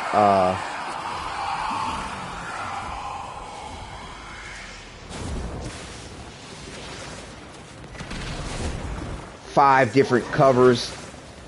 Stay focused. There's a heavy unit approaching. And you know, so you'd want to get like 3 of the #1 issues, right? Of each one of the covers. You know, 1 to read, 2 to collect, something like that. So you're looking at what, 15 different #1 issues just to have, you know, a worthwhile collection of the #1 issues. You know, because it's like, so if you, because it kind of makes sense. Like, you know, 1 issue you read, but you still take care of it. The second copy of that #1, you sell at some point in time when you feel like it might be worth it to sell. The third one is the one that you keep for as long as you could possibly keep it, or pass it down in the family. I mean, that was my mentality about collecting comics, and it got expensive. But I have a nice collection of what I collected, you know, which, like I said, got a copy to sell, got a copy to keep, you know, that type of thing, a copy to read. But yeah, it's definitely something that you want to be mindful of. But yeah, it's like, it was another thing I was thinking about too on the updates. So we learn the importance of clarity and purpose. Oh, they did talk about having a Valkyrie rework coming through, which is going to be nice. Right on, Quentin. Yeah, yeah. But, you know, like I say, you got to mind your budget. You know, spend within your means. Don't take it too far. It's not worth it. It isn't. I say, you know, with the way things are, 1 to 2 copies of, rarely, of something very special. You know, 1 to read, 1 to keep, or both of them to keep. But, you know, 1 to read, take care of it. The second one, never touch it. You know, whatever fingers you have to use on it, or however it was brought to the store, immediately put it in some plastic, hardback, seal it, Never touch it. And the other one, read it, enjoy it, take care of it. Don't bend it up, all that good shit. Put it back in, seal it up, and if you have to, mark the outside of the plastic with something, or put a little something on it, sticker or something, whatever, to let you know the difference between the two. Because sincerely, something that's mint, that's never been read or really touched at all outside of just producing it and getting to the place, is worth far more than something that's been read. And they have things to actually be able to look on the comic books to know whether or not oils from your fingers have ever touched it. There's a lot of ways to appraise the value of a comic. So yeah, it's an interesting industry. Let's see. Oh, I'm at 30 already. Cool. We're doing pretty good with this Omni. So again, is anybody in chat want an Omni Forma Bundle? Let me know. We'll play my little trivia game. Even if it's just, like I said, if it's just one person playing. Valkyrie Protoframe. Yeah, that's what they claim they're going to do oh right, no, not Valkyrie Protoframe, Valkyrie rework. There we go. I don't know if they're going to do a Valkyrie Protoframe. They should. I mean, to me, as I put out before, when it comes to the Protoframe concept, I put, basically made some shorts from the videos that, I had when everything first came out. Sky's the limit. I mean, it's a cash cow, that needs to be milked, because it's not going to go dry. And it's worth it because it just completely adds to the dynamic of the Conclave instead. Right. It completely adds to the dynamic of the game and the role play of it, and what can be had from just the concept, the level of enjoyment, and again the role play. Yeah, I don't think they're ever going to really rework Conclave. Now, if anything, they might add to Conclave. Okay, they might add to Conclave in a way of bringing back what it used to be like, where you have true weapon-to-weapon contact and fighting, not this. Oh, I hit you, you dead. I hit you, you dead. I mean, technically you can block. Technically you could parry still. But the way the game is set up. Now, 9 out of 10, if they do it, it might be set up like a Deviri style Conclave.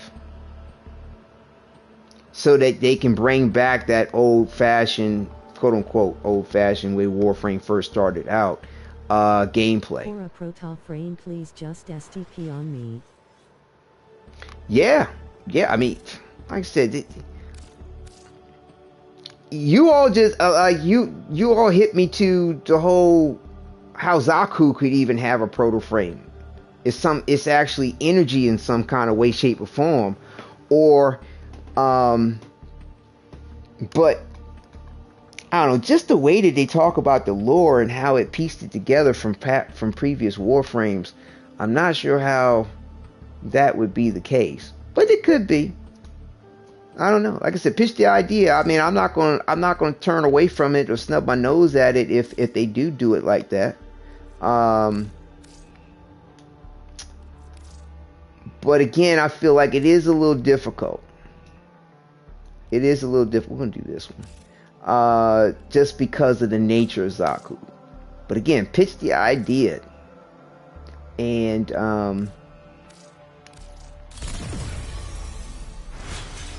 but all the other Warframes are fair game. Absolutely fair game. Because they have author for Excalibur, I don't think, and he already fits for on Umbra as I'm running with him now. I don't think there's going to be an Umbra Protoframe. Technically an Umbra Protoframe. I mean, they could. I wouldn't sneeze at the idea. I wouldn't Yes, sneeze at the indeed. idea at all. Yeah, yeah. I wouldn't sneeze at the idea of an Umbra Protoframe at all, but I doubt that they would, because of the Arthur situation. But it would be awesome if they did, because I mean, it would still add to the roleplay dynamic. You could go with it how I'm doing with it, like my Arthur becomes a potential Umbra, or just for the sake of just like true canon roleplay, you have an Umbra Protoframe. That would be dope. That would be dope. I'd love to see that. But yeah, we have, like I said, minus Zaku, that would be 59. That would also to include Umbra, I think, if not mistaken. And I don't know, they include Excalibur Prime in the whole list of Warframes. Either way, minus 10, we're looking at 48 or 49 Warframes that, you know, plus however many more they're going to come out with through the years being a thing. So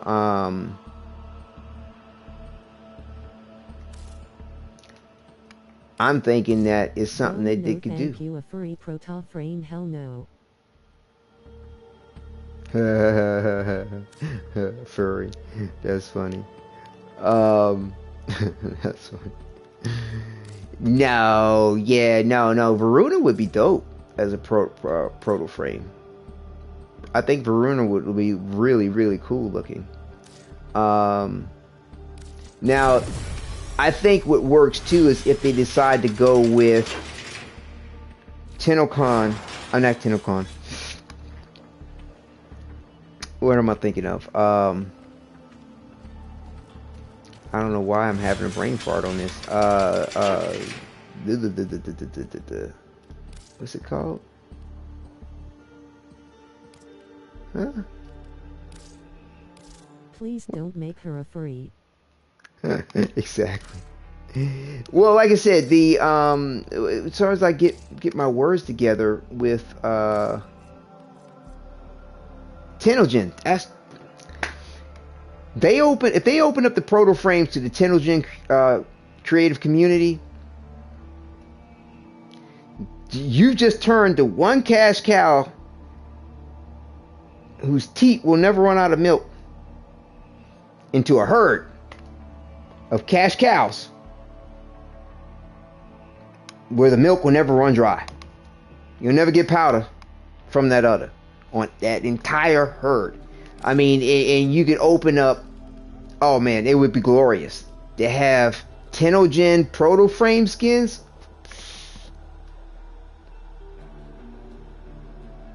Done deal.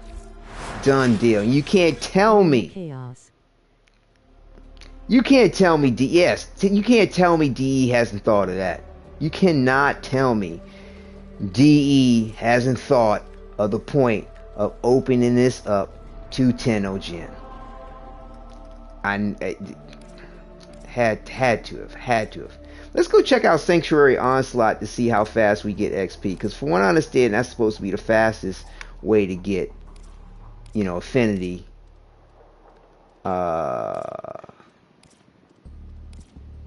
Where is that?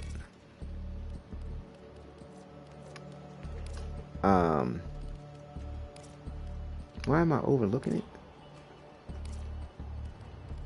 Aye, that's arbitration. Wait a minute. Where's the sanctuary? Isn't it? Steel path incursions. Oh, here we go. Right. So, yeah.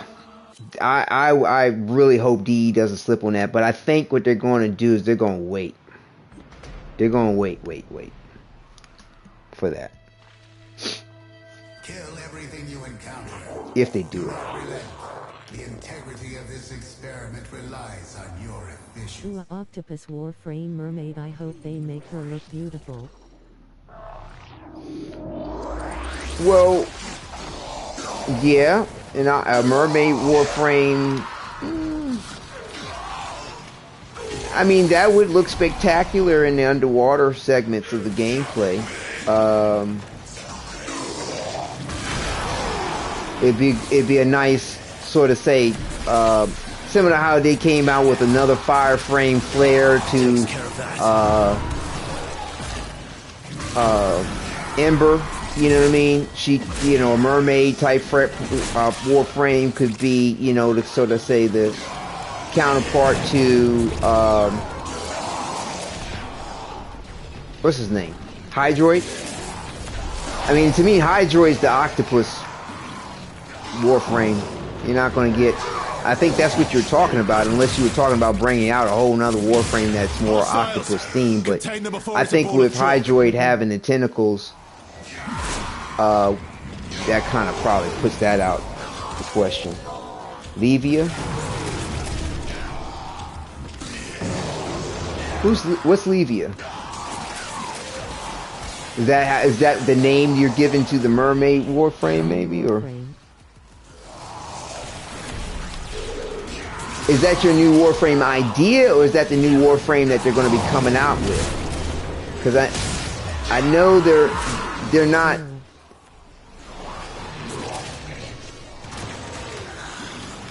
I'm a little confused now. I'm not sure if you mean know about. Yeah, I've mentioned several things, so we might have a little bit of lag in the comments. If you can just be a little bit more specific, and then that way I can keep up.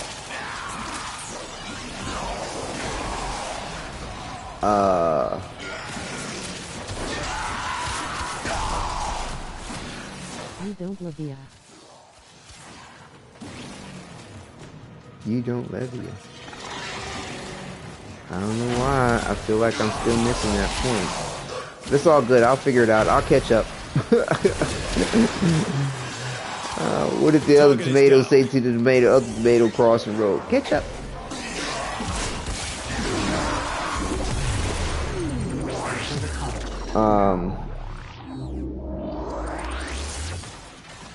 Yeah.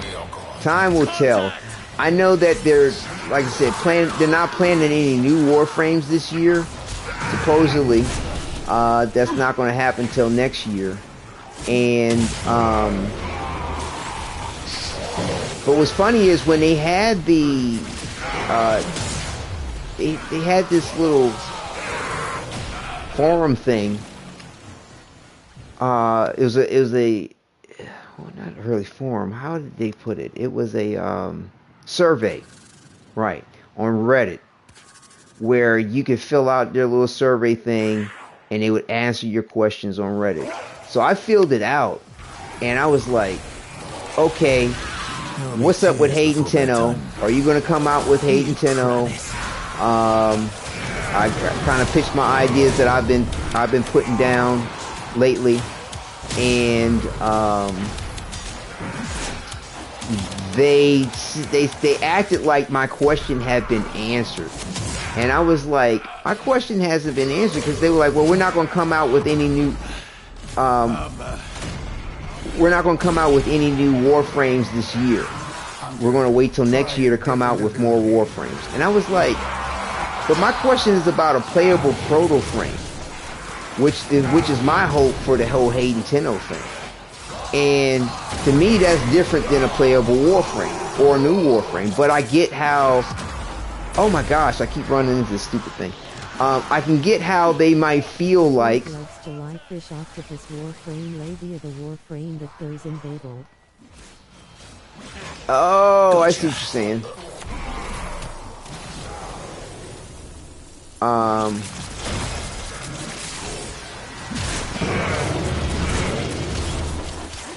So, but yeah, I get why they say. Data on that ability. Use another tactic. Well, this is what I'm doing here, buddy. I get why they might consider my question to be answered, because, you know, it's a new character. I would have rather they said that, you know, we're not bringing out new character this year anymore this year. I get you.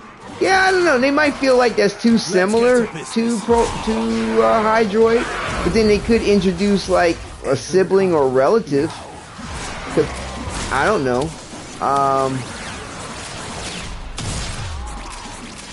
You know, some aspect to complement. Hunter, you are running out of time. Enter the data conduit. Is everybody going through this, or is it just me? Anyway, yeah, I mean, like I said, I don't knock any of the ideas. I'm just sort of playing devil's advocate as to what. Conduit jump. The experiment's design dictates increased efficiency. How they might react to it in response to what's already there, but to me, there's no such thing as a bad idea. Scratch one. So pitch it. Make it happen, man. Make it happen. Hostile contact. Engaging. But yeah, so they claim they're not going to be coming out any more new Warframes this year. So again, I just hope that they bring us Hayden Tenno sooner than later.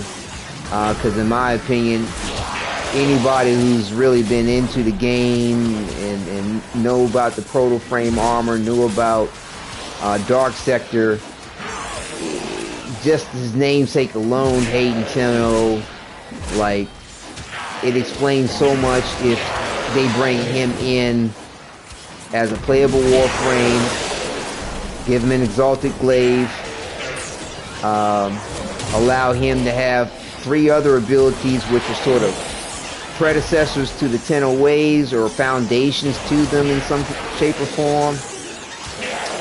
There's some brother and sister. No way.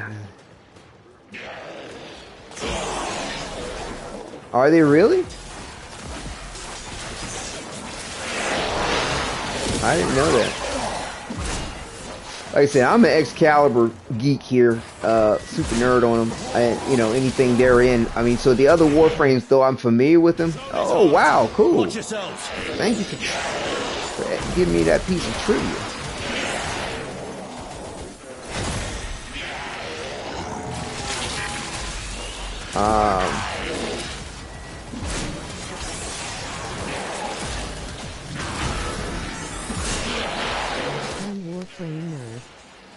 Right on. That's cool. That's cool. Like I said, I get into them.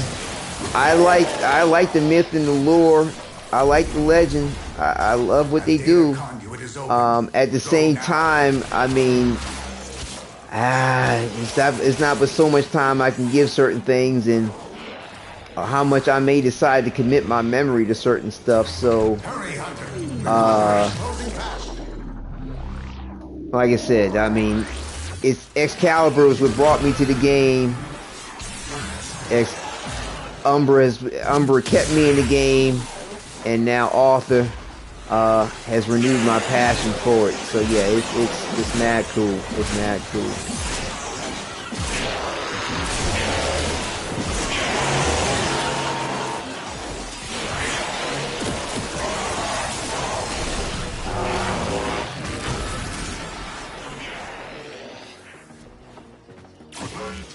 Yeah, I mean, I'm getting XP, I mean, Affinity pretty quick. I'm not sure how much faster, though.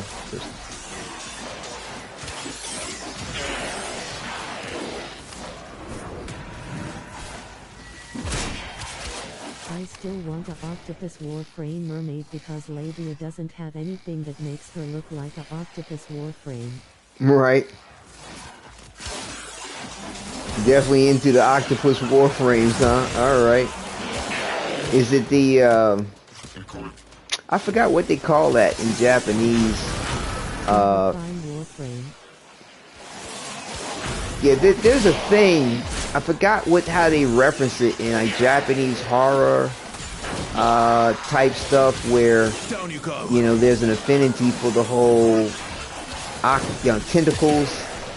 And because they look so cute. Oh really? Yeah, octopus, they're fascinating creatures, man. Absolutely fascinating. But yeah, I mean, I don't know. Like I said, pitch the idea to Warframe. They might really like it. I mean, for a lot of reasons.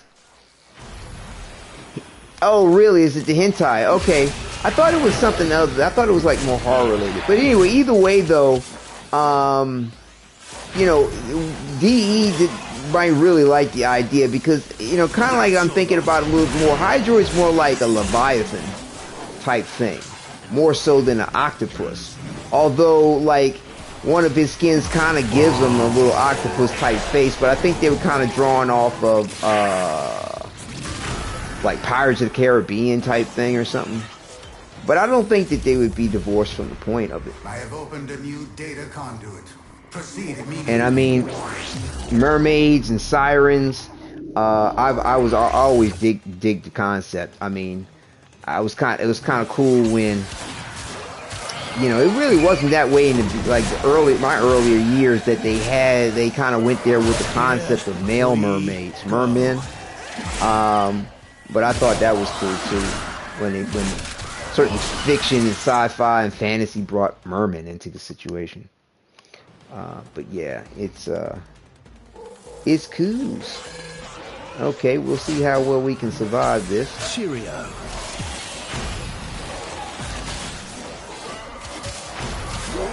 But trying to check, make sure.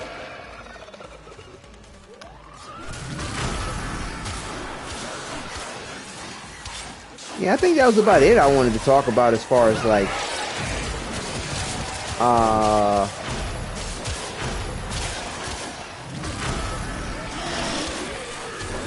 the update stuff and things that, I don't know, just seem kind of important to want to mention.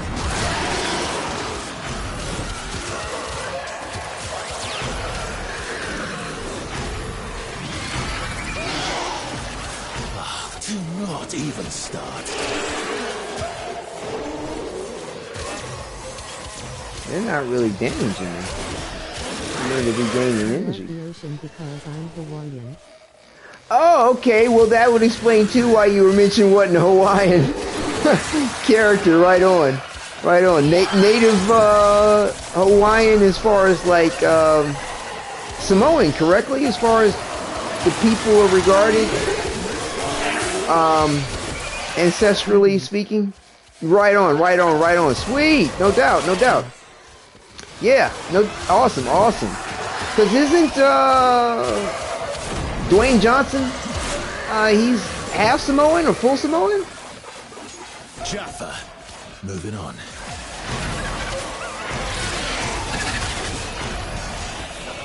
Yeah, if I'm not mistaken, Dwayne Johnson is Samoan. Right. Mad cool. Yeah, my I haven't been to Hawaii, but my mother and my stepfather went. Is also Hawaiian.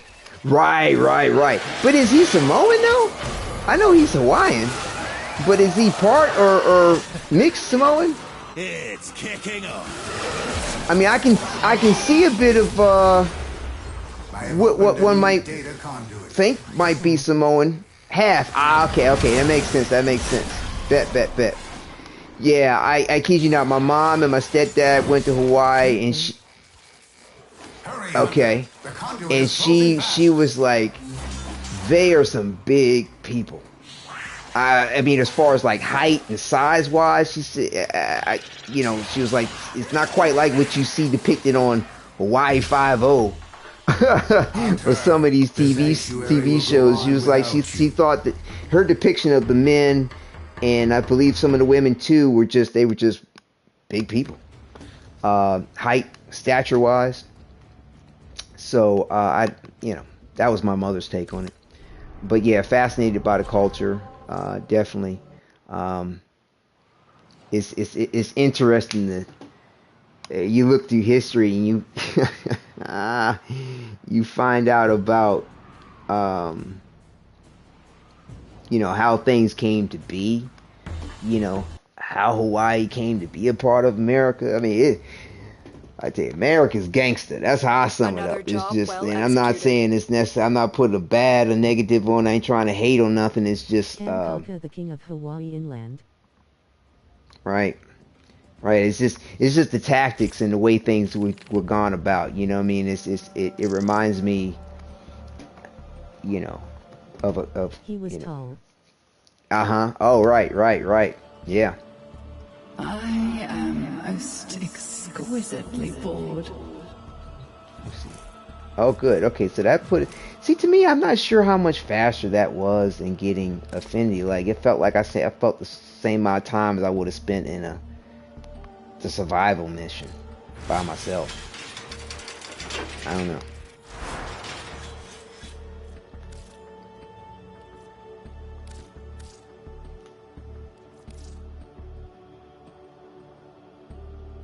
Oh, sweet. Here we go.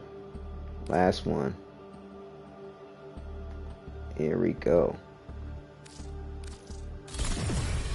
Sweet. Now I can put anything I want in there. Of course, mine is the point of the... Now, I tell you one thing, though, that's where I feel like the Sanctuary Onslaught came through as far as giving me affinity for my weapons.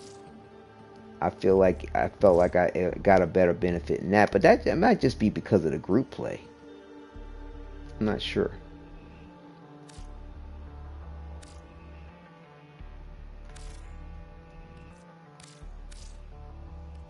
I'm gonna try. I want to just get a... I don't like when people say Kamehameha from Dragon Ball.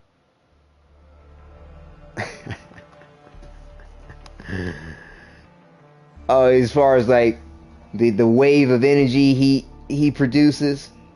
If I remember, it is a Hawaiian word, isn't it? If I remember correctly.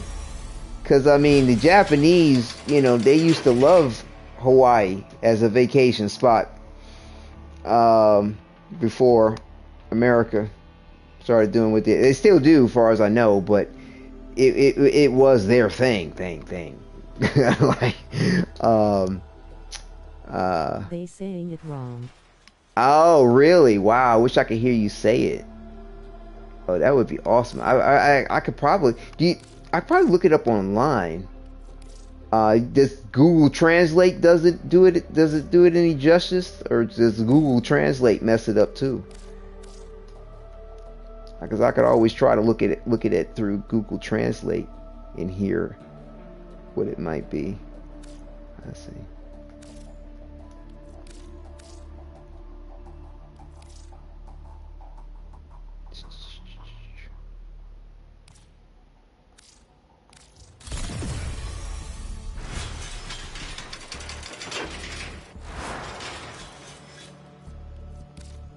But yeah, if Google Translate doesn't do any justice, I could look it up on YouTube too. There may be some people out there that just offer, you know, the better translation.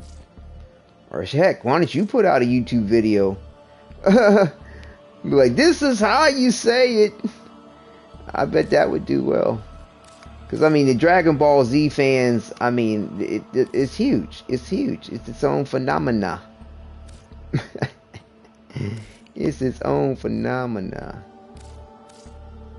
Alright, we'll do this one. It's Cam, that's how you say it, Goku say it. Oh, it's Cam? So it's a lot simpler in a way than the way it's typically said. Do you think the native version and the way it's said would have been as marketable, I guess, to the public? Because that's the other thing, the reason why a lot of times they change the pronunciation of things, because it's more marketable to say it a certain way. Cam, Silk H sounds. Huh. Interesting. Camera. Hang on, let me select this for this mission, and I'm gonna look at the chat again real quick.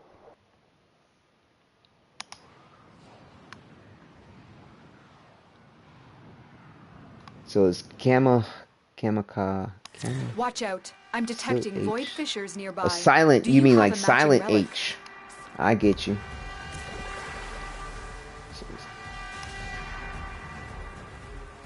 You found a fissure. Look out for reactant. Cam.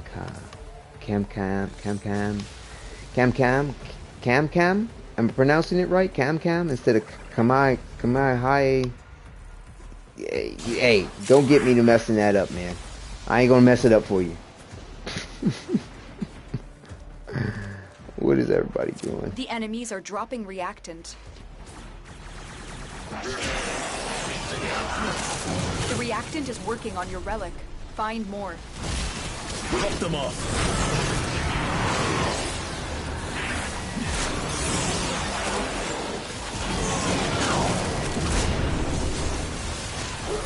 I did not really realize it's as late as it is. No wonder you still awake. You're in Hawaii time. Yeah, I spent a lot more time, you know, jibber-jabbering about stuff too.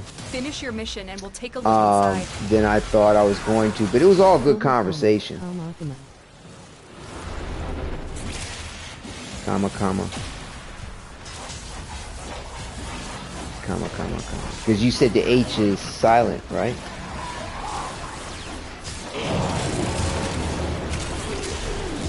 I think that version, I feel like I'm hearing it right in my head, but I'm not saying it right outwardly. But it seems like to me that would have. In Hawaiian, but we moved to America. Oh, okay, cool. Yeah, to me that it sounds like that would be. That sounds kind of hard. I mean, you know, like that's would be more marketable, I think, almost than trying to mispronunciate the word, because it's not just people that are calling it that. It's what Goku says. I mean, or any of them, Trunks. I mean, whoever's throwing it out.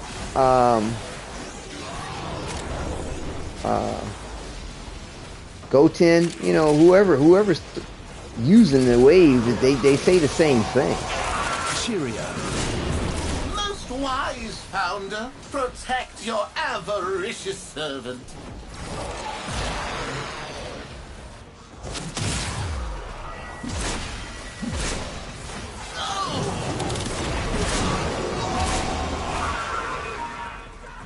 He said, "Oh."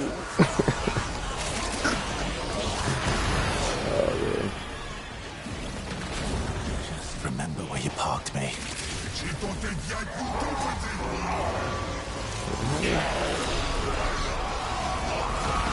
They changed my people culture a bit much. What, as far as yeah, well, I mean, that's what tends to happen when it comes to new peoples coming to old lands.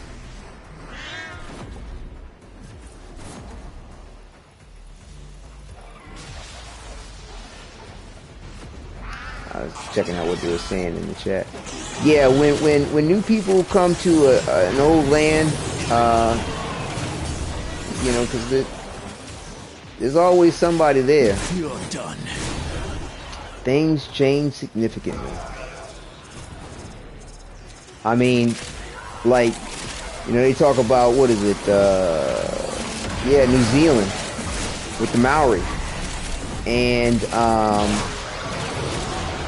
you know, when the British, you know, went there and, you know, established their colony and everything like that, and what all happened to the people there. But, like, what's interesting is that when you look at the history of the Maori came to New Zealand too, and there were people already there when the Maori got there, long time ago, and the Maori ate them. I mean, they you know, interbred with them, you know, incorporated them into their people, but they were cannibals. They ate. Yeah, so it's sort of like, You know, different strokes for different folks, man. I mean, you know, so, you know, like there was a type of bird, big bird there, like a an ostrich type thing that they ate that too, into extinction. The Maori are very warlike, conquering people. And so it's not to say that, oh, you know, they deserve what got, you know, that happened to them when the British got there. And no, I'm just saying it's just that to leave now or continue it happens. That sort of thing goes down throughout time in some wild That's also why ways. I like Bionicle's fantasy sci-fi biology machine. Yeah, of course. I mean, with the with anime and cartoons and things like that, you can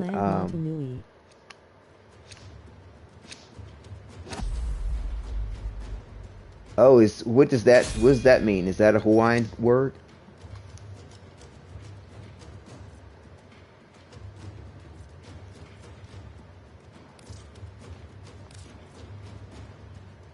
Bionicle.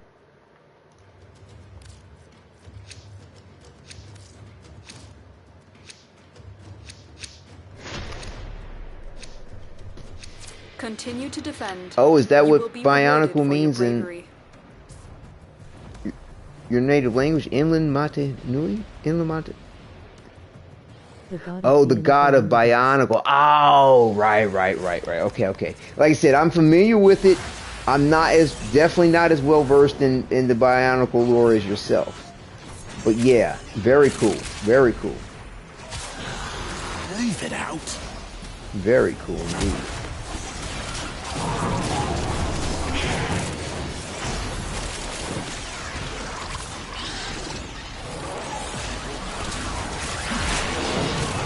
But yeah, I think once Umbra gets to level 30, I think I would have accomplished what I was looking to do as far as getting him to all of the polarities, Omni Forma, and your relic is opened.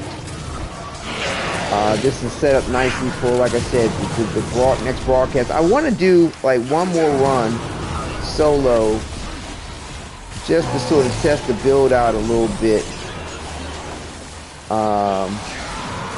while being a little bit more focused, especially seeing that I don't know what a childhood Bionicles has. Contact!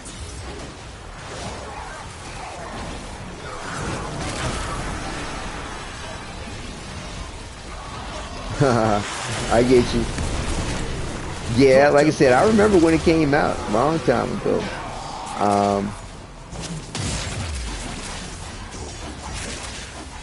It kind of catered to a slightly younger audience than myself when it really hit. I mean, so I was aware of it, and I mean, I like Lego stuff. I mean, I dig it. It's mad cool. I wasn't necessarily a big fan of Lego stuff. Do you have any Bionicles? No. Like I said, never got into it in that way. I was aware of it. I've seen some of the cartoons every so often, but I just didn't gravitate to it that much. But and like I said, to me, it seemed like it was like Lego's versions of the Transformers in a way. But I know it's not. But it just seemed like that's what inspired it, and perhaps, you know, because, you know, the Transformers had. It was violent, bloody, grimdark. Oh, really? For Lego? Really? Wow, I had no idea. What made it so grim and dark? I mean, because we're talking about mechanical situations, right? Mechanical. Was the only thing. Okay. So the comics were different than the actual cartoon. But the Bionicle themselves were humanoid. I mean, were robotic, right? Or were they at war with humans or something? As far as the bloody aspect. You promise.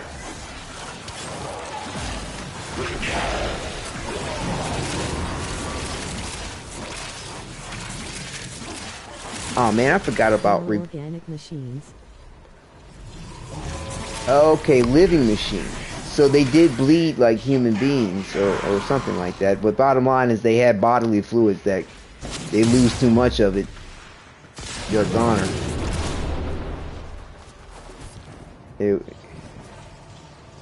Nothing quite like an on and off switch.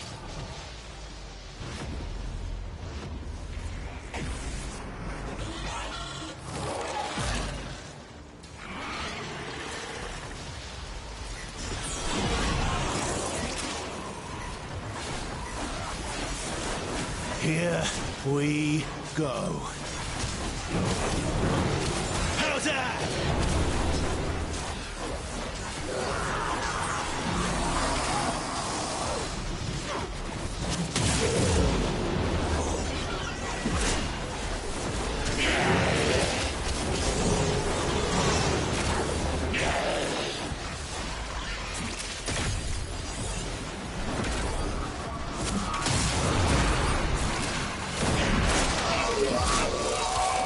Yeah, I think if they came out with a Rhino Protoframe, he needs to definitely have a horn. The Great Mix planet was falling apart is splitting into 3 planets, 1 ocean, 1 all life, and 1 as a dead planet they are made out of.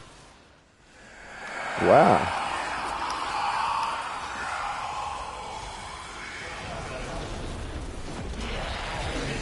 Interesting.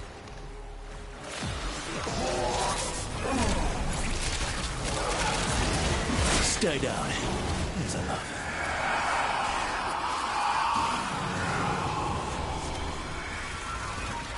Eyes on!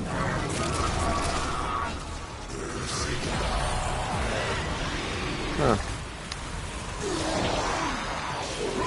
They was built as drones to stop other civilizations from falling apart, but one of them gave them a sentience because they wanted to be a go. Huh. Interesting.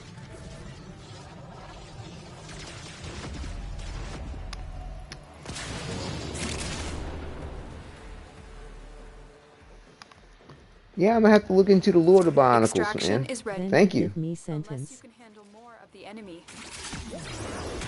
I'm going to have to look into the lore of it. I mean, I feel like I was definitely naive, man. I had no idea. I had no idea.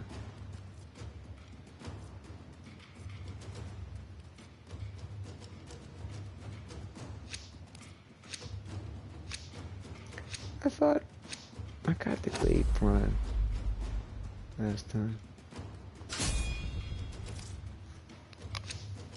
That's strange, is it not registering?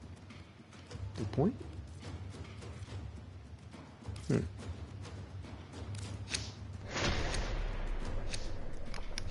Keep fighting. Another opportunity to extract will appear soon.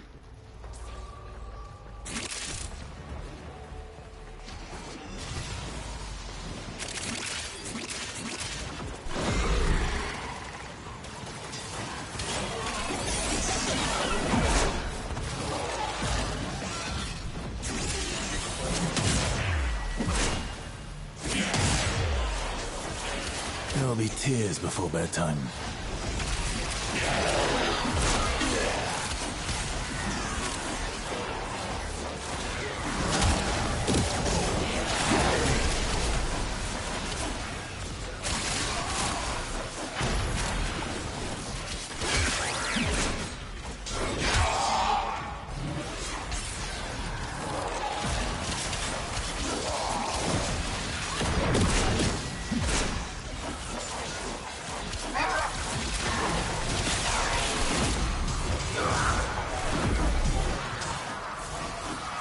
Yeah, I'm definitely going to look into some Bionicle. See what's up. The relic has been cracked open. Finish your mission to find out what's inside.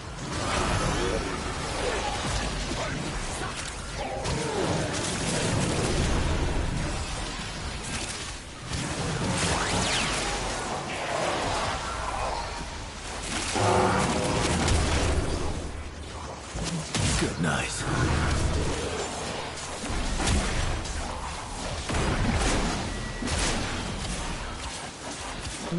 was expired by the overlords, so he put his brother to sleep so he can take control of the Great Spirit, and when the Matern wakes up H.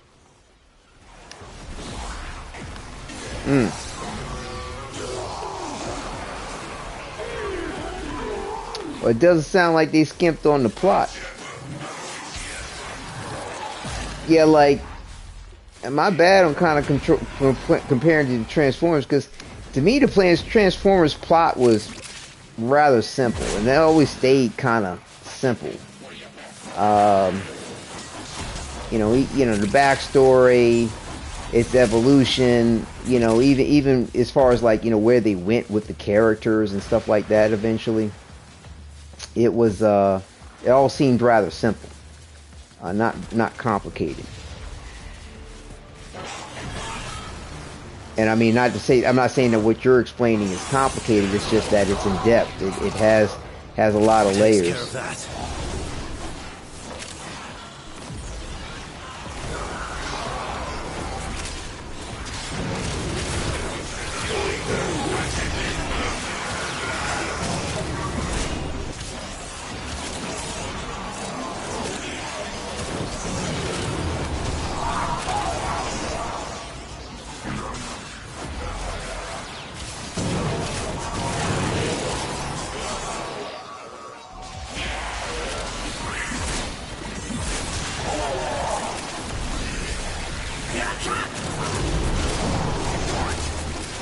But yeah, again, if there's anybody in chat looking to have a free Omni Forma Bundle, let me know. And do not even start. I'd love to give one out for free before the end of the broadcast. After we leave here, like I said, I'm gonna run another solo type mission just to give a little strong focus without a whole bunch of jibber jabber in it, because like I said, I want to try to see just how well it's performing. Like, I can't complain about the damage, you know, regardless of what I've been playing so far. It's just a matter of just having the right focus, not to have any issues, and with dying or something unexpectedly, and getting used to some of these new enemy types in the aggression, or the, I guess, game difficulty I'm playing in right now, rather than just casually going through it in a group situation.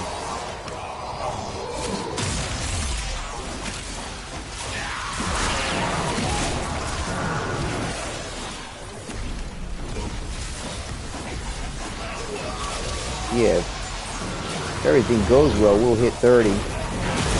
But like, I mean, honestly, between,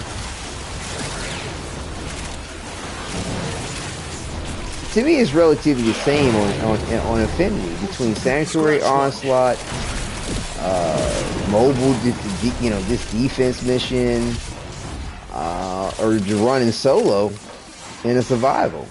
I mean, the only difference is, actually, I take that back. Running solo, I'm not going to really get the level rank on my weapons. Reinforcements available.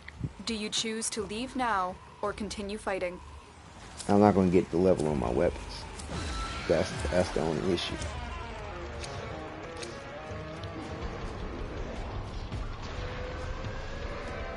It's 45, 15. Why does it keep acting like I don't have a Glaive Prime Blade? It doesn't make sense to me.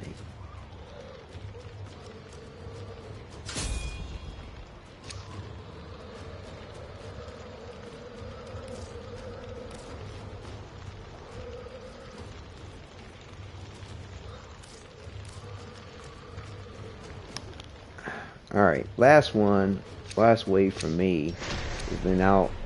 Everything will be at 30 by that point. Another opportunity to extract we'll do another we'll check where we are on our community joke is love canon in Bionicle. This is Bionicle community joke is love canon. What do you mean as far as its lore is concerned? A lot of people love the lore, the canon lore of Bionicle. Down you go. So bottom line, from what you're telling me, that the cartoons or the animated series wasn't really true to form to the comic book. Did they kind of dumb it down a little bit?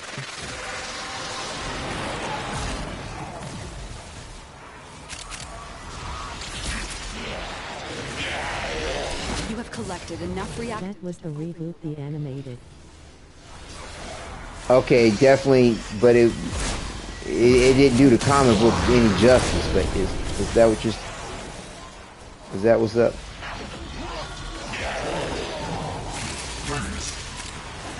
Turn into a kiddie show.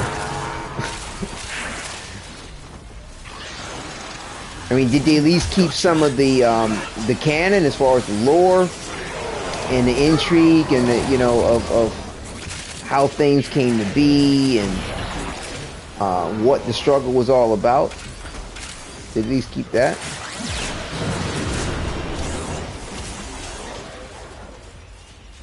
Nope. Oh wow, that's terrible. From the stars the Toa have fell. Wow. But yeah, so I hear now. I'm kind of curious. Like, is some of the language and the lore, the myth, or the history of the Bionicles, does it have so Hawaiian or Samoan roots in some of what it draws from? Engaging. Because I mean, either way, it does sound like it has, like, I mean, the phrases, the sayings, you know, something to suit all kinds of occasions and Yes. Oh, okay. Nice. They live on an island. So is it that it's similar to Hawaii, or is it that they actually drew from Hawaiian history and just the culture,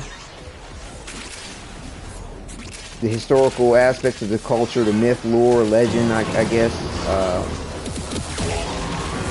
religious. Their own language in robotic programming. Okay, so basically the Bionicles, it had the similarities to Hawaii. Mostly from the Maori Nui tribe. Oh, really? Oh, cool. Yeah, to me, that's what makes I don't know, any sci-fi fantasy type things that much cooler is when they actually draw from real history, real cultures, and what was significant about them. That's what becomes cool to me. I mean, heck, even the aspects of Excalibur and Author go back to Celtic and Welsh legends from the early, you know, before Christ. I mean, like 500 some BC. It's, I think, some of the oldest depictions of or legends of Author, something like that. But yeah, either way, it's really cool when these sci-fi things, fantasy, TV, anime, whatever, draws from actual history and culture, because it brings, you know, it brings a newfound love and interest and curiosity back to the people, rather than making it just rather than making something up. If that makes sense. Because I mean, I can't think of too much of anything that, unfortunately, America or what is popularized through Americans, you know, used or borrowed, shall we say, or inspired by, you know, Samoan people in Hawaii. And I mean, there's a whole lot of culture and history there that you would think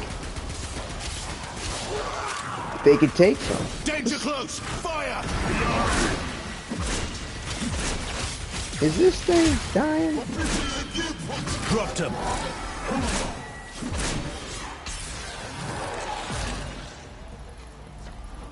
Extraction is ready.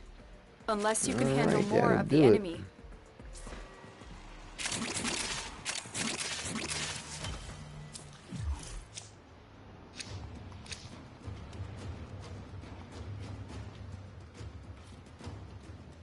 My favorite characters are Tahu Toa of Fire, Gale Toa of Water, Kopaku Toa of Ice, Lua Toa of Air, Pahado Toa of Stone, One Yu Toa of Earth.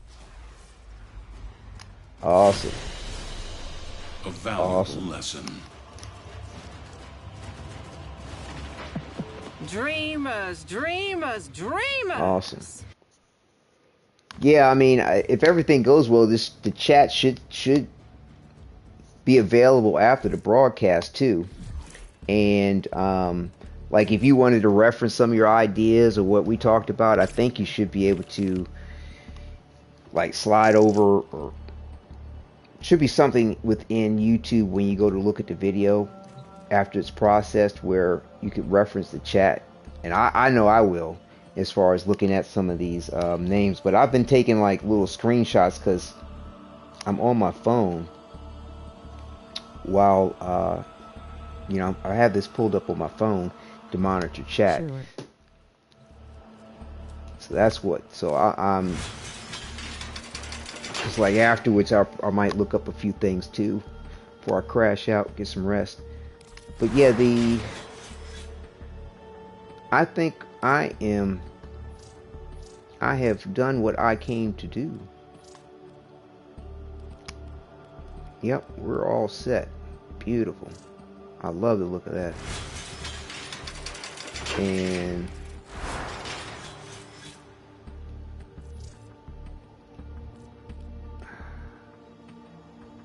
I can do the rest of this at another point, because what I'm trying to do is set up for like I said, I'm gonna do a recording off camera. You have to watch this stop motion, it's pretty good. You have to watch Suddenly Oranges. I have returned. What's up? Welcome back, Rose. Suddenly Oranges, is that a stop motion series or is that an episode? Is it related to the Bionicles? I'm not sure. Suddenly Oranges. I don't think I've ever heard of that. Okay. All right. Yes, they make stop motion about the Bionicles. Ah, I see, says the blind man. Okay. Yeah, we'll leave the rest of this for another time. I forgot you have subscribed me. Oh, hey! But if you really want to get into it, you got to watch the lore videos. Hero Nova. Ah, the wolf. What's up? Great to see you in chat. Ah, welcome. Yes. Yeah, that you did the short on Flair and Lizzie, if I'm not mistaken, from earlier today when I was checking out stuff. Let me see, make sure I'm thinking of the right person. Yeah, that was you. Oh, welcome. Some insane damage output. Yep, that's me. What's up? How you doing? Awesome. Well done. But yeah, I'll with you stopping by, I'll add the link to this video too when I do the comments. Yeah. Oh yeah, you also check out her short. Well, they're short. I'm not sure. I apologize. Not sure the pronouns there, whatever. Either who. I was kind of looking at the name earlier, and I may have thought. Nevertheless, check out their channel, The Wolf. I like going with that. I love it. I love wolves, most definitely. One of my favorite Halloween costumes was always dressing up as a werewolf. But nevertheless, though, and also the gray wolf. They mate for life. Love them. Love wolves. But still, their channel. HMM sure. They I think I mentioned it earlier about the short on Flair and Lizzie and how wild it can get. I have fancy fonts. Oh yeah, they're nice. I like it. But yeah, Rose, aka Amir,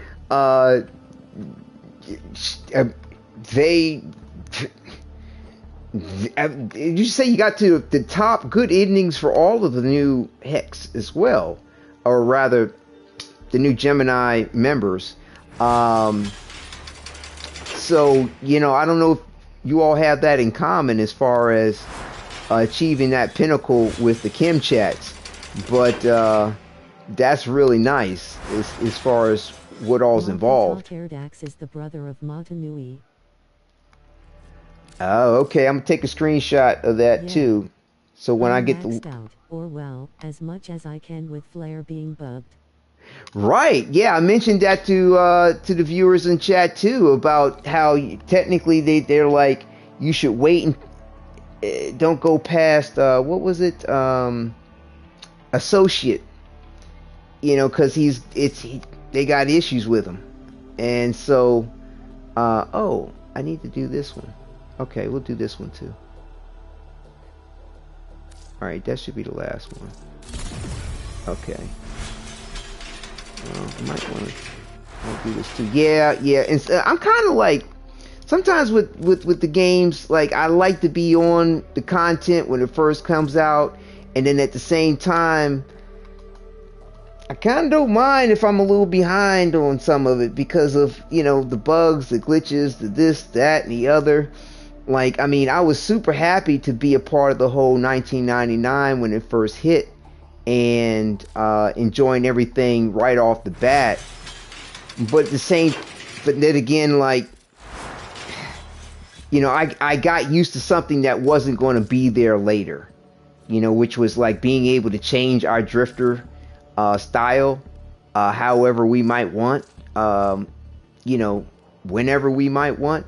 And that was disappointing that that went away because of some other problem with the apparently the invitation was not looking at the appropriate preset for the outfit. I didn't have that issue. Matter of fact, a lot of people that commented on my videos didn't have that issue. To get all the Bionicle sets and the comic books and movies. Well, I think that would be a wonderful collection. Like I said, keep it mint. Keep it mint as best you can. And I mean, with having a complete collection of that. Would like to talk to you, bro, but it's getting late for me night, dude. All right, well, thank you for stopping through. On June 29th of summer. Well, thank you for stopping through. I mean, it's been a pleasure, definitely. All right. Hope to see you in chat again. Me too. But yeah, Take care. All right, Rose. Take care. Take care, definitely. Everyone. All right. Thank you. Great conversation, definitely. Love sharing it. I'm definitely going to be checking out me some Bionicles. Not the animated version, the reboot, of course. All right. Well, yeah, I'm going to go ahead and do one more run with this. And then, like I said, if it's anybody looking... I shall stay on. Oh, all right, Rose. Remember yeah. that. Thank you.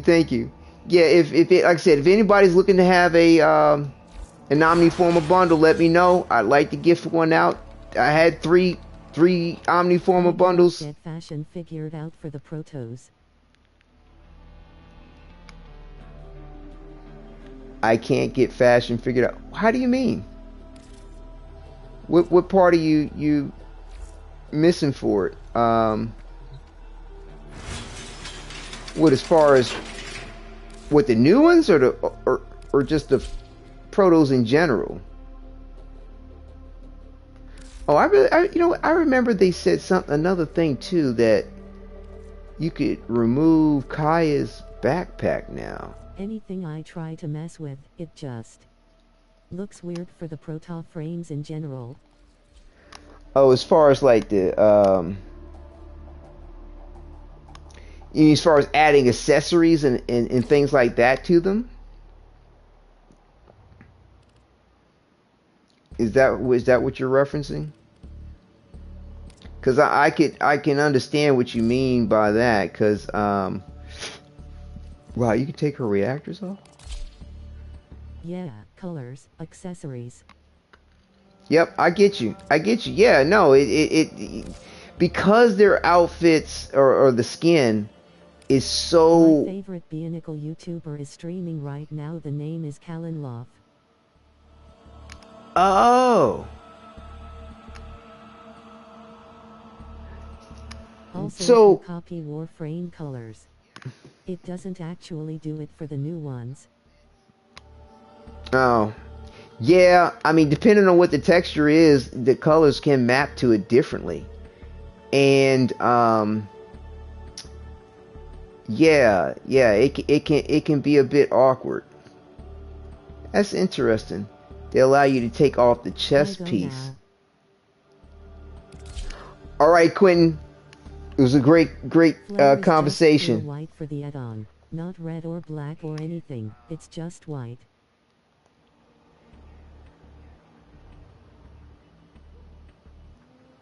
Flare is just pure white for the add-on, not red or black or anything. Really? Let me take a look. That's interesting. It lets you take the front pack off, but not the back pack.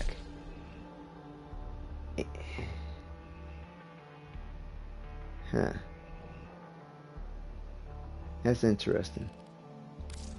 And it's interesting they decided to go there with the pack, but then we still can't recolor her shoes. I'm gonna take a look in 1 second. But again, we still can't recolor her shoes, which is like, that just sucks.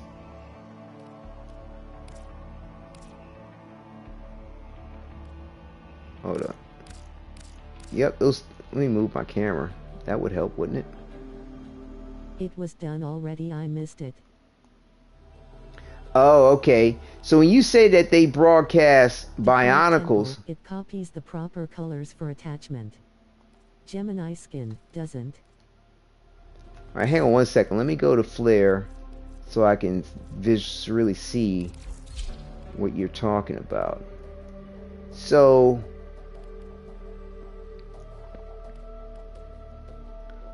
hold on, let me back up. So Flare is just pure white for the add-ons, not red or black or anything, just white, unless they fixed it. Default template copies the proper colors for attachments. Interesting. Let's see. So here's default. Oh, for I see what you mean. I see what you mean for attachments on him. Right. Well, see, those are the shoulder pieces that came with Temple. I see what you're talking about. So, like, if I wanted to go to attachments and say, I mean, there are the, what were they called? Jagger.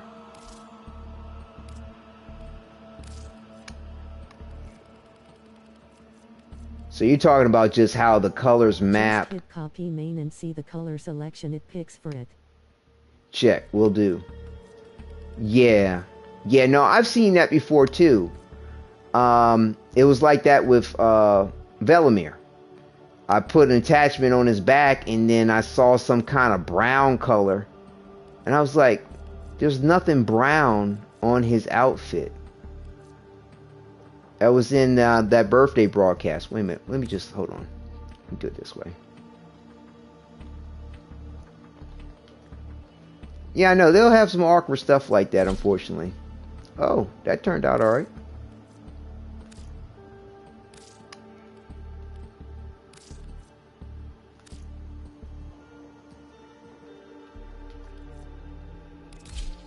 They, you know, these turned out real nice.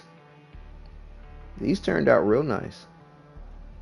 Let's see. Now hit copy main colors and see what I mean. Okay, one sec. And I was just trying to give him something all the way around, just to see what we might get. Let's try to do something halfway decent looking real quick. I don't know. It might not be as decent as some may want or think.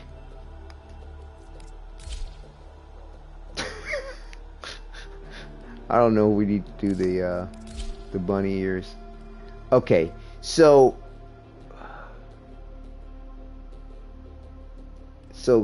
we're saying, hold on, I think I need to move my camera again.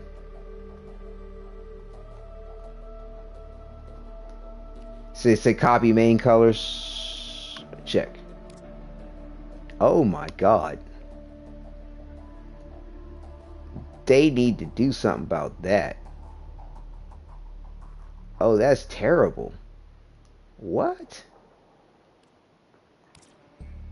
So you got to do default colors in order to get some of it to look right. If you unselected Gemini skin, it works though. Huh. Okay, so take off the Gemini skin. Okay, so now I got the temple skin on. I was wondering about that. And so now if I hit,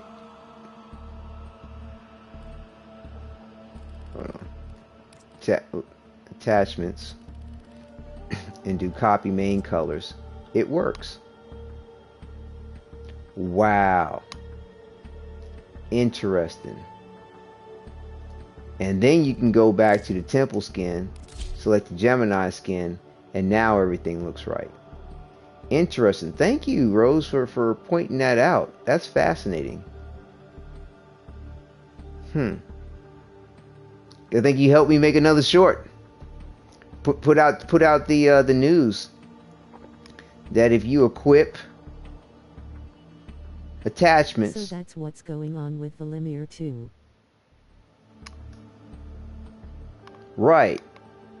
Because where TF is the brown. Ah, okay. So for Flare and Velimir, if you put on attachments and then go to copy main colors, it's going to get this funky white. It's going to get something other than what the main colors are supposed to be. But then you got to come out. Who left the asylum doors open? Unequip the skin. Go back to custom attachments as far as it's all about the attachments. Then hit copy main colors. You can get what you need. Then you need to come back. To fix this. Yeah, no, right? Do you fix this? Oh shit. No kidding. And then select the Gemini skin. And then everything will look correct. And this is also to the case for Velimir, which I remember going through, because like I had attachments and we just looked at the back attachment. Well, I don't know. Let's try this. Let's go over here. Default colors. Maybe they worked on Velimir. I don't know. Just selecting something real quick.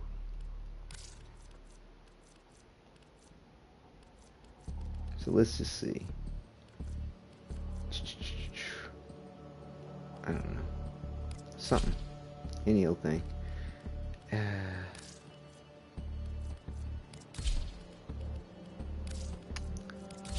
Okay, so you were saying that it's this is what's up with Velimir as well.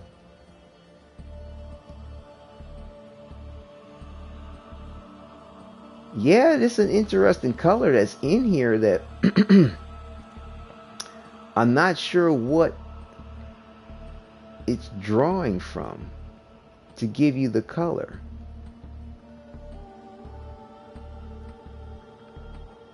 Maybe it's something that we can't really see. Yeah. They don't make them like me anymore.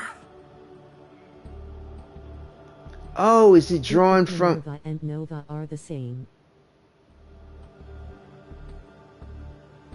Okay. So is it... But either way, those colors aren't correct. Got you. So those are the main colors of this. They just need to fix it. Well, see, the original Frost has a whole different... Well, this is not the original Frost. This is the Prime version. It won't be drawing from other loadouts, cause I got those colors for Velimir too. So this is the regular Frost skin.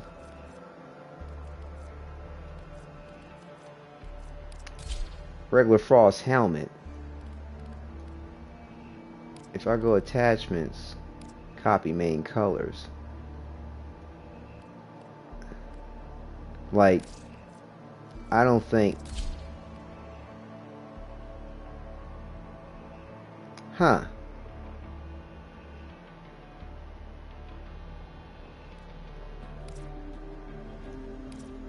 Interesting.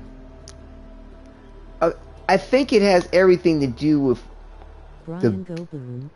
It has everything to do with like the default base colors of the skin you put it on.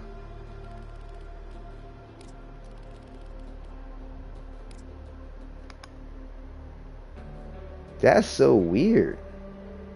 Something doesn't seem right with all this.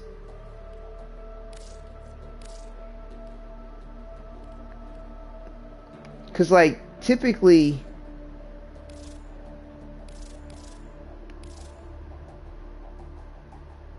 is that the right, his outfit's supposed to be white of some sort, right?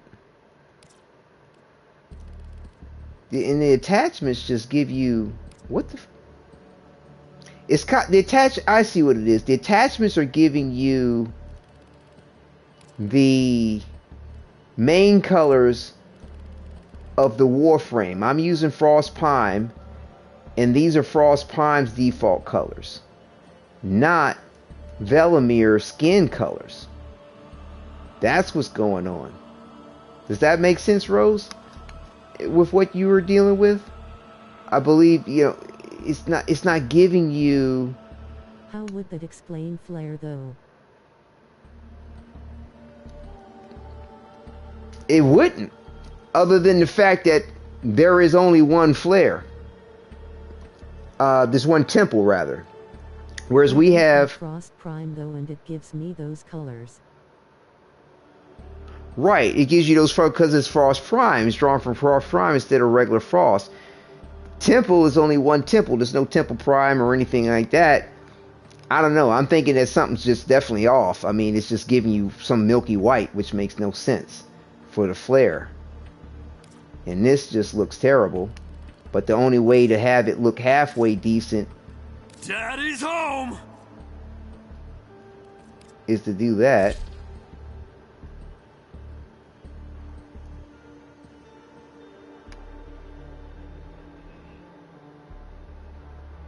And...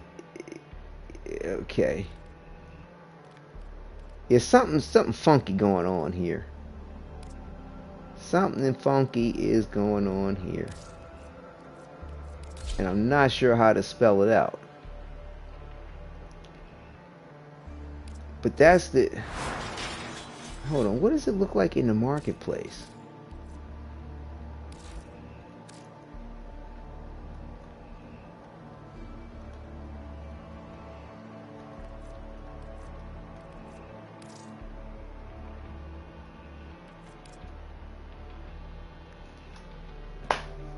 Yeah.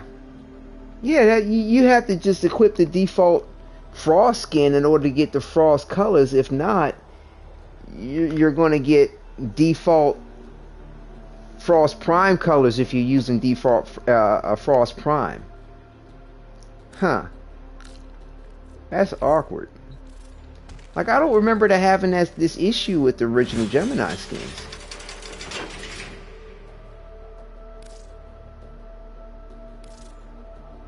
I don't remember having this issue with the original Gemini skins. I mean, if you're customizing each piece on your own, it's not a big deal. But it is a big deal if... I think it's just this batch that's buggy. Yeah, definitely. Definitely. I still feel like Minerva's was weird with... the fact that you can't really adjust her color or her collar on her coat by itself. It's always pulling from other colors.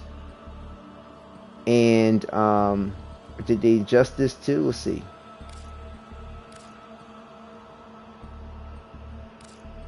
Yeah, there's certain pieces of her outfit, like in the palm of the hands, this area here, that will not change color. That is just kind of like, why wouldn't you let us? You give us so many different options. Let's see, go to attachments.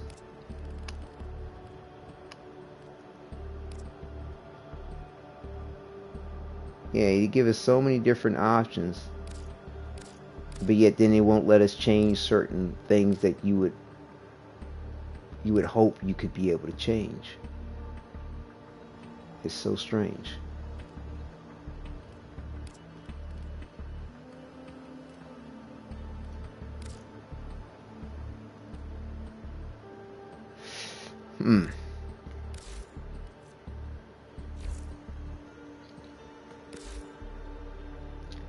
Yeah, that's whack. That is whack. So let me see. So flare.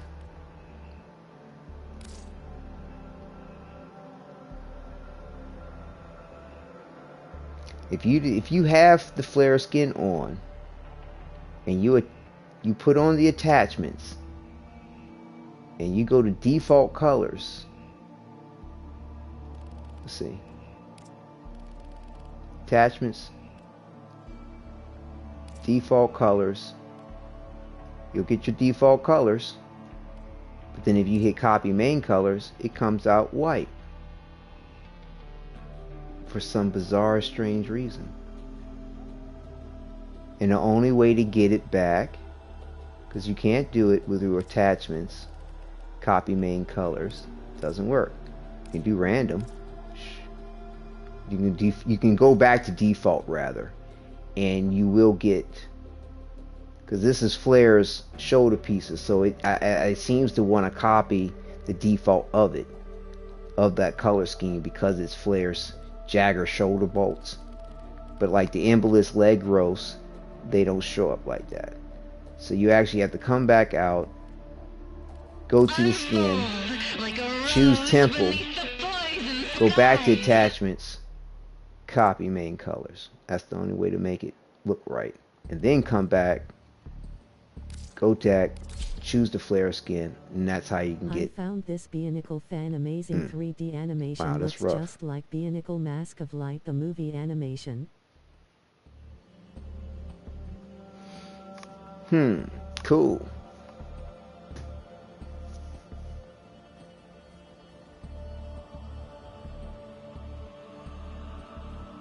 Oh, so now was the movie, the Bionicle Mask of Light movie, was that any good or true to form to the comic?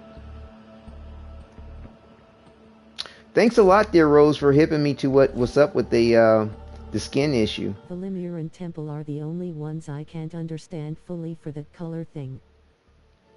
Right. Well, the frost thing. It seems based on 2003. Yeah, like the frost thing is definitely like if you don't have it's really dependent on the base skin, whatever skin you're starting out with. So if you're starting out with Frost Prime color scheme, now hold up. Breaking out the big guns, huh? Yeah, if you starting out with Frost Prime color scheme and you equip the Velimir skin. Wait a minute, hold on. Let's do it like this. Default colors. I have default frost though, so it's giving me those colors.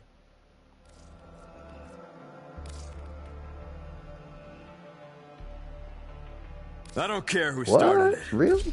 I'm finishing it. Interesting. Default. Go back. Frost Prime. Well, now it's giving me the regular frost colors. Earlier it wasn't. It's buggy. I'd say it's buggy. Yeah, because this is the proper color. Because like normal frost has a brighter blue. It's like than this. Somebody been misbehaving? Made by Eric. Yeah, see? Okay there. Appreciate that, Quentin. I'll take a snapshot of that, screenshot. So, but I was kind of curious though, is the movie animation more true to form to the comic?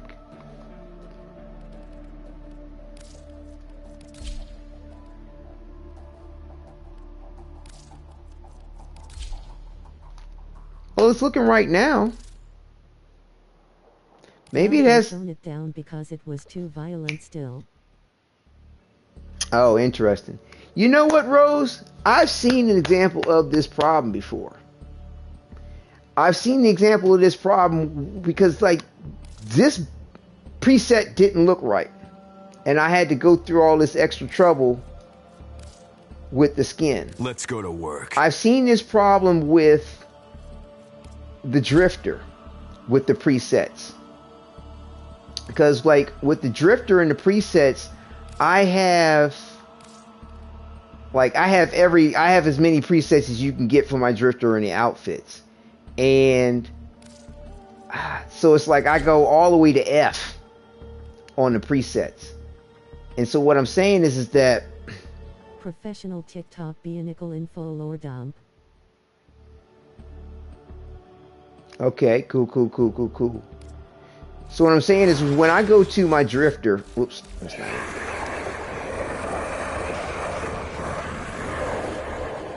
When I go to my Drifter and I go to appearance, I've had this issue from time to time because I got like all the different as many presets as you can have.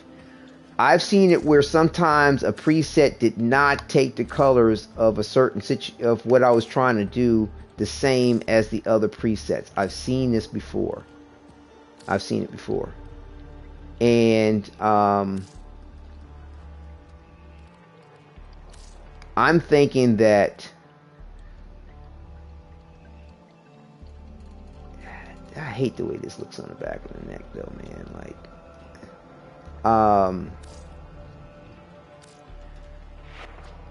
they just need to get their code. They need to improve their code on it.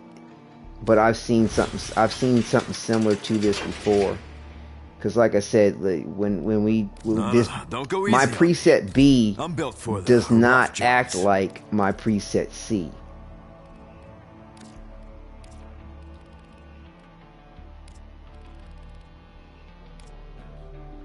See, this all works just fine. But then when I go to equip the Gemini, it wasn't doing that earlier. Well, so far Flair's the only one that seems to be consistently doing something weird.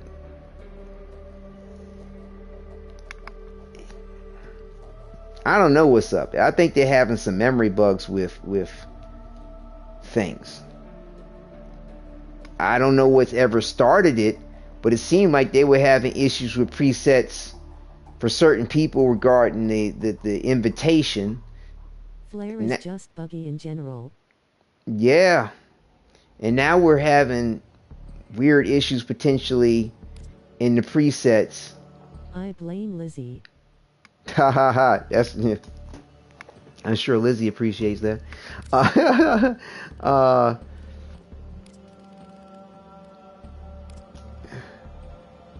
Yeah, but see, when it comes to the the attachments, I don't know what the solution is to get the attachments to look proper for this. There just isn't one. Like, that's a definite problem. Here's another Bionicle YouTuber. He talks about the story and the lore. Ah, okay. But he doesn't show any of the content. He just talks about the lore.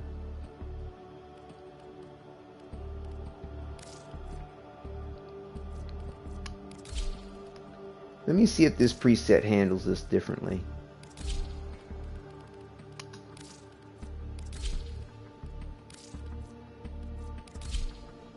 Okay, so we got some arm attachments. This preset can't handle it either.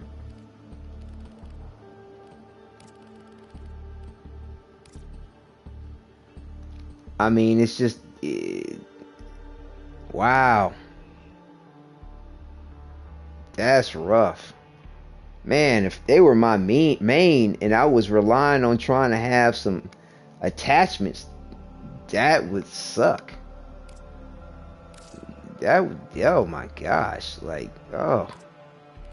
Yeah, sometimes when DE has some issues, they can have some issues. I mean, you know, you gotta be thankful that the game's playable.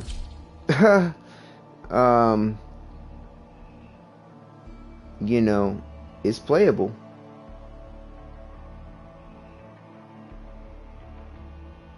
And this, ladies and gentlemen, is why you favorite the colors you use the most. Yeah, 100%. But if you're working off of the default colors, you may not always be able to see what those default colors are in the attachments. Sometimes they just don't exist. Even if you have all the color palettes, they just don't exist. You know, I mean, which is kind of rough. Here, Yoranuva, take a screenshot of this, and yes, he does go into the content of Bionic. Okay. So, but he doesn't like show TV episodes of it or movie episodes. He just does screenshots and conversations about it all.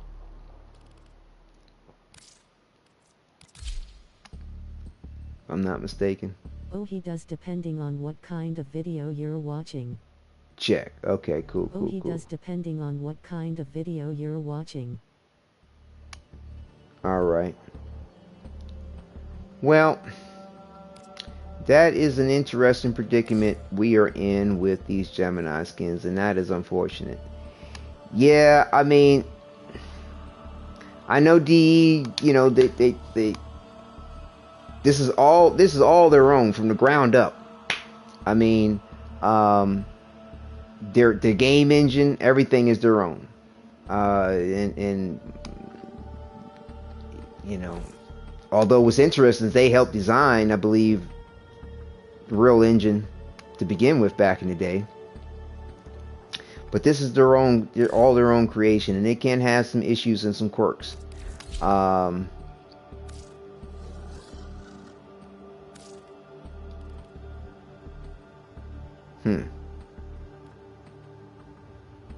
My phone needs to charge. I guess I'll go play Warframe now. Good night, everyone. Oh yeah, thanks, Quentin. Good talking with you. Thank you for sharing your passion with Bionicle and also too your enjoyment of Warframe. It's good conversations. Thank you. Take care and get some rest. Oh well, you're gonna enjoy some more gaming. And but yes, thank you again. Let's see. Let me.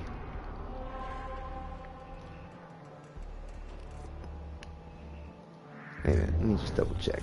Okay.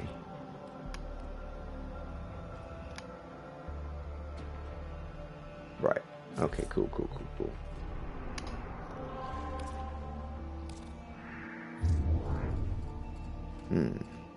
I used to love the old myths about mortals getting out on the gods and monsters.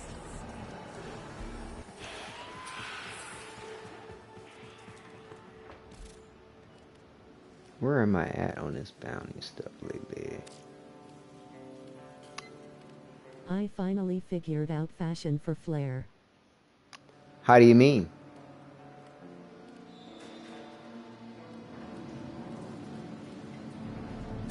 Indeed.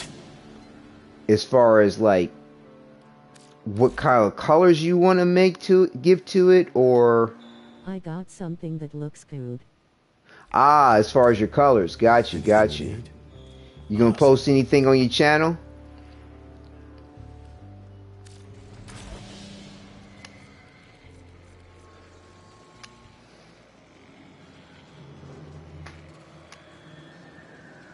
Volatile Techrot.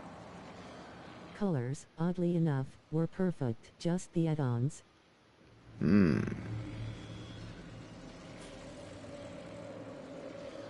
Okay, so you're going with the default colors for Flare on the main skin, but as far as the attachments is what you're talking about?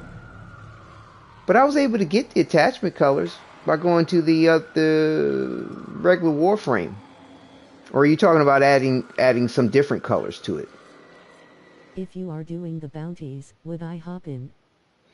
Yeah, I was going to level up my weapon. Sure, please join in.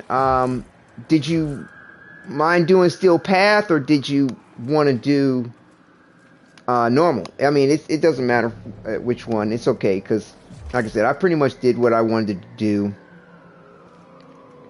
The testing I did earlier against... seeing what mess of accessories look good. Okay. But yeah, messing around with it earlier, I got a feel for the damage. I wasn't complaining about that. It was just keeping my mind aware and on point with everything I need to do. Flare, so probably normal. Okay. So I just needed to test to see what's up. Let me see if they're still on.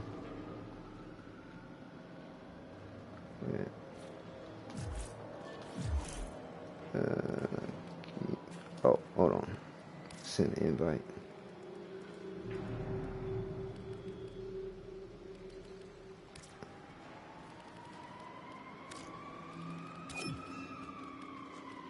Oh, they're in the lobby. Are they still on? Or are they? Righteous is on. Temple.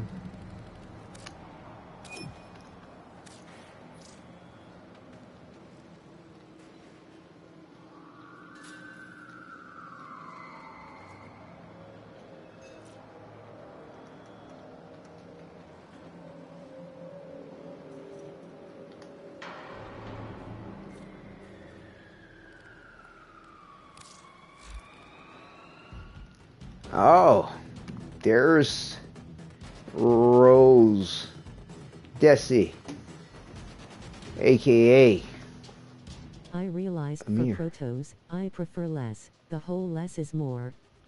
Yeah, me too. Me too. I mean, you see what I got from my author. He got a Umbra shoulder pad, and I carried a weapon on his back. That's it. Yeah, that's cool. Yeah, well, you got the accessories matching the colors, but because you used the default, or did you match those colors all on your own?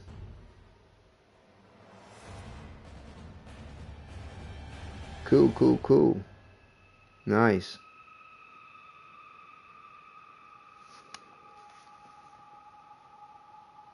Oh, I did the trick, messed with it on default and swapped to the skin.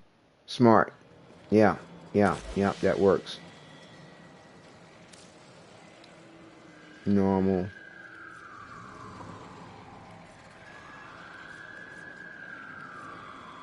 Interesting. So these are this is the new high level what? Hold on. Daggone. Normal level is at 125 to 130? Jeez. Is there a particular type of mission that you wanted to do? Exterminate? We can't do the Hue level bounty. Hue level?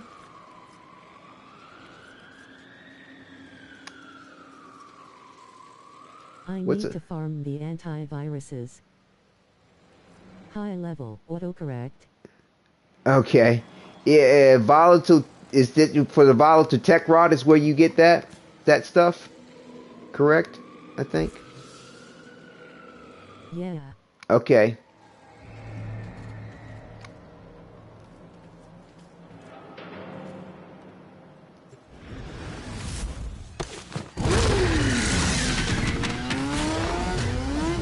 So in order to get the new weapons, you still need to defeat the coda. I mean, am I correct? It's all on us. You want to play Exterminator, fam? Shit, get in there.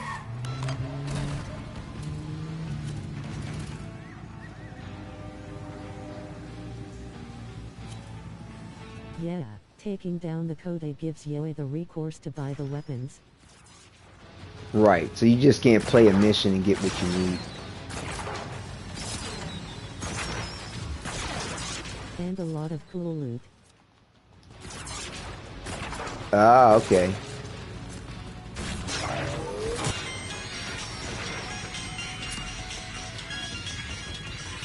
Have you seen the new cake yet? Yeah, Yes, I got it. With the I got it. What did something just kill me? I got it with the digital pack. I have the emote equipped.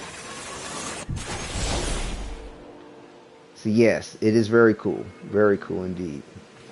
What? How did I die? That made no sense. Right you are.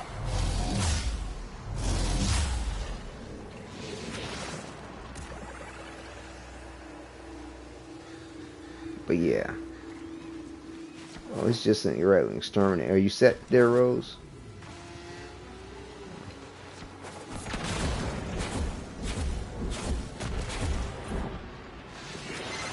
Got a solid move.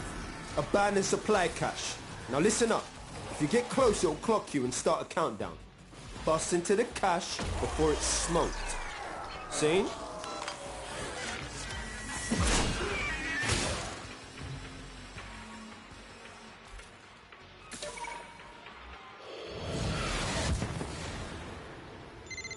Supply cache flipped into self-destruct. Get worksy, a few Fervon charges should pop it. But know this, open that thing and the Techrot will get riled up crazy.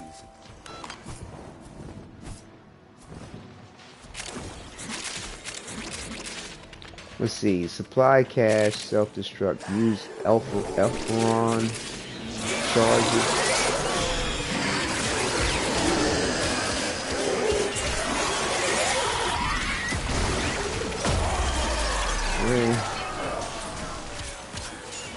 What do you mean by use Elferon charges? Jaffa. Moving on. Give us a yell when you're ready. Yo, Techrot signals down to 50%. Take him to 0.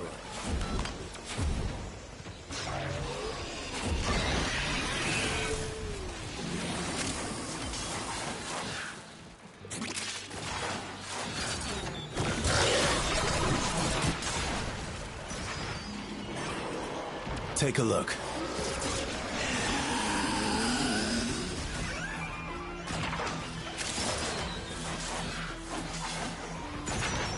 There'll be tears before bedtime.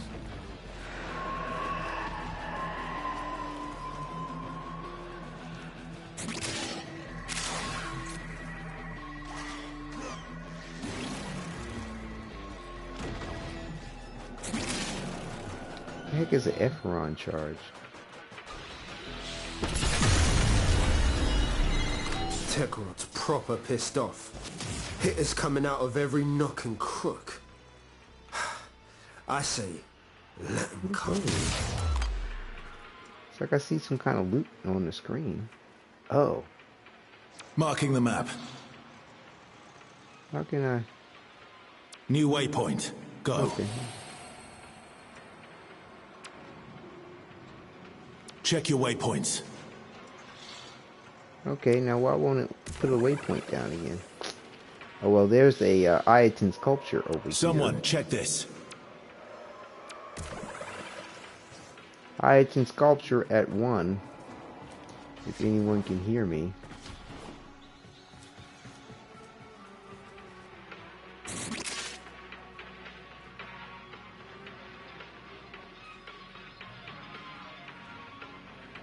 Antivirus bounty.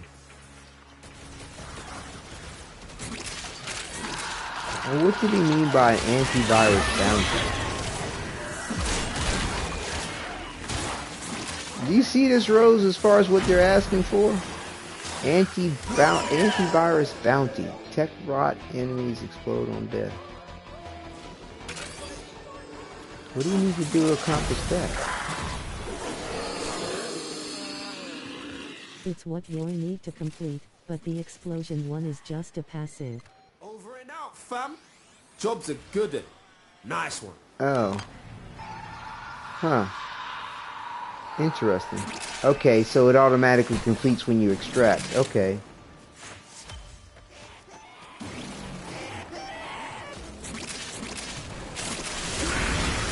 So is it just as easy to get the Coda weapons on normal as it is like the Steel Path version? Or the I guess the antivirus, whatever you need to deal with in order to fight the Coda. Cheerio.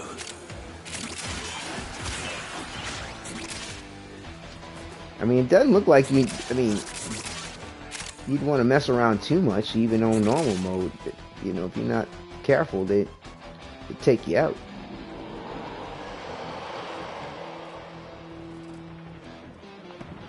Who's that? Zaku?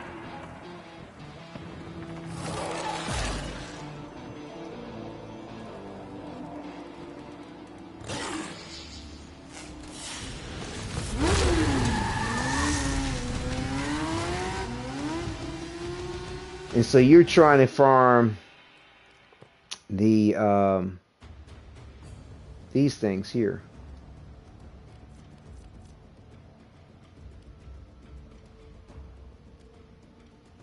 So you can get everything matching up right to get them, once you defeat them, to get this the antivirus hack.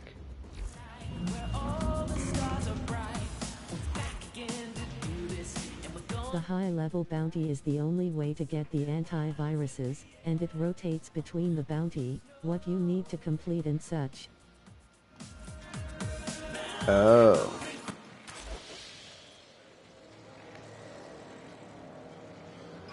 Does it help you to do it again? Or do you just need to wait, you have to wait till it keeps recycling? Basically, Requiem relics. Okay. Yeah, I gotta look into it some more too. It's been a minute since I've done any of that stuff. You can do it infinite amounts. Right. I got you. So is this what you're working on right now? Did you want to do that again?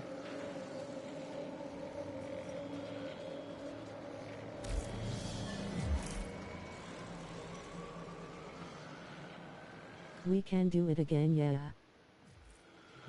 Okay, I'll run it one more time with you. Doesn't hurt to stockpile on them. Okay, so Okay, so you gotta wait for a different mission in order to give you different rewards other than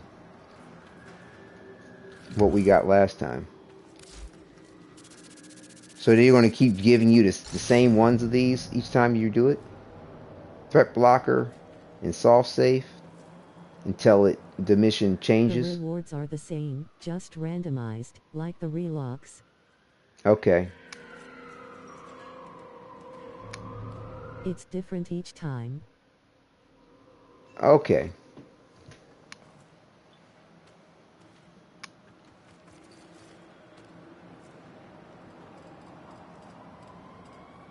Have you fought any of the Technocyte Coda yet?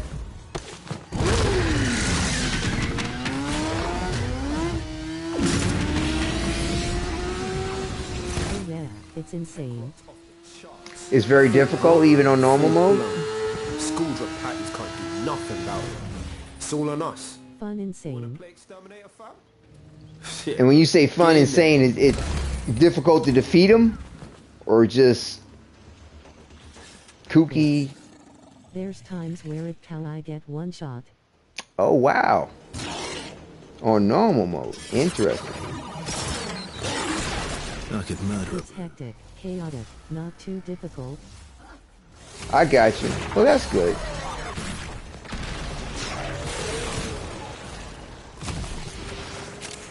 My Dante shields do not help. What? So they figured out a nice way for everybody to get around Overguard.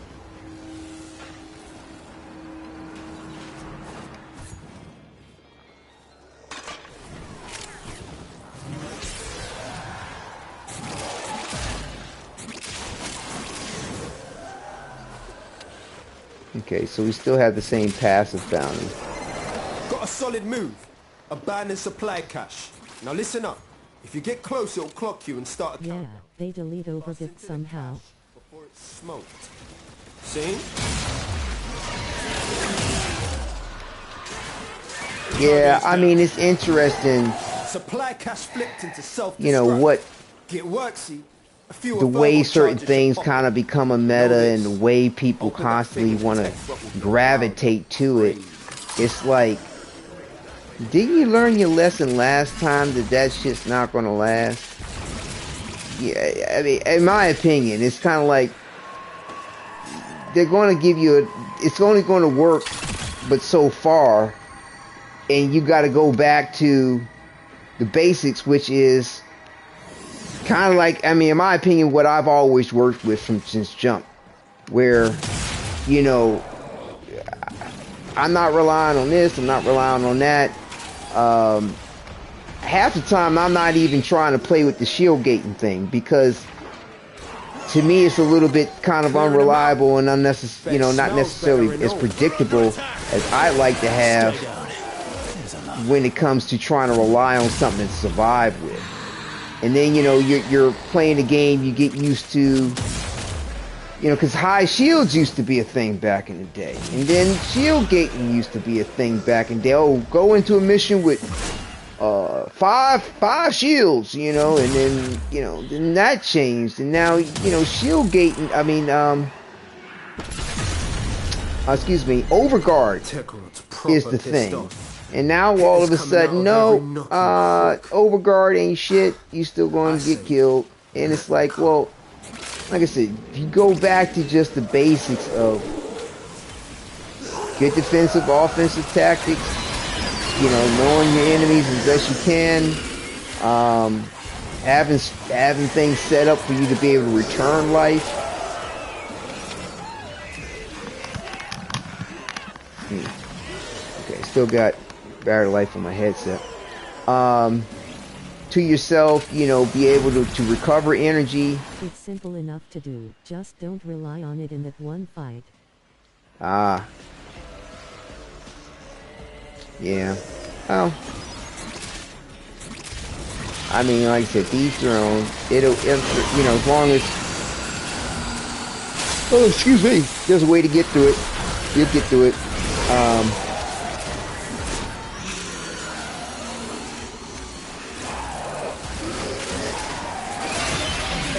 nobody gonna mess with the Hex now.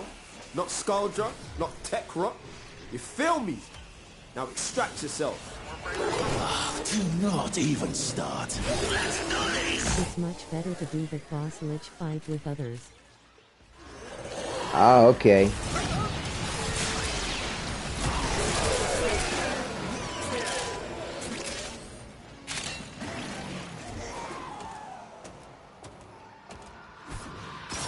Well, I guess so. Yeah, you get somebody to help take the aggro off, and somebody light them up. Do you have any ready to do at the moment? Or are you still gathering up what you need?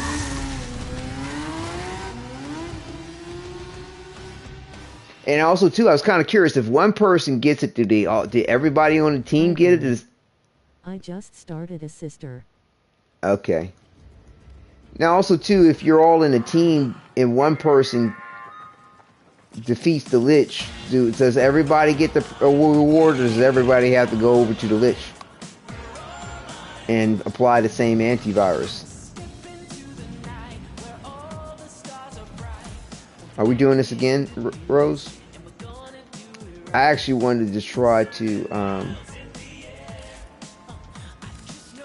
kind of wrap this up myself.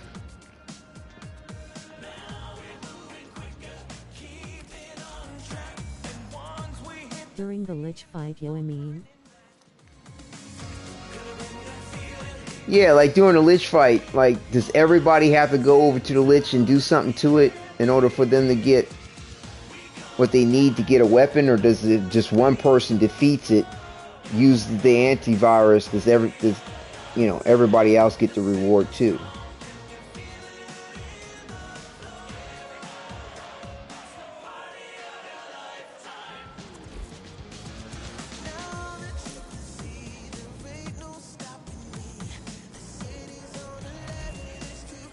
Oops, I lost you. I didn't mean to disconnect it like that. Hold on. I'll do it like this. I'd need to re-invite you anyway.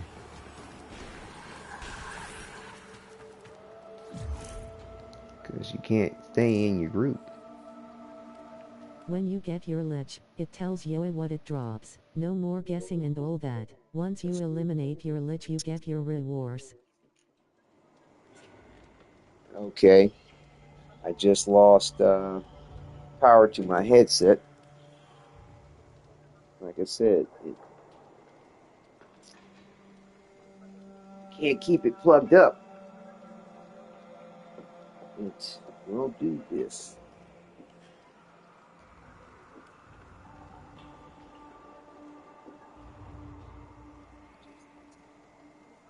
Okay. I still have volume through my handset. Hold on 1 second.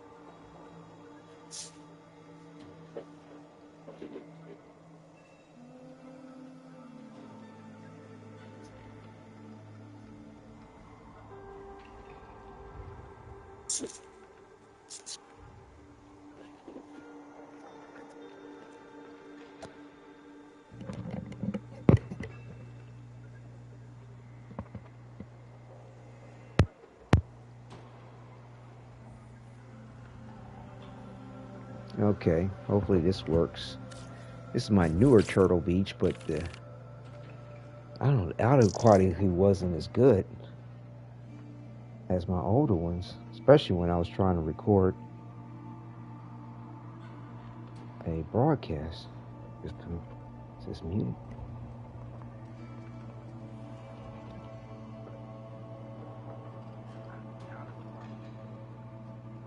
Testing. Are we still there? Okay. Making sure that this thing is working right. Yeah, Rose.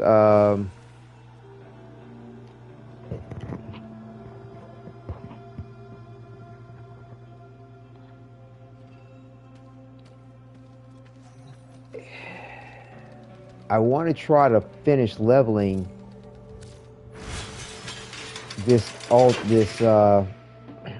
my Exalted Blade before I jump off, and I want to try to just run one more mission because I am a bit tuckered out. And I can worry about the rest later. Do you want to run a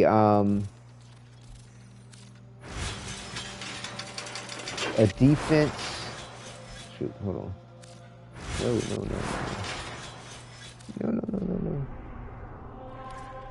No. For some prime parts, if we can find something like that. I'm fine with whatever, Miss Jean, as long as it's not spy. Right. Hold on. Just trying to find something that's going to give me some affinity across everything. Let's try this. Oh, there's also too a what is it?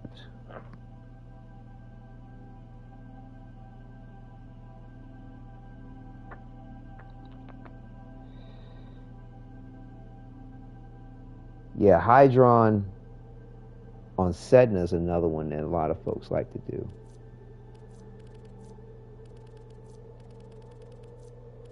Do you have any Axie relics you want to crack? Prime parts, ducats.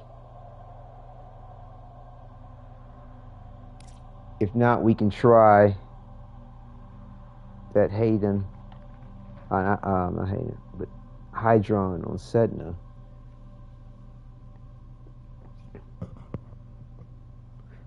This is Steel Path. Is that all right? We're talking about I have something. Okay. This is I can try Steel Path. Okay, cool. Let's see. Where was it?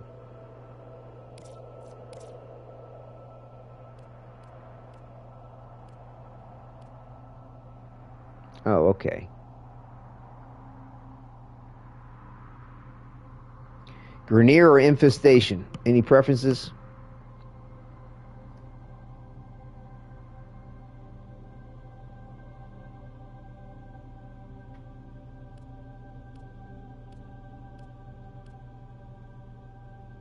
Grenier. All right, Grenier it is.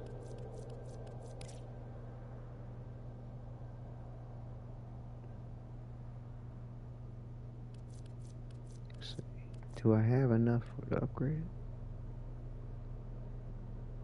Oh. Okay.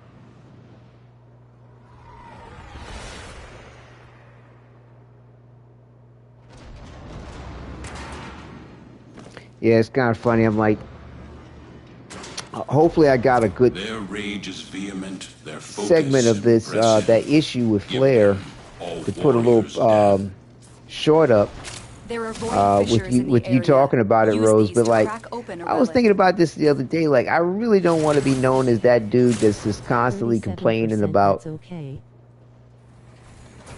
Quentin. 37%.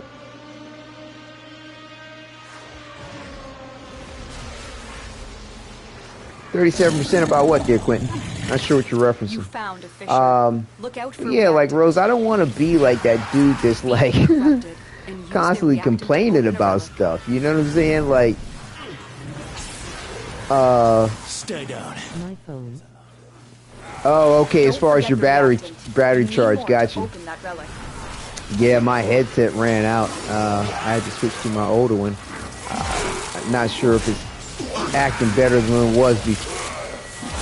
When I switched out to my older headset, which to me is a better quality when it came to recording audio for a broadcast I put together offline. That's it. You opened the relic. It's strange. Finish your mission and we'll take a look inside. But either way, I think it will be fine enough for me to finish out this broadcast with this headset. But yeah, like I said, Rod, I really want to. Hopefully, I got a nice little segment within the minute time if you had to produce a short for that Flare issue. But I think that's a little bit better to, I don't know, demonstrate the point that there is an issue going on with the skin, because that Frost one, I'm not sure how to. Haven't spent enough time with it the way you have to I don't know, feel like I can even articulate the point of the issue very well. It's just, I just can tell something ain't right.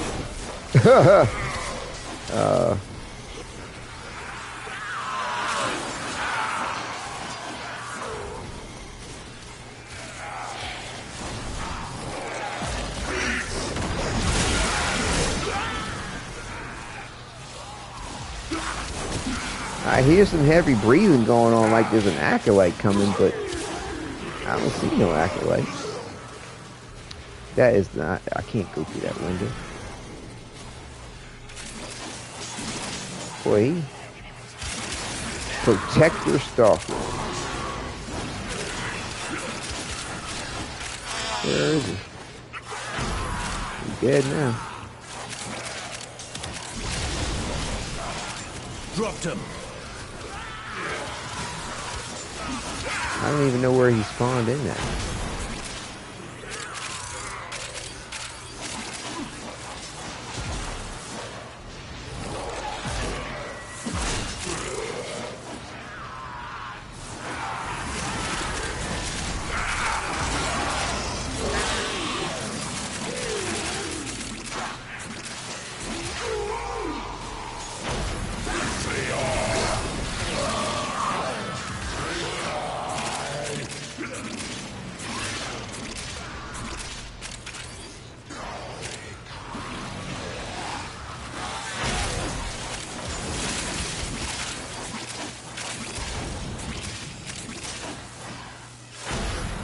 Extraction is ready, unless you can handle more of the enemy.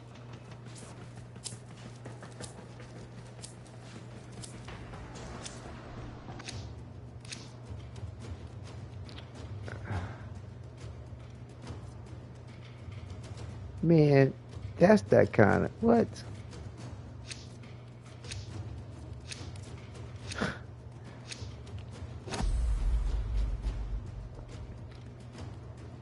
Yeah, you got another one there, Rose, you want to put up? Yeah, okay, cool. Oh, Hazer is leaving. We'll do, I think one more should do it. I'll double check my stuff.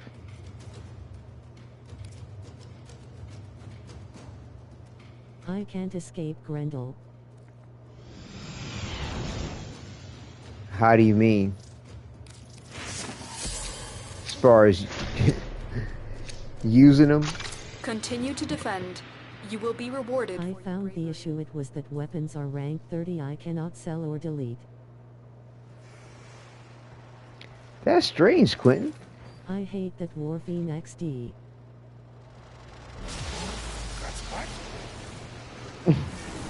That is odd. These odd issues people have. Got him. Yeah, I mean, yeah, that's the thing that can kind of hurt the situation with Warframe at times, more so than not. There's always something. And I mean, they work on it. They fix what they can, which, you know, you gotta, you know, admire them for the effort and their desire to have it be a better thing and to not have the issues.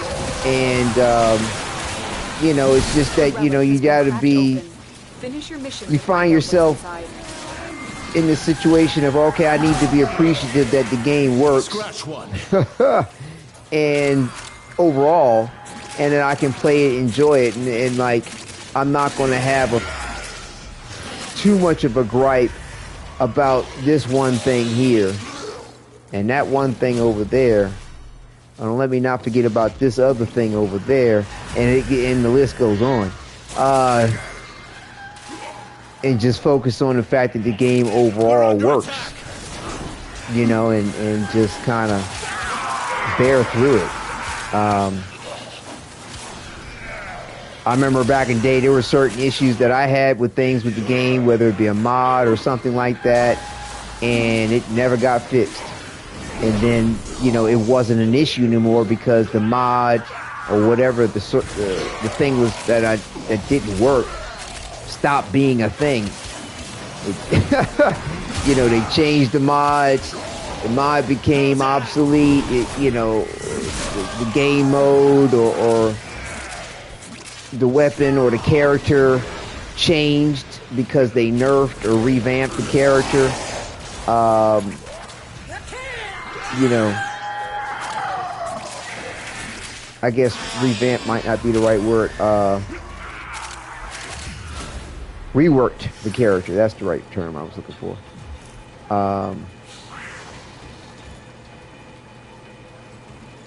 See, I'm trying to level up my ultimate weapon and I can't. Hold on. All I hear is that code is someone summoned. Yeah, I see it. I hear it. I heard it. I heard it too. Yeah, we'll go ahead and head on out after this, Rose. I mean, you can stay if you want. Like I said, we'll try to wrap up the broadcast, and I think I've accomplished everything I was looking to do. Yeah, he's just yelling and screaming. I saw him floating around. So you can't hear me over Zeke? It's kicking off.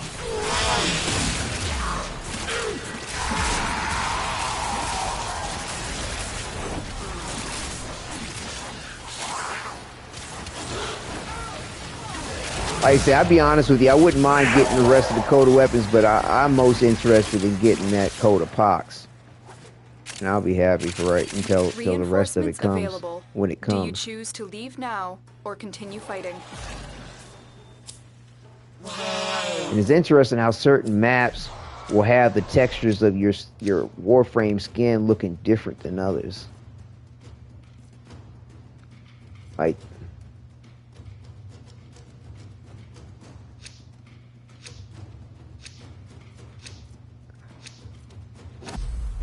it's like right now my my other Gemini skin, it like looks flat and dull. How do you mean by you can't escape Grendel? As far as using Grendel?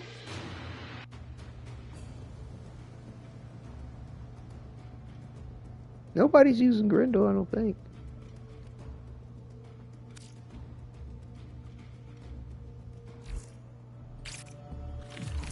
Those two relics, there were 2 Grendel Prime parts. I got you. Check. I wasn't even paying attention to what it was. I was just looking like, do I have the Prime part A, and then B, you know, because if I don't have it, I want it. And then B, depending on the cost, you know, how many ducats you get from it, then I'll go ahead and get it to trade. But I try to keep one of everything at least. Just in case somebody might want The reason I have the prime frame is because it's hand in hand with Wisp. Got you. Cool.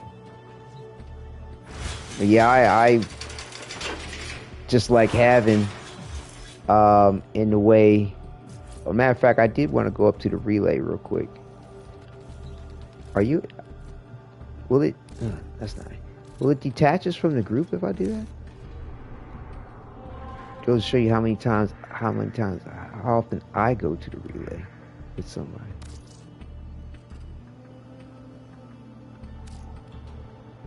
It'll take me with. Okay, cool.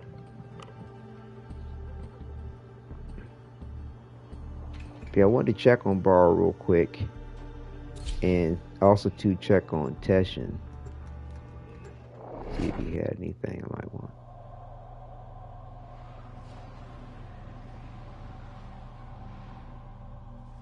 I can't believe how fast time has flown by. Definitely extended myself beyond what I thought it was going to do. It's ingenious what they did. Oh, as far as Borrow or Teshin, I did hear something about one of them having a glyph of some sort. And let me make a little True Master donation. My latest safari in the void has yielded spectacular finds. 99 ducats and 1,900 credits for the Entrati glyph. Huh. Wow. Okay. 1,999. Let's see what we got. All my wares come from the void. Perhaps you'll get to visit sometime. Ha ha ha ha. That's cute. That's cute. We'll get that, sure thing. Make the I collection underestimated complete. you, Tenno. I do hope Prime, you didn't put yourself in a steady hole for hand. this. See, I mean, the fact that...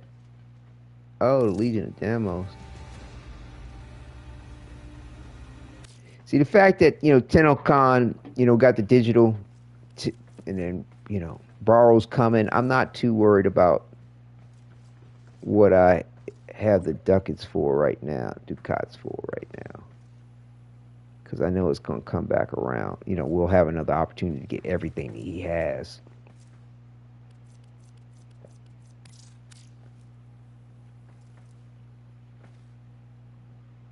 But yeah, I do need to do some prime part farming for sure for this circumstance, because I don't think I got very much today. Prime steady hands, weapon recoil. Wow. Yeah. It's interesting how little. Well, it depends on how you look at it. Depends on how you look at it. Like, a lot of people like damage, critical chance, critical damage, but it's like accuracy counts. It does add up on the amount of damage that's inflicted too, and like, keeping your shots steady, being able to deliver your shots where you want it to consistently. Like, I used to like steady hands. I like that mod for certain weapons that had high recoil, and then other weapons, like if you used it even though they didn't have bad recoil, it was like a steady laser beam on what you were shooting. It was crazy. So yeah, I guess it depends. I'm gonna miss out on the borrow ticket, unfortunately. Oh, because you'll be at the TennoCon event? I won't have access to Warframe during all the trip. Oh. Can you not bring your game system with you or your computer? Using the con as an excuse for vacation. Right. Well, do you game on PC or console? Or do you have like a laptop or something? Well, basically I'm wondering, like, perhaps you could take however whatever medium you use to play Warframe, take it with you. At least you can log in. I PC and don't have a laptop. Ah, got you. Okay. Well, aren't they supposed to have some kind of like dragging this clunky PC with me, lol. Right, no worries. Aren't they supposed to have a that's what I'm looking for. If I hit, are you ready to head back? Is there something you want to get from the relay?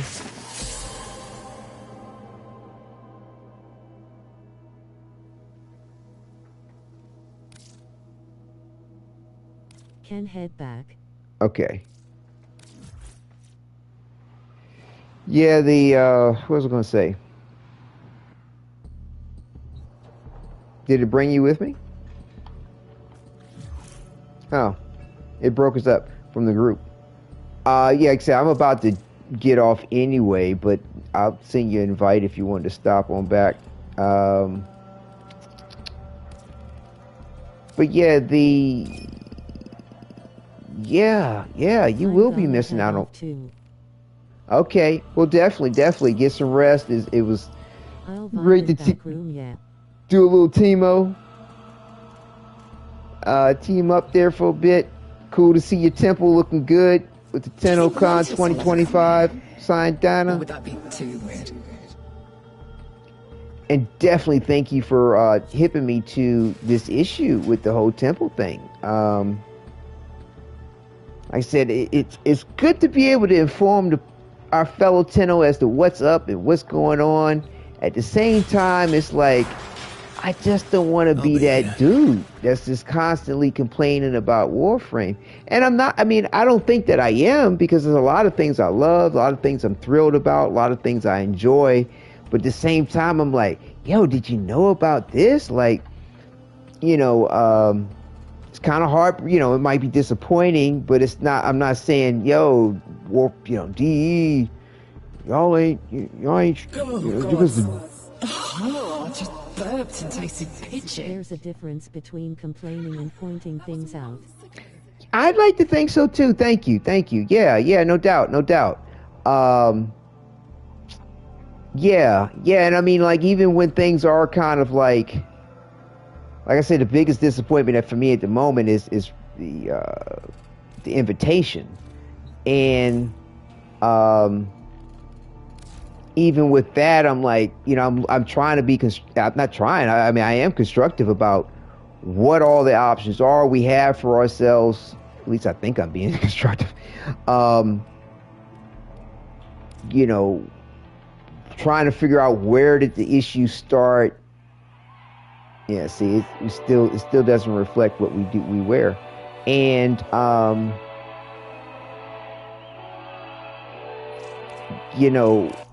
what's going to be the temporary solution to what's going on, and and perhaps that temporary solution is that might be the only solution. Like, for example, we can't change our drifter's outfit in as we used to, but from what I understand, when the loop happens again, it'll change the outfit in the invitation, but it's going to change every invitation in the way it looks, and you have to have your drifter appearance and customized the way you want it to be before the loop and the invitation happens. Because if not, once it gets delivered to the inbox, it's going to reset. It's going to change all the other invitations to match whatever your current appearance of your drifter is. So that's a long haul to role play that cinematic. It really, really is. It's a long haul. But I'm sure they'll figure something out, hopefully. I'd like to hope so too, but the thing is that in so many ways it's fixed.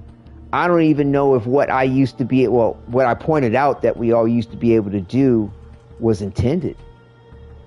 I don't know. They don't tell us things like that. It's kind of like the arsenal with this whole Gemini skin thing, and being able to put a Protoframe skin in every single one of your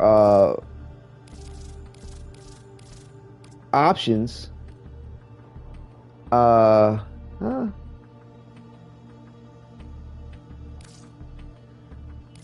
that was weird. What? Oh, I selected the bow. I was like, why does this window only have 3 presets for my author? But yeah, it's kind of like the proto skins. You put a proto frame skin on each one of your presets, come out, and you hit the appropriate emote. You get to switch. Okay, you see, this is buggy. I do not have that skin in my loadout, and so like when you see that, you got to go to a whole new. I'll really want a octopus mermaid Warframe still. Yeah, I know you stuck on that, man. I get you. I'm with you too. It would be cool. It would be. Definitely make sure you submit something to them on that. Like I said, I'll put some links in this description on my channel. I do until I do, because I'm not going to be able to deal with the description thing too much tonight. I'm just going to put a little something short. Now. Take care. Okay, take care of yourself too. Thank you, Rose. And like I said, you go ahead and select your Gemini emote. Shoot me an invite if you ever see me on and running missions. I sure will. And you too, please. Do the same for me. So as you can see, I just swapped over to the default author, but I had to reset the memory to the emote in order to do it. And when you do that, you actually get a whole default animation that's different than normal. It's going to generally select the first animation that is available. Let's make these bastards pay. So how do I submit my ideas to D? Right. Like I said, I'll link it as soon as when I get off. Take about, I don't know, half hour, 40 minutes to kind of do a couple of things for the just some quick timestamps, and then I'll add more timestamps later. Do some tags, and what I'll do also too in the description is I will post the links for a survey that's currently going on for DE, where you can put a couple of ideas in.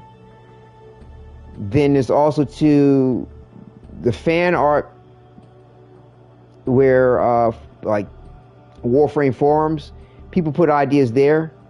And then also too, there's the direct contact for DE for submitting ideas. So if you wanted to look up, get these links now, on my channel there's a video for Hayden Tenno commentary, and in that video, the description has the links I'm talking about in that as well. You probably might have to copy paste it. The description links don't have a quick link for you to click on, but the URL, everything is there for you to copy paste if you can. If not, then you might have to just type it in from something, like take a picture and then type it from the picture. But it depends on where you're trying to look at the video. I've noticed that I can copy paste information or quick link something from a PC differently than an application on a tablet, different from an application on my phone. So it kind of depends on however you're accessing the description information. But yeah, again, I don't know what all is supposed to be intended with these skins. It's interesting because,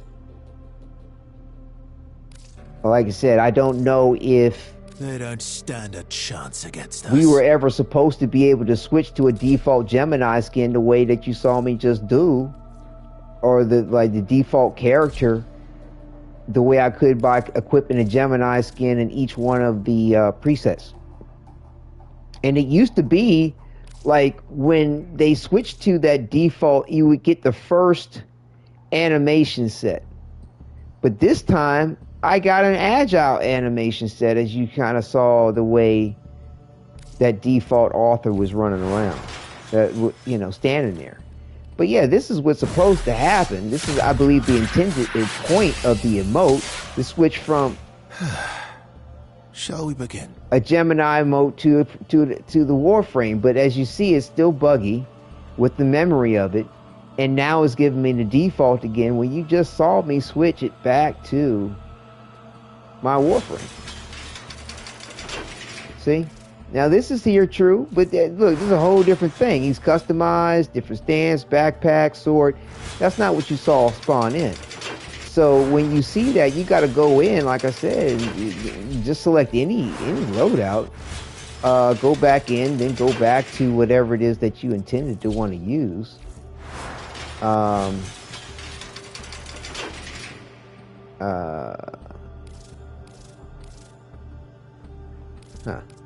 And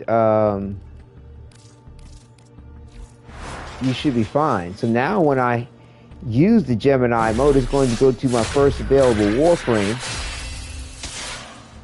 And this is what the Gemini mode is supposed to be used for. It's not supposed to be used for that other thing that I was doing with the roleplay. And that's why I was saying earlier about the invitation, that I don't think that it was ever supposed to be used in the way that I noticed that we could use it, by changing our drifter's appearance whenever we want, and then every time we played the invitation, it showed the difference in appearance each and every time.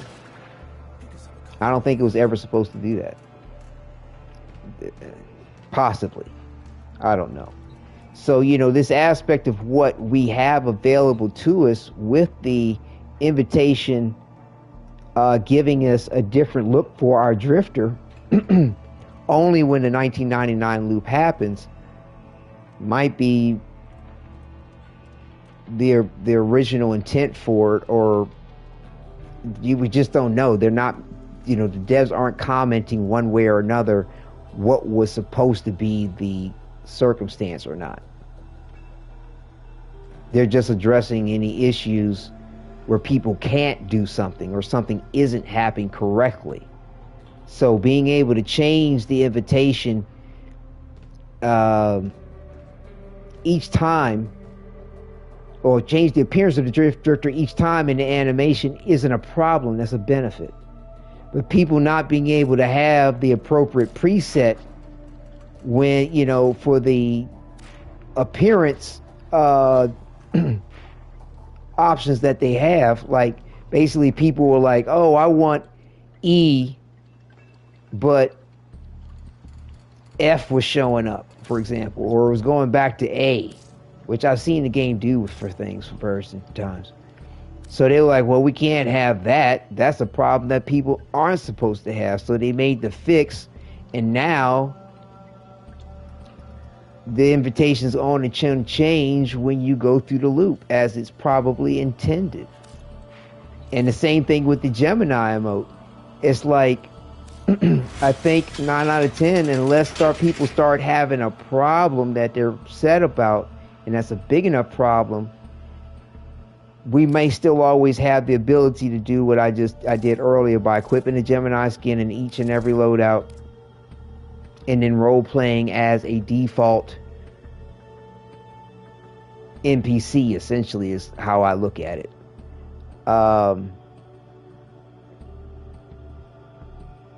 But I have a feeling what that little trick is not intended.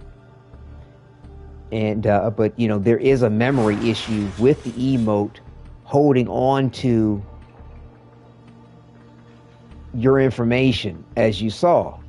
I gotta come out, I gotta select a whole nother loader, come out, come back in. That's the best and easiest way to guarantee a clear of the memory, so that you have predictable results. So yeah, it's kind of it's an interesting gambit, but like I said, there's enough about Warframe that I love so very much and enjoy that I'm not too worried about the point of it, of various different oddities and nuances. It's more often than not, it's something you can work around, and sometimes there aren't. And then other things you just gotta kind of let it be. It's like when I used to play DC Universal Online. Man, if my favorite hairstyle for the body type that I had for my my hero had a bald spot, like right up here, like about the size of your finger relative to the hairstyle, a bald spot. I could use that hairstyle on all the other body types and you would not see that bald spot. But my favorite body type and hairstyle. So if I did if I wanted to live with a different hairstyle, I could, you know, but then I wouldn't have my favorite one. And if I wanted to live with a different body type and if my favorite hairstyle, I could, but then I wouldn't have a favorite. See, I just had to make the compromise. It was like, look, I don't see the bald spot most of the time, so fuck it. I was just like, oh man. So yeah, sometimes these games have those issues, you know. I can't most of all games have some kind of an issue, to be honest with you. It's just a matter of what that issue is. Nothing's perfect. Did some message? Okay, somebody was messaging me. So like I said, we came, got it done. I'm probably going to do some runs off camera so that I can stay focused, because I want to have some good footage to kind of put with the build video that I will feature. I'd like to think between now and my next broadcast, more than likely, and you know, highlight the point of the Umbra polarizations, but more importantly, explain what I do with my build, as I kind of did during the first part of this broadcast, but without issues and you know, twisting up the point of a Rage, Hunter, Adrenaline, and Life Strike. But you know, I corrected that issue. But you know, like I said, have a nice script laid out, read it well, try to condense the point of everything, well organized, and present it so that, you know, folks can digest it well and refer back to if they find what I do valuable and they might want to lend to it as far as something they might want to do for themselves. But you know, like I said, what I do, I don't think people really consider bragging rights. Oh, okay, yeah, it's all good. Do so, please, please, please. But yeah, what I do with as well as I do, I try my best to. What I do when I play, like I said, I like to be able to do everything and be capable of doing it. I'm not worried about how big the numbers are, or if I'm outdoing some other player. If I'm doing well, I'm holding my own, I'm adding to the team, and yes, business is all very important. Then what is equally pretty I'm happy. is as pretty does. Coda Cabalas, Coda Himmer, Coda Meyer, Coda Box. Yeah, I'll be looking forward to getting this. So I need to get those heart cells. Hold up, let me move.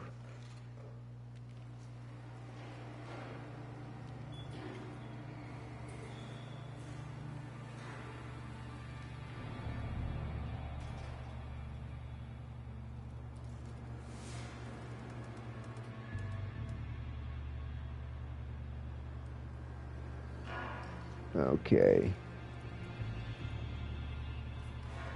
Yeah, I'm gonna compare these stats when I get a chance. See how much.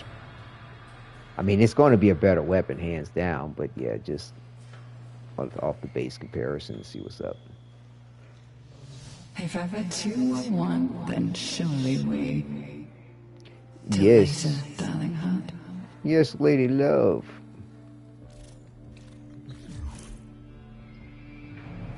And we'll take it on back. But yeah, it's like I said, it was really fun having all those conversations about the various different topics, and animes, and just all the different myths and lore, things involved Warframe. I appreciate everybody listening to me and, you know, enjoying hopefully what I had to offer to the conversations.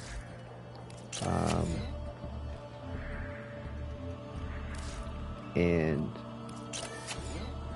I will go ahead and ask one more time, is there anybody who would like a free Omni Forma Bundle? Because I have 3 to give away. I promised 3 to give away before the end of the broadcast. But nobody has said that they want a free Omni Bundle. And I was like, if more than one person wanted a free an Omni Forma Bundle, I was, you know, wanted to have a little trivia contest. And heck, if it was even just one person, like just for fun, play the contest, win or lose, still get the Omni Bundle. But yeah, if anybody was interested in a Omni Forma Bundle, do type in the chat there, Omni, so that I know to give one away. So I guess you can. Maybe I'm okay with some only.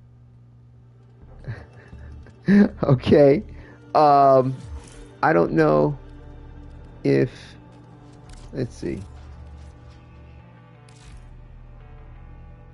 Are we, I think let me just double check this too, because I am not accustomed to doing this. I think I need to have your name to send it. Your in-game name. So like if I was to gift it, gift 1. You see, I need to have your in-game name, or I could type it. Is it the same? Base occasion 971. Okay. Yeah, we're not friends here. Well, let's you can friend request me too if you want. Let's see. Let me see if I can just give it to you without being friends. Let's see. Is it 2 words? Looks like everybody's 1 word. Base occasion 971. Okay, there we go.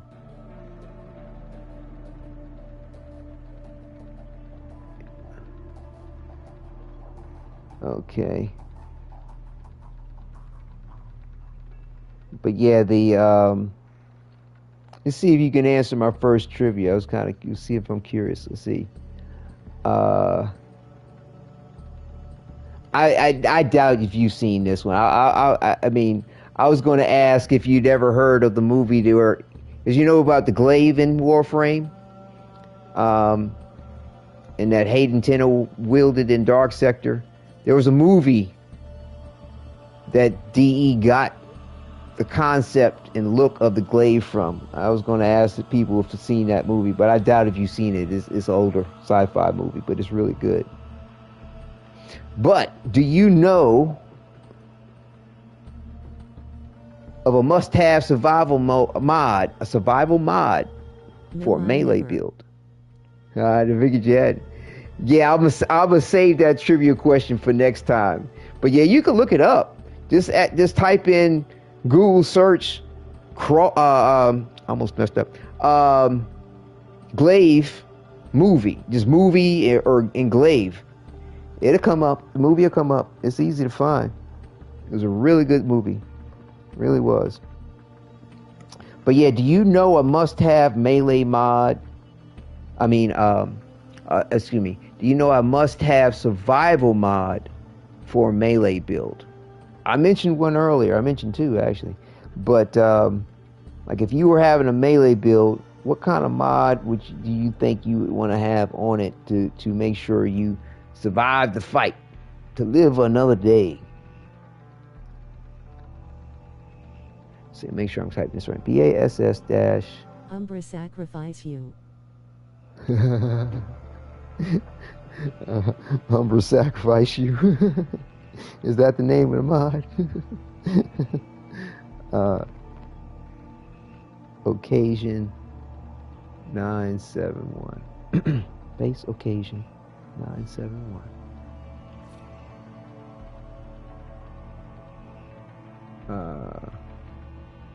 I'll give you a thank you for viewing.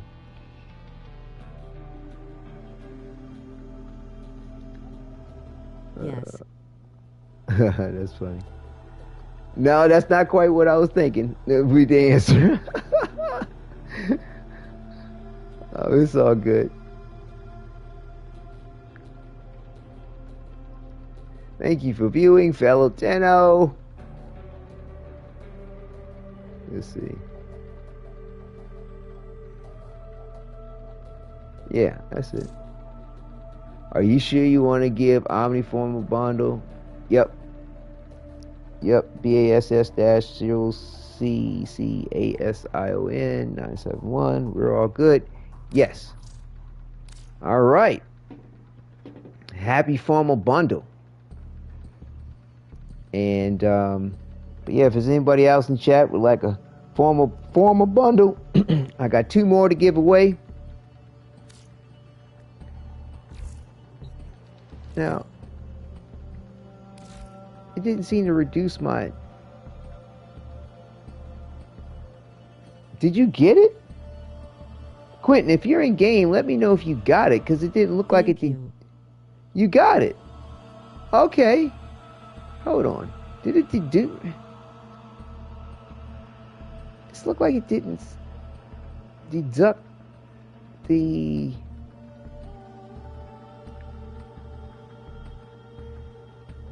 It didn't deduct the platinum.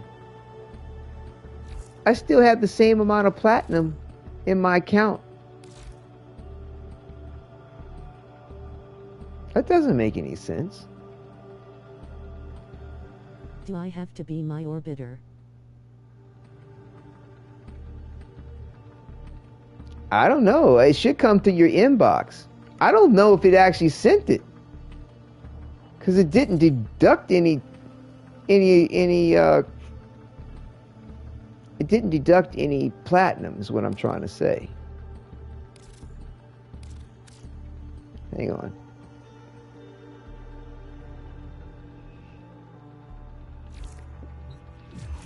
Does the game, am I getting the name right? I'm gonna send you a friend request and see.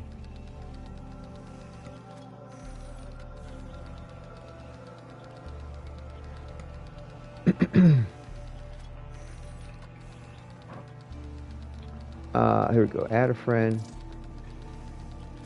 Name. I hate the glitch.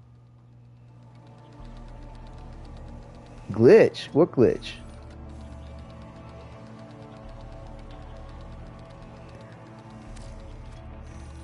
Where it didn't deduct my my platinum? It says your username doesn't exist. That's why it didn't deduct my platinum. It didn't send it to anybody. Therefore I didn't purchase anything. It's not. Are you sure that's how Warframe sees your name in game? Send me an invitation or a friend request or something so that I have your name. Because I believe it probably going to have. So yeah. See, it's gonna mine is Wadidja #018. I think everybody's gonna have a hashtag something or another behind their name. No, not necessarily.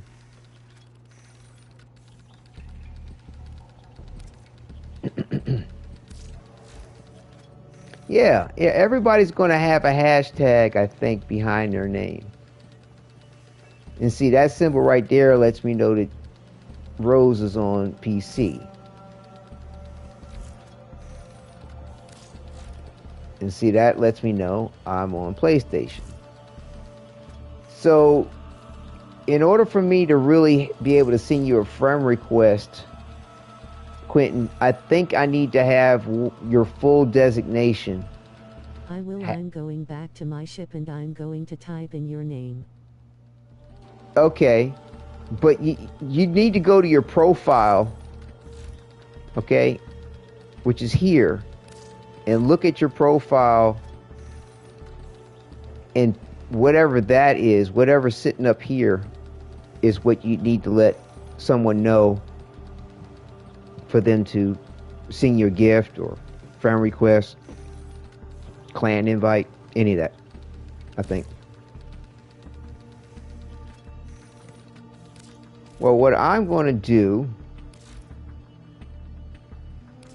to keep my promises of giving, my gift giving, like I said, if there's nobody else in chat that would like a free Omni bundle, I'm just going to... Base occasion 971 965. There you go. That's it. That's probably what's up. Let's see. Let's just try it over here first.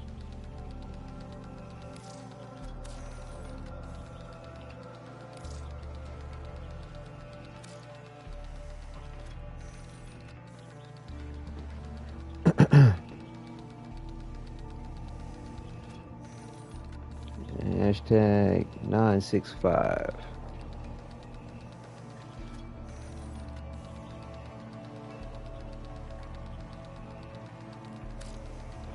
Okay.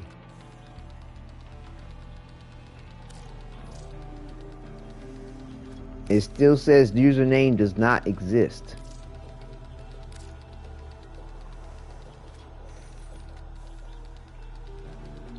Am I? What? I know I know, right? It says 2 C's, 1 S.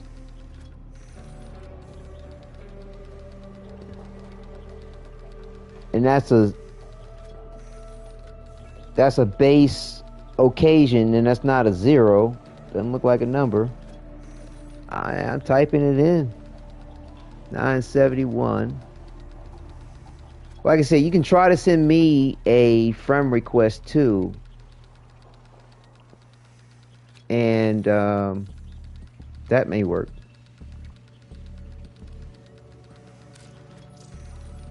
Yep. Like I said, mine is Wadidja hashtag 18. Base occasion 971965. Oh, well, that's different. Hold on. I'm gonna send you mine.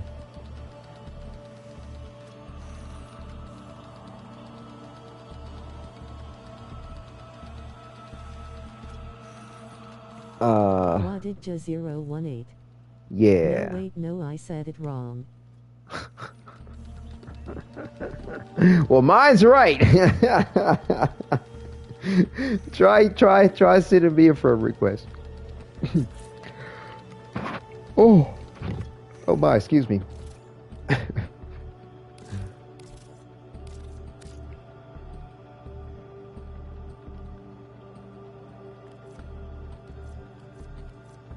All right, we're going to send one. It's base occasion 971 965. All right, we'll try that in 1 second here. We're going to send one to Rose.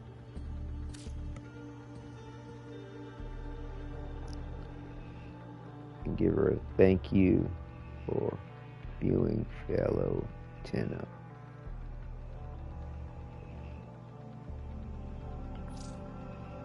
Are you sure? Yes. Yep. See? That's what it's supposed to do when you send somebody something. You get the boom, and then you don't have the platinum you spent when it's done. Okay, so we're going to try this again. And what we have to work with this time is, let's see, base. So we got a capital B. I cannot find you. Having those issues today. Okay. Base occasion 971. And is there spaces in your name? That like that? Because you put a space between base occasion and 971. It doesn't seem to want to give spaces.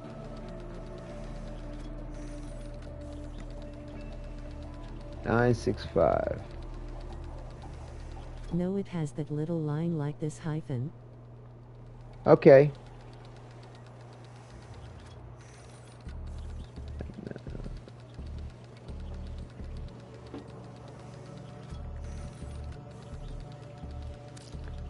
Oh, we'll try it again.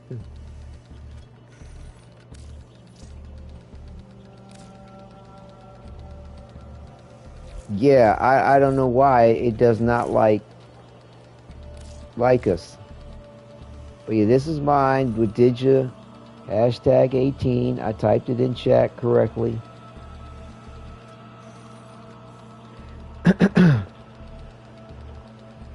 I have no clue why it's acting like this.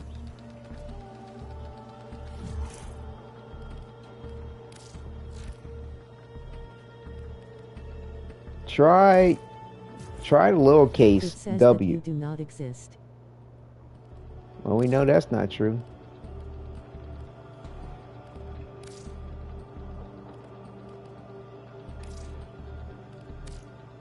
We know that's not true.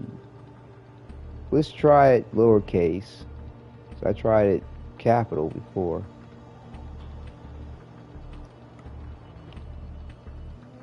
$965.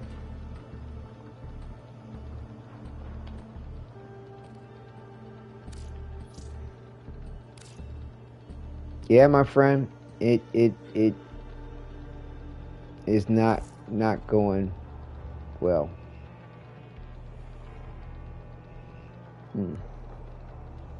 And I can't think of any workarounds for this situation. But I mean, the nice thing about it is, you said at the beginning of the broadcast you got a whole bunch of Forma. Omni Forma, you said you didn't need any, so I mean, I didn't mind giving you the bonus Forma, but yeah, it doesn't seem like that's happening.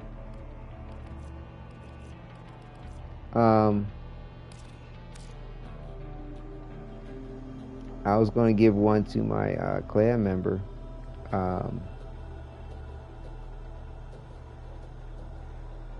Yeah, if you can think of something there, Quentin. I just did it, and for some reason it says it's not a given user. Well, as far as I'm concerned, yeah, it doesn't make any sense. Did you try a lowercase w, like w, lowercase w, a, d, I, d, j, a, hashtag 018? Are you making sure you type it in the... Sometimes people might miss the I, but it's W-A-D-I-D-J-A. Hashtag 018. Or just type in Wadidja. See what happens if you just typed in Wadidja.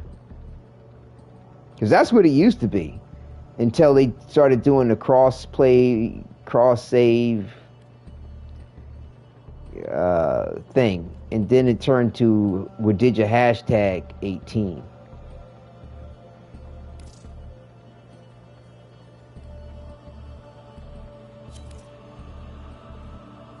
Oh, look at that. I got it. I think I found you. Okay. Yeah. I got it.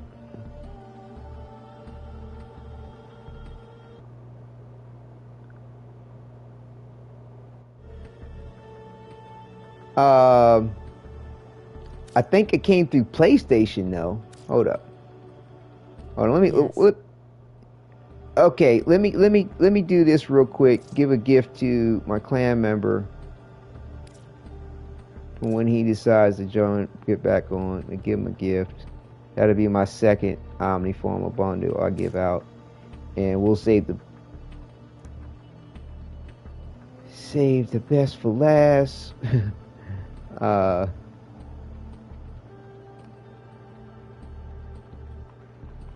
that's why. Come on, da.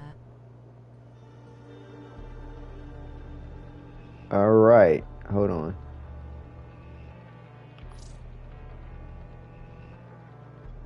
Yeah.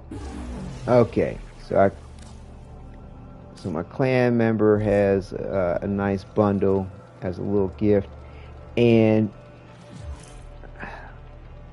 I thought I saw it come through the communication. Yeah.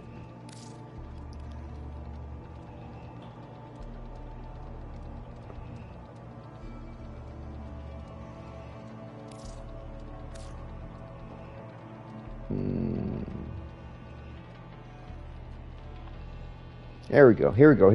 We got it. All right. So you found me through PlayStation Network, or did you enter in the right whatever in game? I'm just kind of curious, just in case, somebody else has that issue in the future. Or did you already say? No. In game. Okay, so what did you do differently this time? When you found me?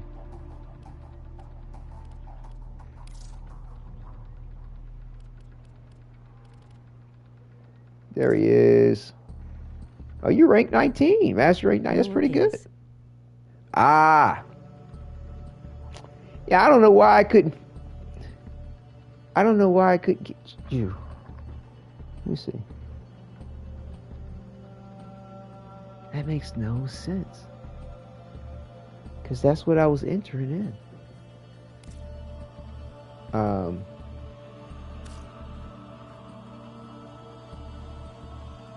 Give you a thank you for viewing, fellow Tenno, and enjoy, as we all should do, as much as possible. Yes. Ah! All right. Yeah. Thank you for viewing there, Quentin. That'll tie a nice bow. Thank you so much, friend. It was my pleasure. It was good to have you on the broadcast and sharing all of what you had to offer with the Bionicles and your story, your concepts for Warframe. Like I said, I got it. They're good. That's good. Excellent. They're good, and you definitely submit them. It'll be a good thing. So yeah, like I said, I can't remember the last time I did anything like this on a broadcast.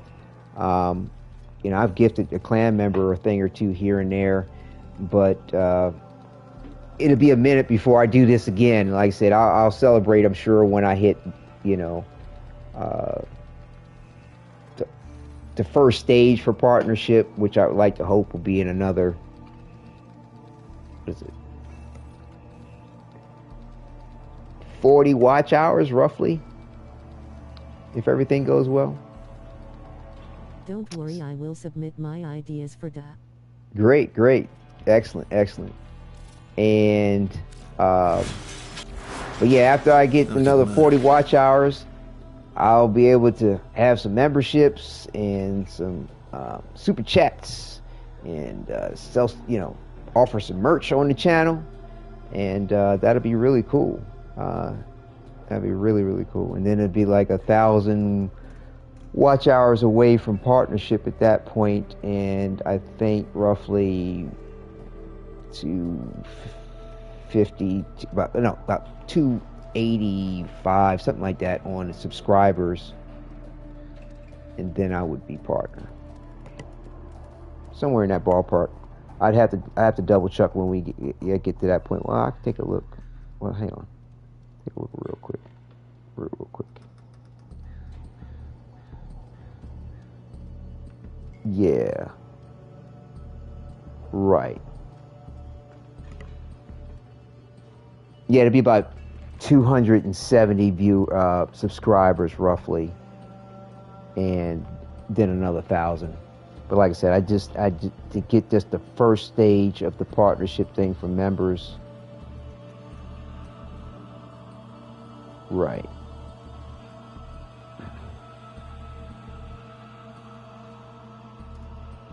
I need actually another 50 watch hours. Yeah, so there we go. So we'll see how many like this broadcast will add to it too, I'm sure. So we'll see how it goes.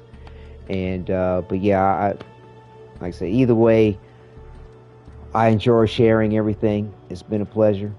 And like I said, the next video I'll go ahead and have that build video for my Omni Forma Universal Anytime, Anyplace build, and have everything nicely consolidated. And again, it's been a pleasure. I'm going to take it to the profile screen as we see. Let them do a nice little rotation around. So I will bid you adieu. Thank you all for viewing. Take care and enjoy.